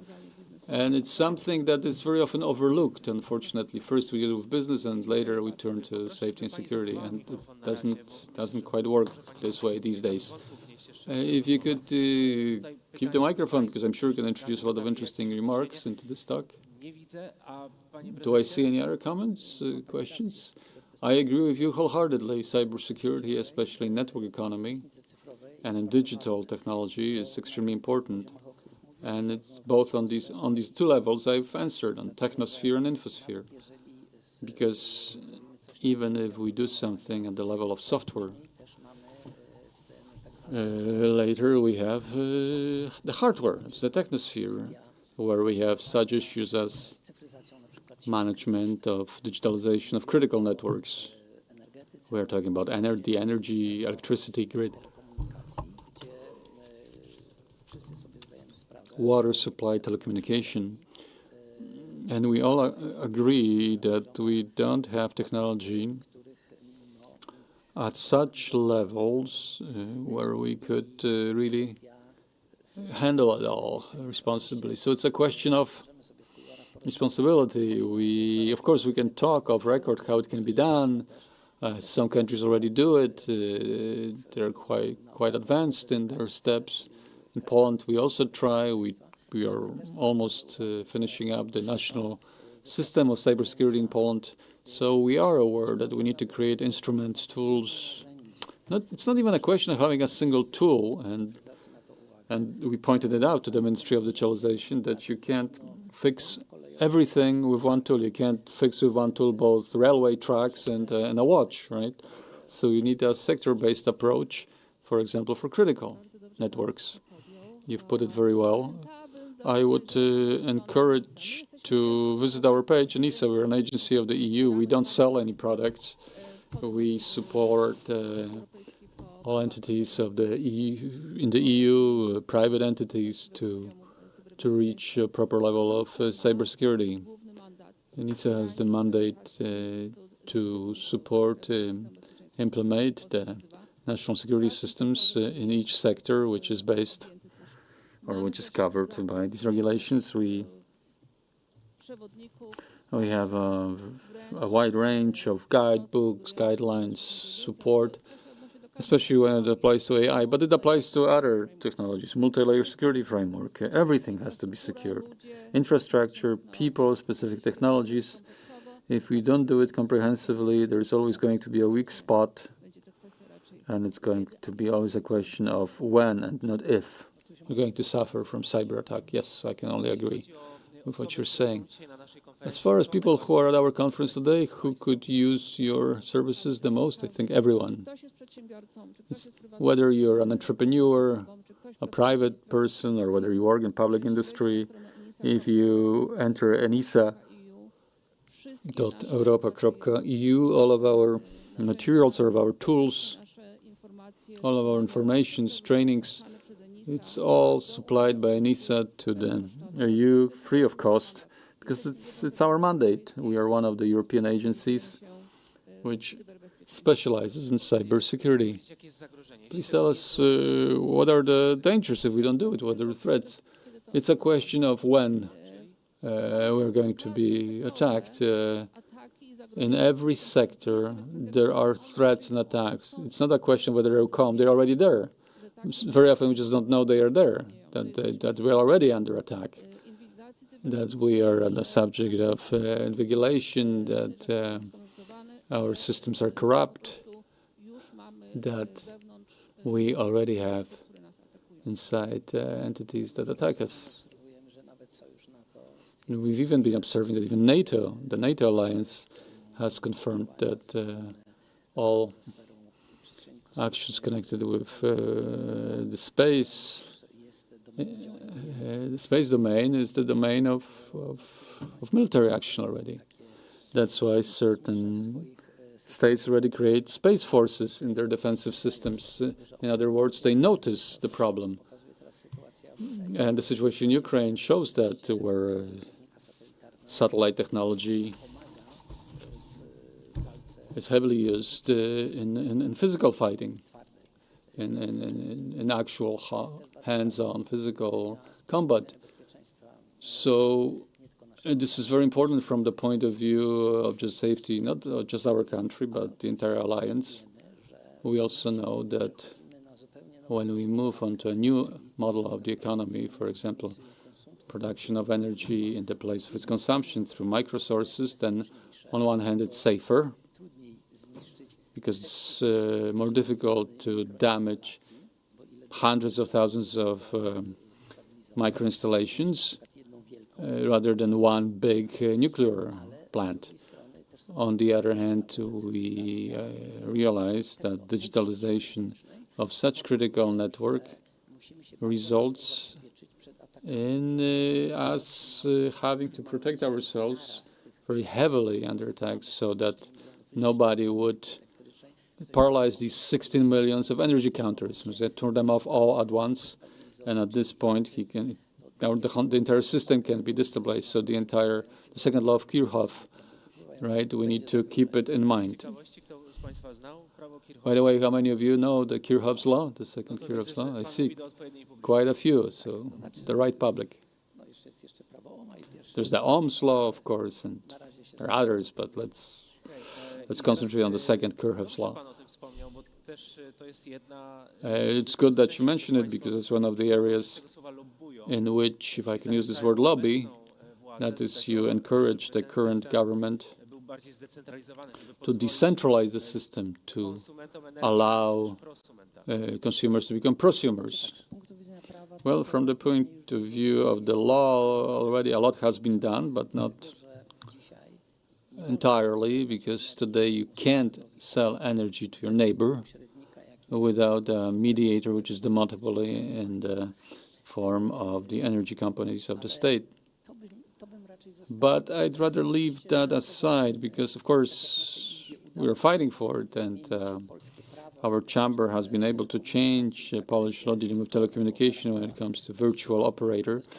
Because today, I guess you're not surprised that you can, based on the network of the existing operator who provides with internet, you can change the operator.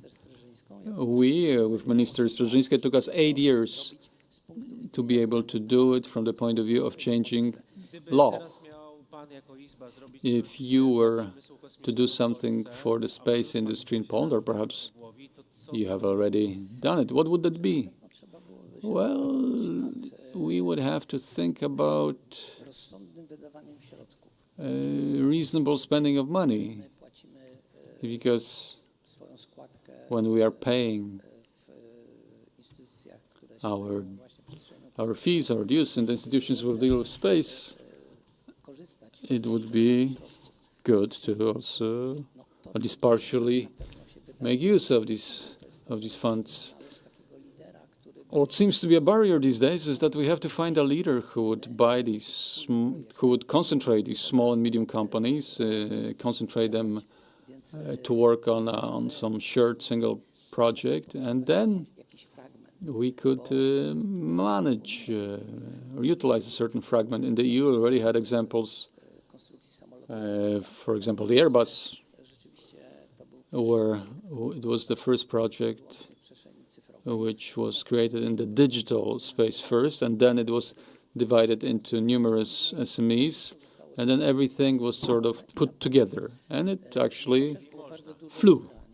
So it was a huge challenge, but successful one. And I think in Poland we have such a situation. We are in a pretty good situation. We have a lot of SMEs with a lot of innovation potential, with various interesting solutions.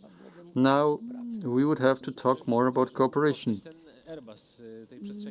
So create this Airbus of the space sector. Well, perhaps that's going too far in analogy, but such cooperation would definitely be useful. So more cooperation. We need a leader. How many of you support this postulate? We have a number of hands up. As I've told you, when we were talking today, I know that Prime Minister Gawkowski was here today. I'm also coming back from the second conference in Sopot, Polish Chamber of Electronic Communication, yes. But we've also been telling him that he, as the minister who's responsible for these zeros and ones, quote unquote, which can be data, voice, image, he is responsible for that, and that's transsectoral, above all sectors. So we should create a team like that also when it comes to space policy. If we're talking about teledetection and all this data, which Polish companies which have a lot of achievements when it comes to data analysis, if we are to analyze images for the Ministry of Agriculture, for the Ministry of Development, for other sectors which use these data, then somebody might say, okay, but that's in the Ministry of the Development of Technologies, and that is in the Ministry of Industry. And somebody will say, well, and that is in yet another ministry. So in connection with that, the same as it was at the level of the Ministry of Economy and the Act on Divisions, we should enact in silos mode, or in silo mode, but rather more horizontally. So such a team should be created, a team which handles space policy. Thank you very much for these words. Stefan, let's work together, let's talk. I'm convinced that the minister wants to talk. Yes. Well, with that team, the talks are a bit going a bit better than in the last 8 years. It had been the last years where we did have a certain communication problems because entrepreneurs were being thought of as potential thieves and somebody you don't really talk with. That was the impression. Unfortunately, that was the impression I got. So I think it's the right moment. There is a new opening. Well, it's by their deeds that you will know them. So we will see after the next election what it will be like. Thank you very much. Now we will change the subject almost completely. Of course, we will be with space technologies, but we will hear from a policeman with 20 years of service and using this knowledge of and different stages of his career. And for many years, the satellite technologies have been used by Polish policemen and the police worldwide. So this.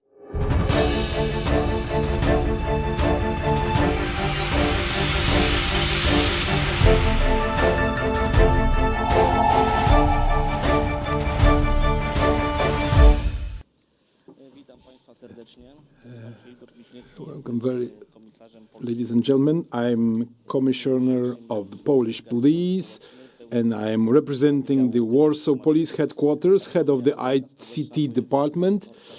The Warsaw Police Headquarters is the unit that is covering the capital city of Poland and neighboring districts. So how I happened to participate in this conference. Until the 14th of March, I was the representative for radio communication services of the Chief Police Headquarters.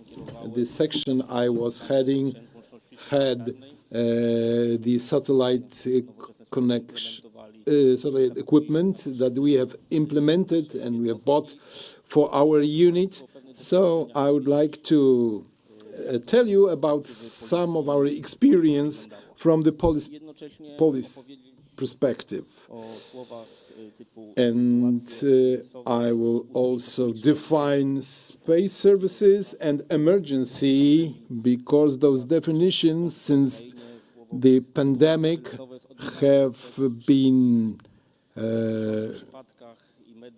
spoken of a lot, but my service, law enforcement service, usually deals with emergencies on a daily basis. It's a staple diet for us, and we usually deal with the results of emergencies or the causes of emergencies.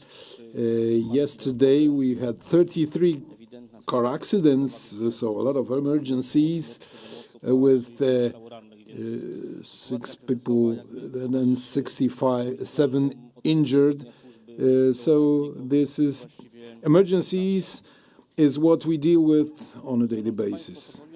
So I allowed myself during my presentation to systematize space services from the police perspective. There is a very modest definition which I based on my research. It is very big word, space services, out of the earth, but I would like to describe it in a very simple way. These are technologies that use technical infrastructure placed by humans in outer space to perform tasks enabling Earth observation, navigation, and signal transmission. I am aware that this definition is not complete, may not be complete for you, but from my perspective, from my experience, I can tell that this definition is complete for what I do. And the code definition is that for emergency as a state that negatively affects the level of safety of people, which is understood differently by everybody, but we try to provide you with security as a police, as law enforcers during our day-to-day service. Polish police used space service, or has been using space services for 20 years now. The first project involving space service was the GPS locators, GPS-based, that have been used from the year 2001 by all the police departments and police divisions, usually operational departments and criminal departments, when we using police cars, first at the Warsaw headquarters, and then those technologies are still under development. It's not like we have the final solutions. It's under operation and under development all the time. Another milestone was the year 2011, before the Euro Cup football championship in Poland. It was when we wanted to replace the critical radio communication with the satellite telephones. So there was a public tender, and the solution evolves as well. We wanted to use it for the most important decision-making centers of the police. We use it very often nationwide by our officers wherever they perform their tasks. Also outside of our country, in Sudan, in Kosovo, or in Georgia, where our officers are on police missions. Well, I will not make this a commercial for the provider that equips us with the solution and the devices, but we use the top-notch providers and top-notch service providers and equipment providers in this scope. As a part of the mobile ICT infrastructure distribution point, probably launched by the National Center of Research and Development, we had a four-wheel drive vehicle, which was a mobile ICT infrastructure distribution point. That was what it's called. It was a specialized vehicle that was equipped with all the state-of-the-art communication technology available on the Polish market, both radio and satellite-based. We get the top level of readiness, and the chief police executive officers has taken appropriate decision. And as for the satellite connections, we implemented a mini hub that was created in Mazovian province, and there is an antenna of aperture of 2.4 meters, which can be set up on this special four-wheel drive vehicle. And we wanted to start the production of this solution because it was a prototype. All the implementation of satellite or space technology systems were in the wake of specific events or critical events. For instance, the war in Ukraine, which cost us a lot of work and a lot of transfer of officers, securing Polish border. As you know from the media, police is still involved in protecting our eastern border. And there was an event that is not that did not receive a lot of media coverage was a humanitarian mission to a war zone during the Russian aggression on Ukraine. And there was a humanitarian mission that was about demining a specific piece of territory. So we had to purchase satellite-based equipment, Manpack. It was a flyaway satellite terminals, self-guiding equipment, used to transmit signals, but not an ordinary signal transmission, but to combine the radiolocation system called Tetra, owned by the police, in order to provide the policemen present on the Ukrainian territory to have access to communication with their families. It has been used in a war zone. It was used for half a year, and it worked well. We used also counseling of our friends from one of the biggest law enforcement service in Poland, and the equipment worked well. So I wanted to tell you that we are not the last ones to use this technology. We are still using it, and to a very broad extent. Maybe we don't receive a lot of media coverage about that. You usually see the uniformed guys, standard police officers on the streets of your cities, but we still try to be one step ahead of the criminals and use satellite and space technology for that. We also said about the things we would like to have. Satellite observation. We are using UAVs instead, but we would like to have satellite observation for monitoring the situation, such as natural disasters, mass gatherings, protests. We would like to have a real-time information that would allow us for a quick response and for police teams. We haven't used that technology so far, but we have observed the effects of using those methods in other countries. So it is accelerating the decision-making process. So in times where there is a threat, real threat posed by organizations or individual persons.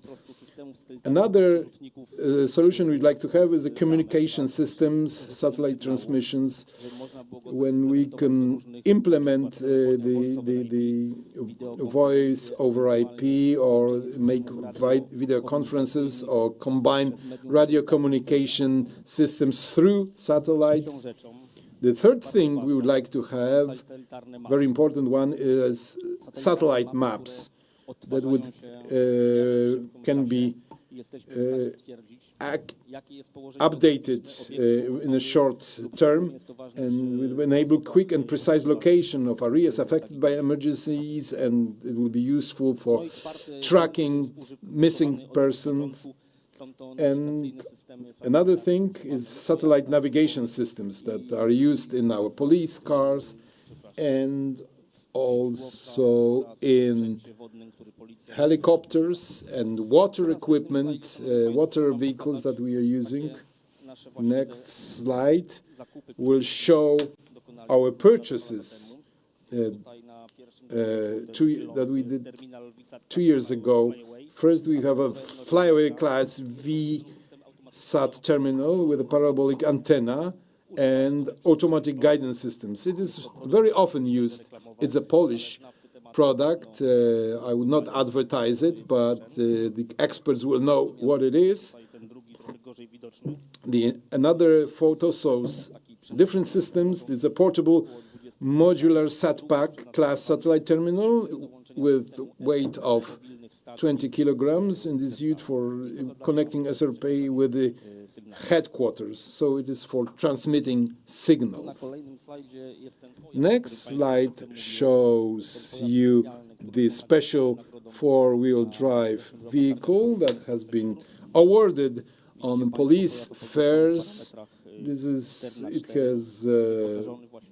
It is equipped with antenna. It's automatic guidance system. So there are two people that drive the car, and after pressing a button, the antenna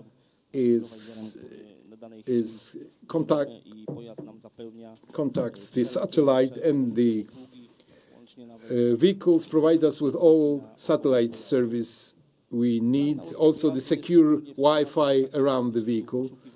It is used for searching people, for border actions, and all other operations where the infrastructure is missing. It has been destroyed or jammed. Polish police, as far as it is possible for us, tries to implement the technology at our level, and we are operating differently than our colleagues from the armed forces. We operate locally. There are provincial headquarters, district headquarters, municipal headquarters, and the police department posts. So we are present all over the Poland, nationwide, and there is a backbone internet network that we are using, and the chief of the police headquarters is the main operator.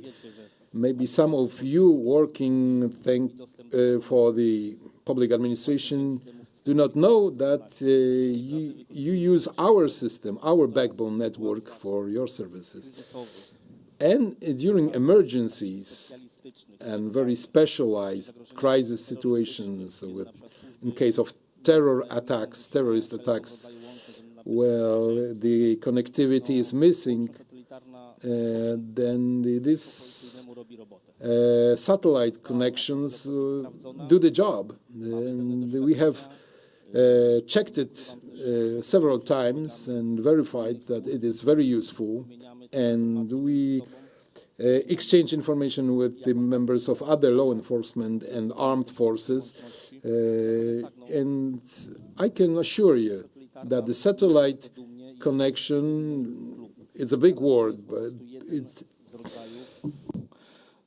for us is just another system of gathering information. We need that information rapidly, we need it quickly, readily, because it accelerates a decision-making when the human life and the security of property is involved. So it is one of the many tools used by Polish police, and for the moment, we think it is the most important one. We dream about the nationwide system of satellite communication system, and we will be one of the major users of such a system. So taking into account that I'm talking to experts, I would like to express words of gratitude for this opportunity to present our possibilities and opportunities and plans for the future at this forum, and I'm really grateful for this trip into space and the opportunity to tell you about our needs. Thank you very much for your attention. Mr. Commissioner, please approach me. Are there any comments from the room, or doubts to be expressed, or questions to be asked? So I will ask about that car, about that vehicle, special four-wheel drive. This vehicle, if you are here tomorrow, I will guide you through the opportunities that this vehicle gives us. Do you use it on a daily basis? At the moment, it is property of the state treasury. There are some problems with the transfer of properties of the science center to the state treasury. This vehicle, if we get it as our property, completely, 100% our completely, we will use it for searching for the missing persons, or during the wildfires where the GPS service is missing. Thanks to this car, we can provide the officers or fire brigades with any type of connectivity they need. So it is autonomous connection center, and it provides us with the services that we usually have on any police department headquarters. So we come to a spot, and within half an hour, you can provide any services, any communication services you want, in any place. It can house 4 people, and usually 2 people form the crew of the vehicle, and usually it is used by the chief police headquarters, and it will be a unit that can be used by any police unit nationwide if there is a threat that has to be addressed. And it also depends on the funding that we have.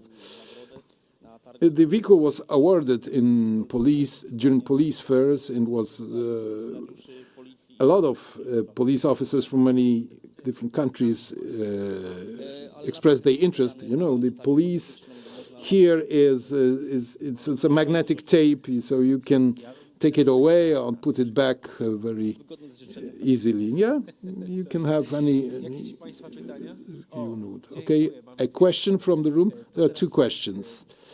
So I will pass the mic to the lady, and I'll like Monica to pass the other mic. Katarzyna, what have you said?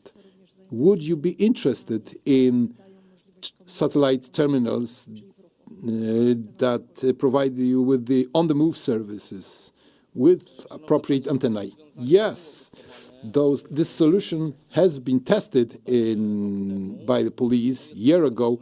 It's a fantastic solution, but we have a place for it in police forces, but we did not focus on it because we had not a use case for that. It is useful, but we hadn't any opportunity to apply it. We have been shown how you can use it, but there are some commercial solutions from a very well-known US automotive company that also offer that solutions. It's a great idea.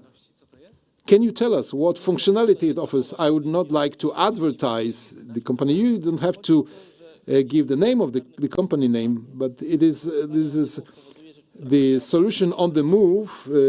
When we displace a vehicle to a specific speed, you don't have to stop to carry out the satellite activity. It's very good for convoys in dangerous zones when we are not invited, when it's a limited safety, and it's not for a general use in all the police departments because it is expensive. But I've seen that solution when on the move, up to 20 kilometers per hour speed.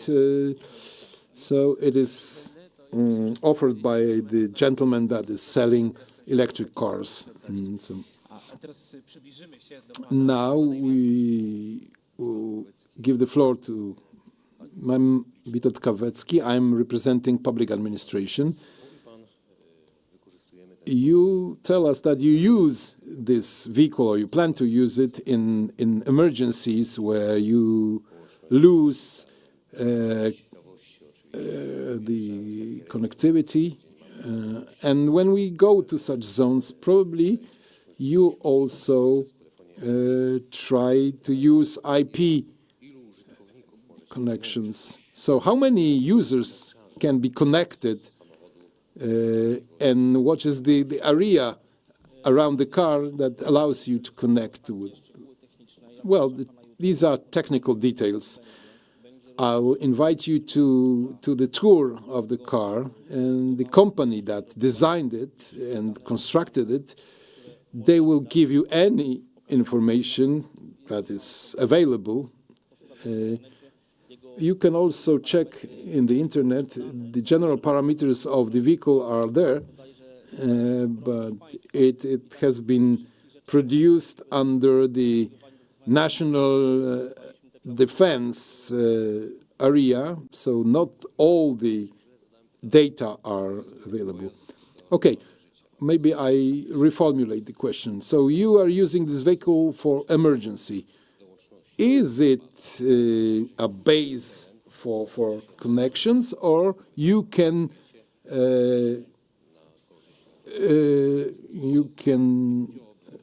just you have to stay near the car to give the connectivity? Well, this car is to provide the services, connection services, communication services that are needed by the policemen that are using it. You can use voice over IP, you can make teleconferences. There are many subsystems that make us work efficiently in dangerous zones. We have worked in many case scenarios, and we use this car, all of its functionalities in different cases, usually for searching missing persons, because it is the most frequent use case for that car. For instance, elderly people, they go mushroom picking and they lose their way. We didn't use it in real life, or because it is a demo technology yet, and not all the systems are completely finished, or so we are still in the implementation stage. So the use tactics or the scenarios we can perform for this vehicle were still ahead of us. So I can show you when you visit the car tomorrow. We are starting at 9:00 p.m. Just in front of this building. So you have 3 stars here on your arm.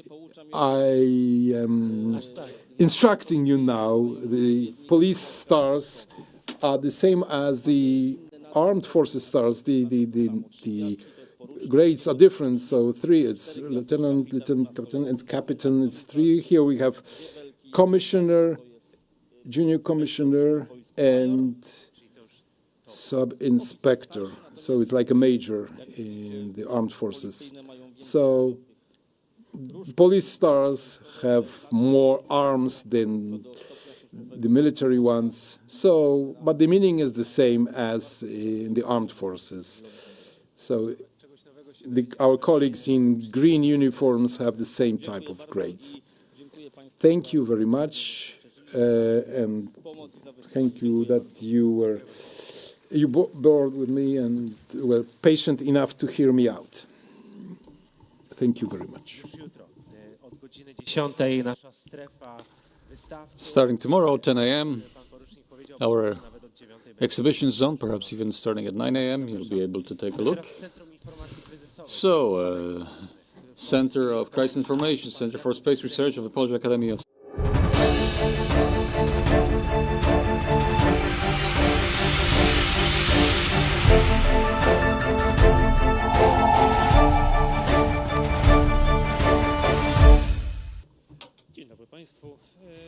Good afternoon.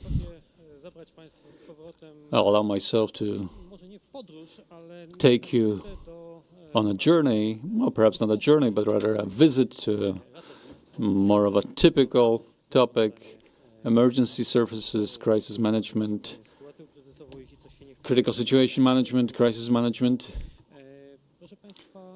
So, well, ladies and gentlemen, recent years have demonstrated that, well, the unthinkable is no longer unthinkable. What has happened in Germany, for example. A couple of hours, we had nearly half of the annual rainfall. 187 people died in 2021, and a completely unexpected flood at the German-Belgian border. 2023, huge fires in Greece, the biggest in recent days. Dozens of people die. Of course, we're all used to fire forests, but not to such intensity, not to such scale. We remember Poland, 2017, very high winds, typhoons. Have we heard about them 10, 20 years ago? In 2017, the highest speed of wind that I knew about was 270 kilometers an hour. These are extreme weather events. This is the threat that seems to be more and more common these days. That's why we need innovation, we need new technologies. Technology, IT, civilization as such can offer us help here, not to make us react better to crisis situation, but also to allow us to assess whether in fact we are facing a threat or perhaps not necessarily. So a short-term forecast, and also to generally assess risks, especially to identify those situations like the most, that is the ones that not evolve into being critical because things have been done at the right stage. And at each of these, satellite technology can be used. Unfortunately, that is not the case these days. I would even risk saying that very often there is a very large gap between what is theoretically available today, whether we talk about communication, observation, or even using GPS. The potential of possibilities is much higher than what is actually used in crisis management, not just in Poland, in other countries too. The ability to absorb innovation is a problem in itself. And in this context, we've created a concept of creating a civil security hub, which here in Poland could be created as a measure which builds a bridge over this gap. In other words, making the transfer innovation better, making it effective in crisis management. What has to be done, what we want to do, is first and foremost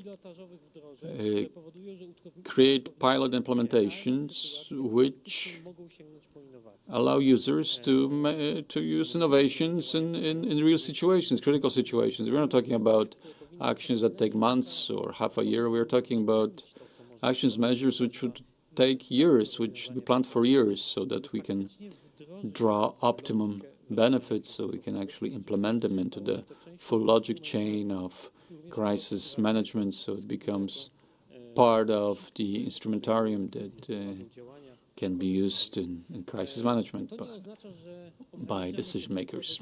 This doesn't mean that we limit ourselves to such actions. We want also a significant part of the work of HAB is providing actual support. And in time, it's going to be success of the hub when it stops being useful, because the user will become fully independent. But usually, nearly always, in case of large crisis or innovative solutions, such solution of people who deal with such things every day, which deal with innovation every day, is going to remain needed, and that's going to be a role of the hub to provide such support. And last but not least, this is something that is directed more towards technology creators, that is creating certain opportunity to get feedback. That is, in other words, your solution is good, but I could use a little bit of this or that. So testing it in reality conditions and perfecting, improving the product so it fits better, so it reaches the consumer at the right time. Even, for example, such trivial things as using different colors, which changes perception and absorption. So, as a result, what should the hub offer? First of all, the development of the soft side of the absorption process, the know-how, good practices, procedures, help in developing procedures which will allow us to make use of these solutions. On the other hand, it should also be an opportunity to prove that it actually works.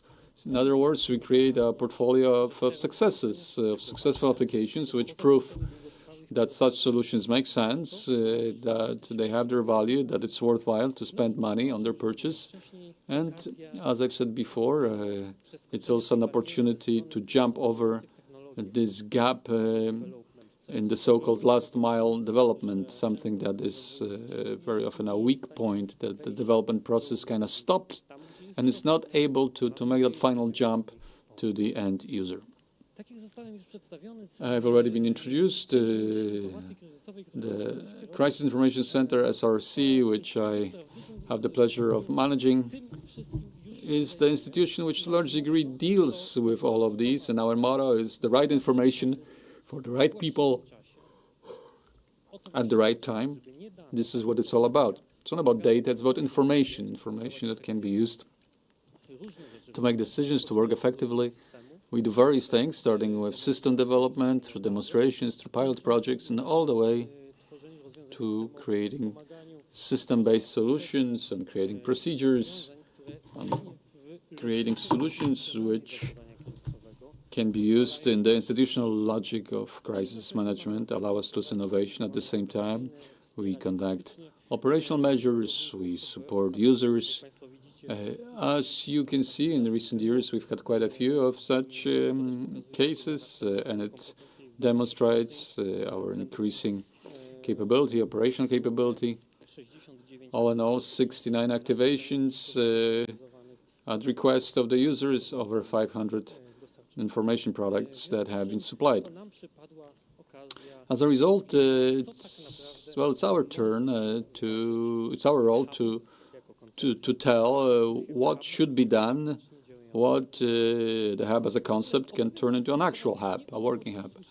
Now, I'll tell you not what you've already heard about, it's what satellite technologies can do, but I'd rather would like to show you on two concrete examples what is the actual challenge in moving from theoretical possibility to actual implementation of the solution. This is having working solutions that increases the safety of you and me, of everyone. The Biebrzę River 2020, those who know Poland a little bit, we had a big fire in the National Park of Biebrzę. We had in the early spring very large wildfire, which was difficult to control. That's what the way it looked like from the ground level. Another image from the air, and that's what it looked like from the satellite. As you can see, you need all of those perspectives. They complement each other. If you look at the satellite data, they also might have shown certain logic of the fire development. And it's also interesting how clearly it can be seen from above. Now, why am I saying that it might be? Well, it could have been, but we had pilot-driven planes, but no drones, because we had regular airplanes in the air. So drones would be great here, but they were not really used because we had all the aerial traffic. And that resulted in a very practical challenge on how to change the situation that we see in the screen today. Drones can't fly, it shouldn't work if we have actual aerial vehicles in the air. We have air traffic, but it shouldn't be this way. Here we have some exercises in the Pomorskie region, some maneuvers which represents that it can be done differently, that we can create conditions to carry out parallel airline operations. We've created an entire unit using the Polish Agency of Airspace Navigation, which took care of the safety aspect. But it wasn't just a demonstration. We helped to create a system-based solution, which through specifying the role of air operations, created an entire logic chain of managing air operations by fire services, potentially with the support of air traffic controller from the Airspace Agency. As a result, you can see what was possible. Theoretically, it's a fire extinguishing flight, right? But you can see it from a camera from a drone. So above the plane, there was a drone which transmitted the image. You can also see that behind the plane, you have observation choppers.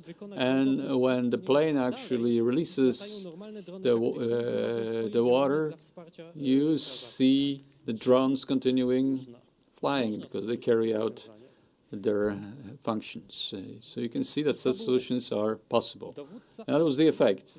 The commander of the operation decided to move his center of command to the outside, when he could watch the drones in the air. So we've created a solution which allowed us to use innovation.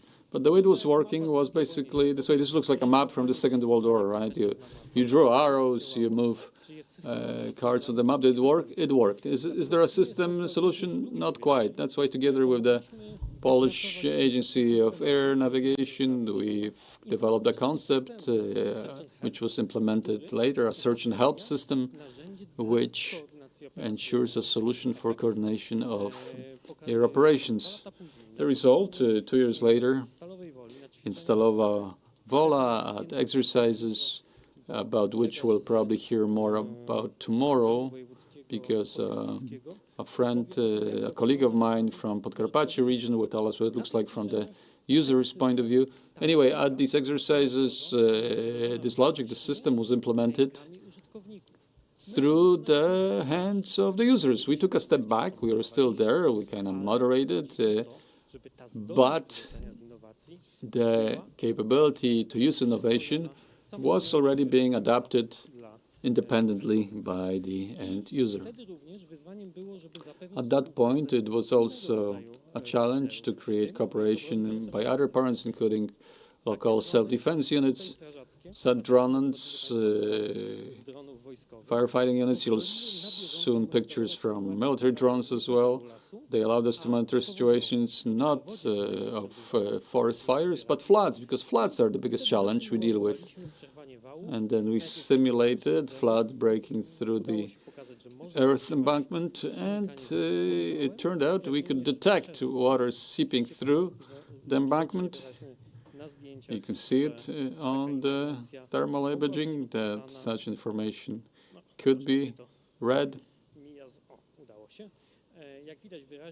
As we can see in infrared from the military drone that was clearly seen. Well, I want to basically tell you that all these puzzles, we were able to place them together, and we've created a capability to fly, to get information, to analyze it on part of the user, and it allowed us to carry out the analysis of the situation. What you see here is the simulation prepared by the regional management of water economy, which at the request of the provincial government assessed the risk of water breaking through the embankments, showed the scenario of what might happen, which helped to plan evacuation procedures by the chief of the fire services. So the entire chain of decision-making using innovative solutions. It actually clicked, it worked, and that's the entire point. Well, the chain is the weakest at its weakest link.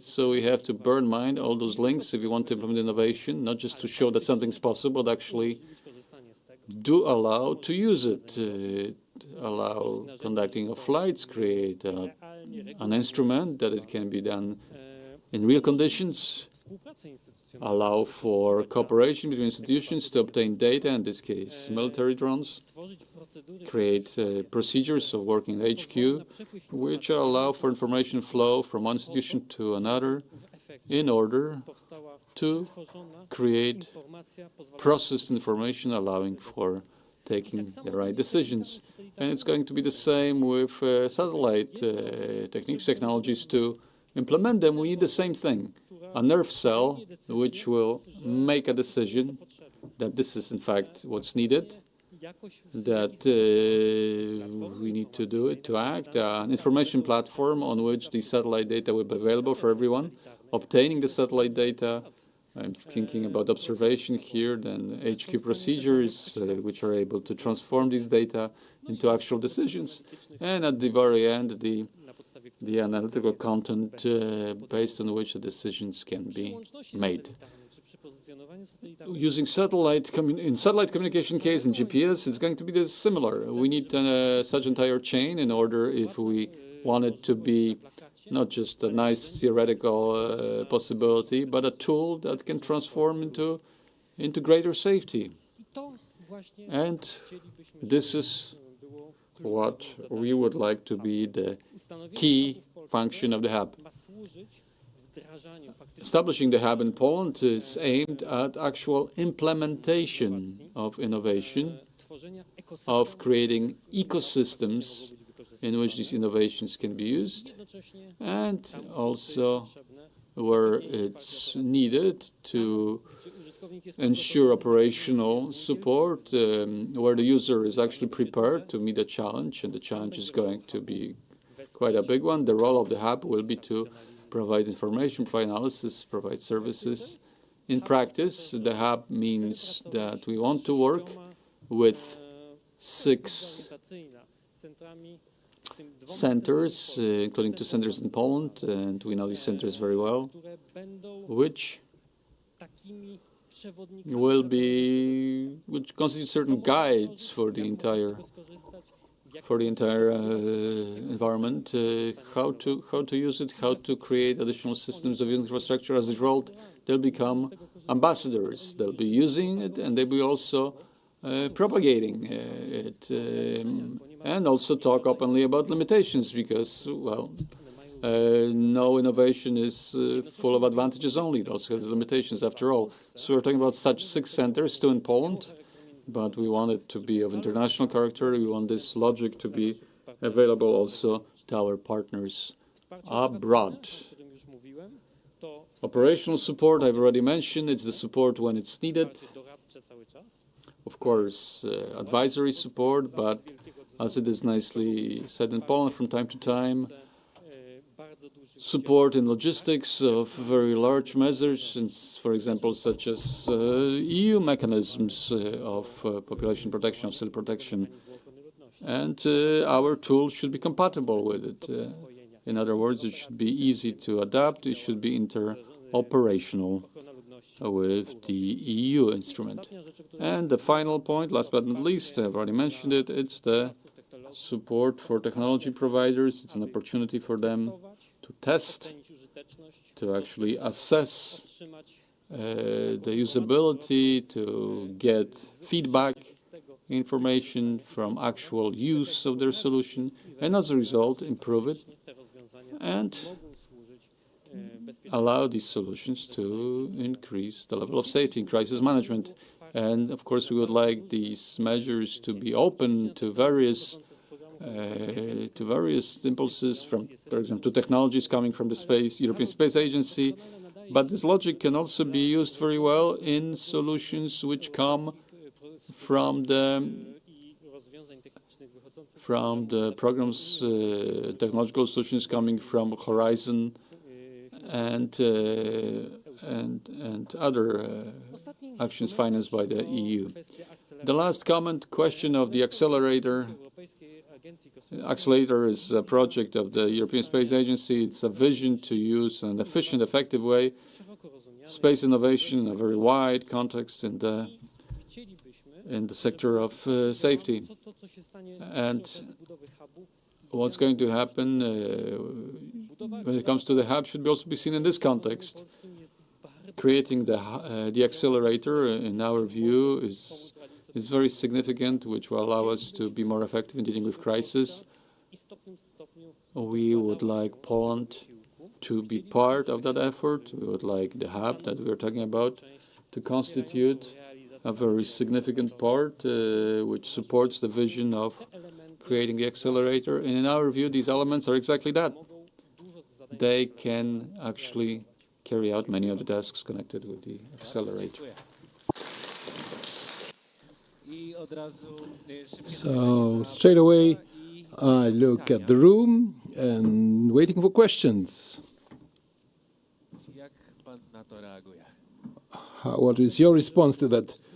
I hope that everybody is used to what I said. And I think we are approaching the moment that we start implementing that not only in Poland but also according to national formula. Are you really versed in this subject? Do you know this subject well? And who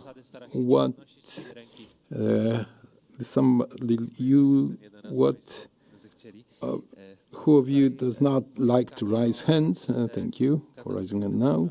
So now it's one question about natural disasters.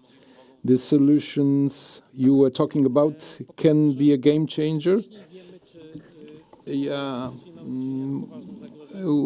because it informs us at an early stage if it's a serious threat or not. If the rain that is about to fall will be absorbed by the soil, or it will flood the neighboring city. So when we know it beforehand, we can warn the citizens, and we can organize resources to deal with the results of the catastrophe.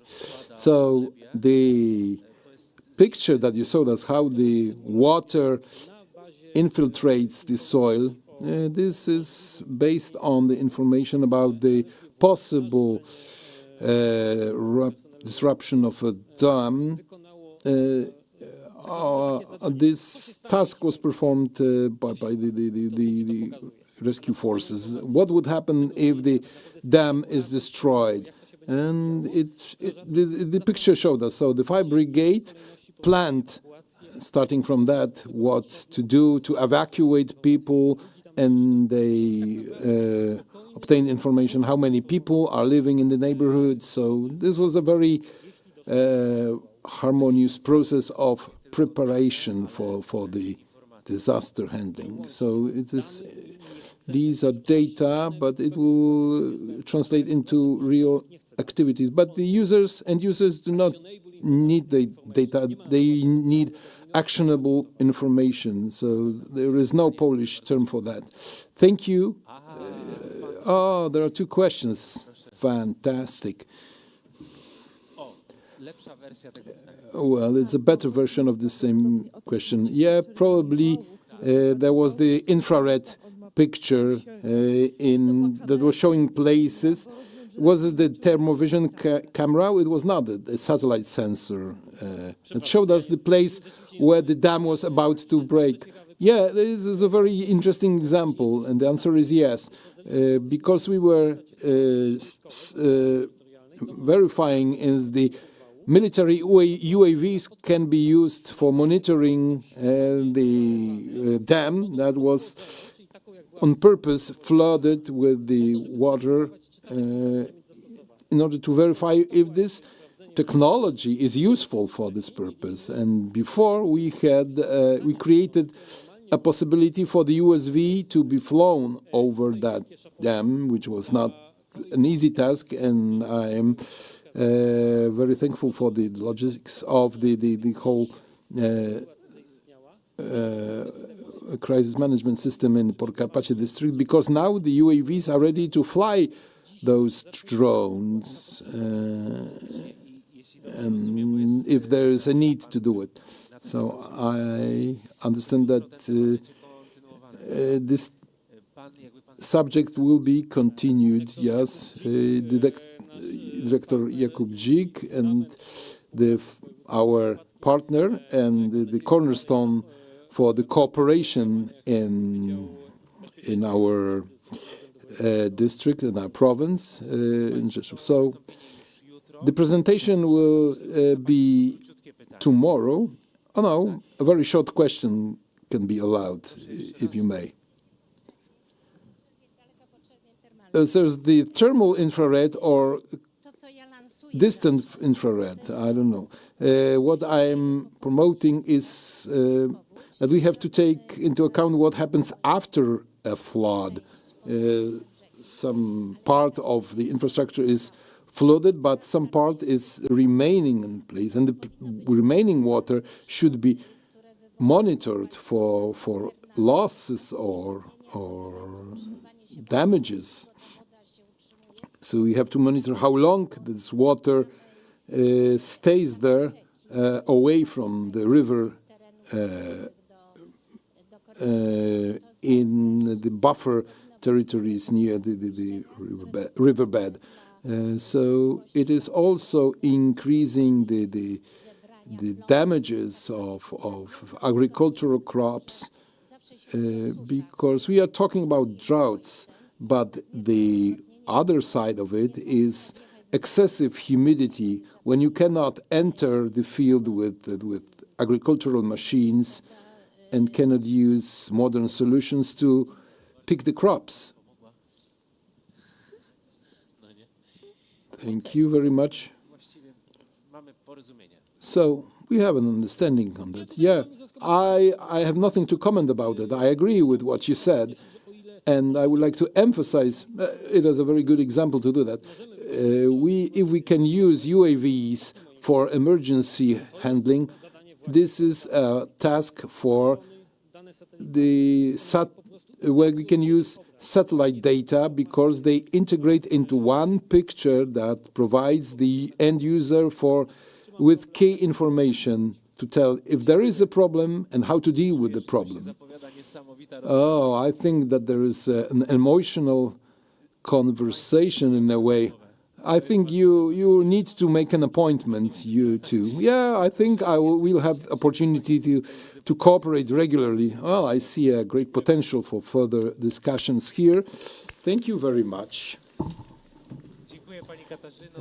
Thank you, Ms. Katarzyna. This was Institute of Geodesy and Cartography, represented by Ms. Dąbrowska. And now I give the floor for the last guest, last presenter, and to some extent a host, because the director of the Polish Space Agency.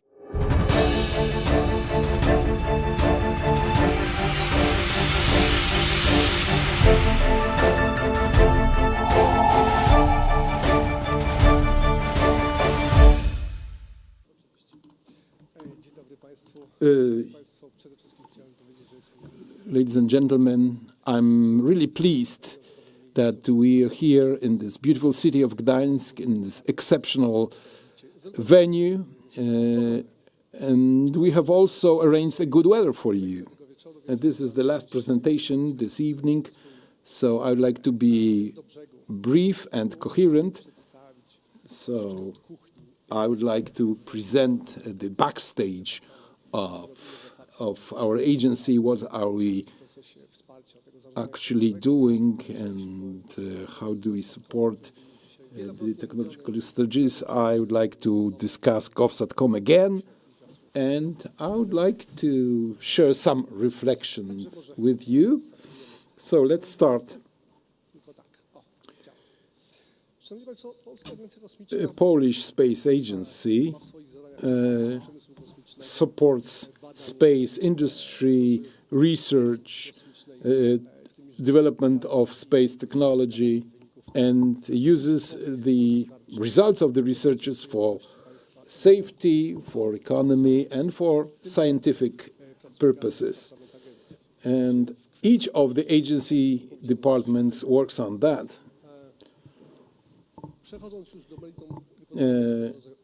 We also perform expertise reports. We provide our industry with information and our scientific institutes with the information on opportunities on the local market, on national market, or on community market in terms of participation in different projects.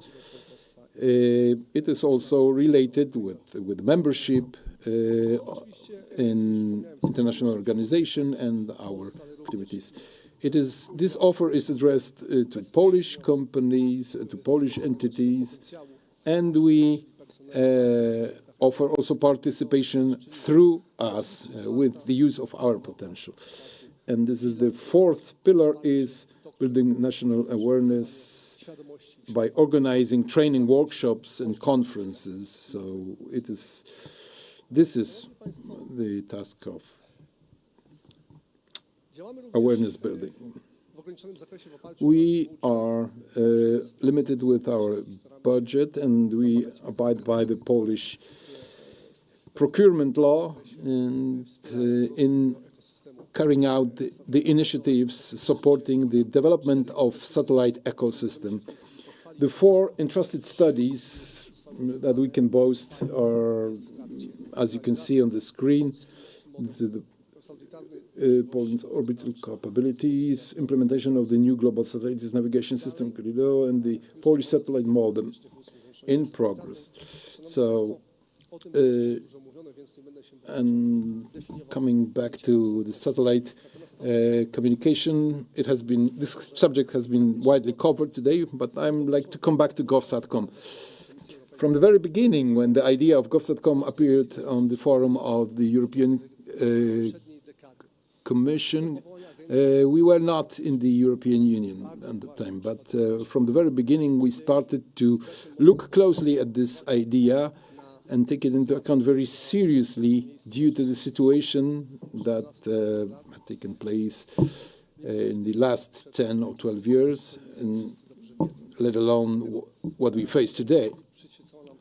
But this idea was all about safety and defense, and because I'm originating from the defense sector, this idea was close to my heart. So we participated in all the European agenda on this topic, on preparation and launching this program. So in a nutshell, I will tell you about those projects. The first project was the Entrusted project. It was the first pilot project to launch GovSatcom. It was a soft part of this project because it was in identifying a wide range of potential users of GovSatcom services. That was the purpose. But it was about defining use cases for GovSatcom, preparing a roadmap and defining of technologies that can be used at the launching stage. The project took 3 years to be completed, and there was a great interest across the European community because we had partners from 13 countries that participated in this project and 7 main institutions and EU agencies. It was financed under Horizon 2020, and it took 3 years to complete. So I would like to encourage you to get to know better this project. And one of this product of this project was an educational platform targeted at people that did not know anything about satellite telecommunication at all. So it was about some basic concepts, use cases, and services of GovSatcom. I encourage you to go through this course. It's audiovisual, very easily digested, so we also get a certificate of participation, so it is worthwhile. Now, we are now in the course of implementing the project, GEXTREX project. It is more practical support for satellite communication, because we are practicing 2 use scenarios of GovSatcom technology for emergencies, for crisis. It's land-based scenario and maritime scenario. So we are hoping to develop some innovation and innovative solutions. So here we have this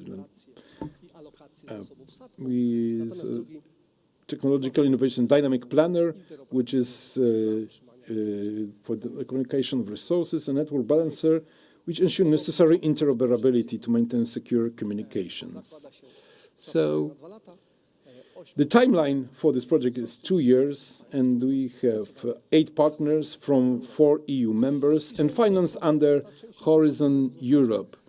So this is for all for the information I wanted to share with you about the activities of our department within this Polish Space Agency. And now I would like to share some reflections, also stemming from relations with you.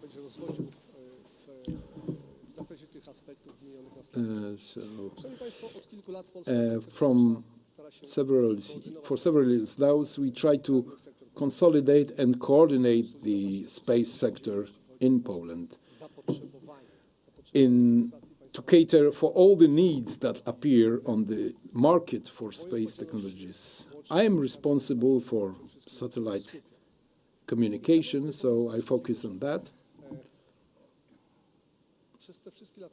For all these years, the data and information gathered by us indicate that we should make a step ahead. At this stage, we think that sovereign telecommunication infrastructure is economically viable and justified. Apart from what is happening at the European community level, which is another component of the safe or secure satellite communication. Another that is in place already, as it is resulting from our surveys and analysis, that there is a need for satellite communication, and it will grow in the future. It will grow exponentially. So within a decade, we can expect a significant growth. And another element is the evolution, so to say, of the satellite telecommunication. And I would like to use the word a revolution instead of evolution. Several years ago, nobody was mentioning, or nobody is taking into account the connections from the low orbit or high performance connectivity. So these types of technologies are becoming competitive with ground-based communication. It is significantly cheaper than several years ago and globally available. This technology, as any space technology, have found their space in the defense sector of each of the countries. And from that point, Poland, as a modern and efficient country, should endeavor to gain this capability as soon as possible. We shouldn't forget that we, the member of the European Union and NATO, which provides us with a great range of possibilities, of opportunities, and also it imposes obligations as an ally. So it's another argument for building our own satellite infrastructure. And a key point for me here is that we should take into account all the development aspects and combine it with the funds that have been invested from the beginning of our membership in the European Space Agency, and it should be consumed in a sustainable way, and we have to do it in a proper way and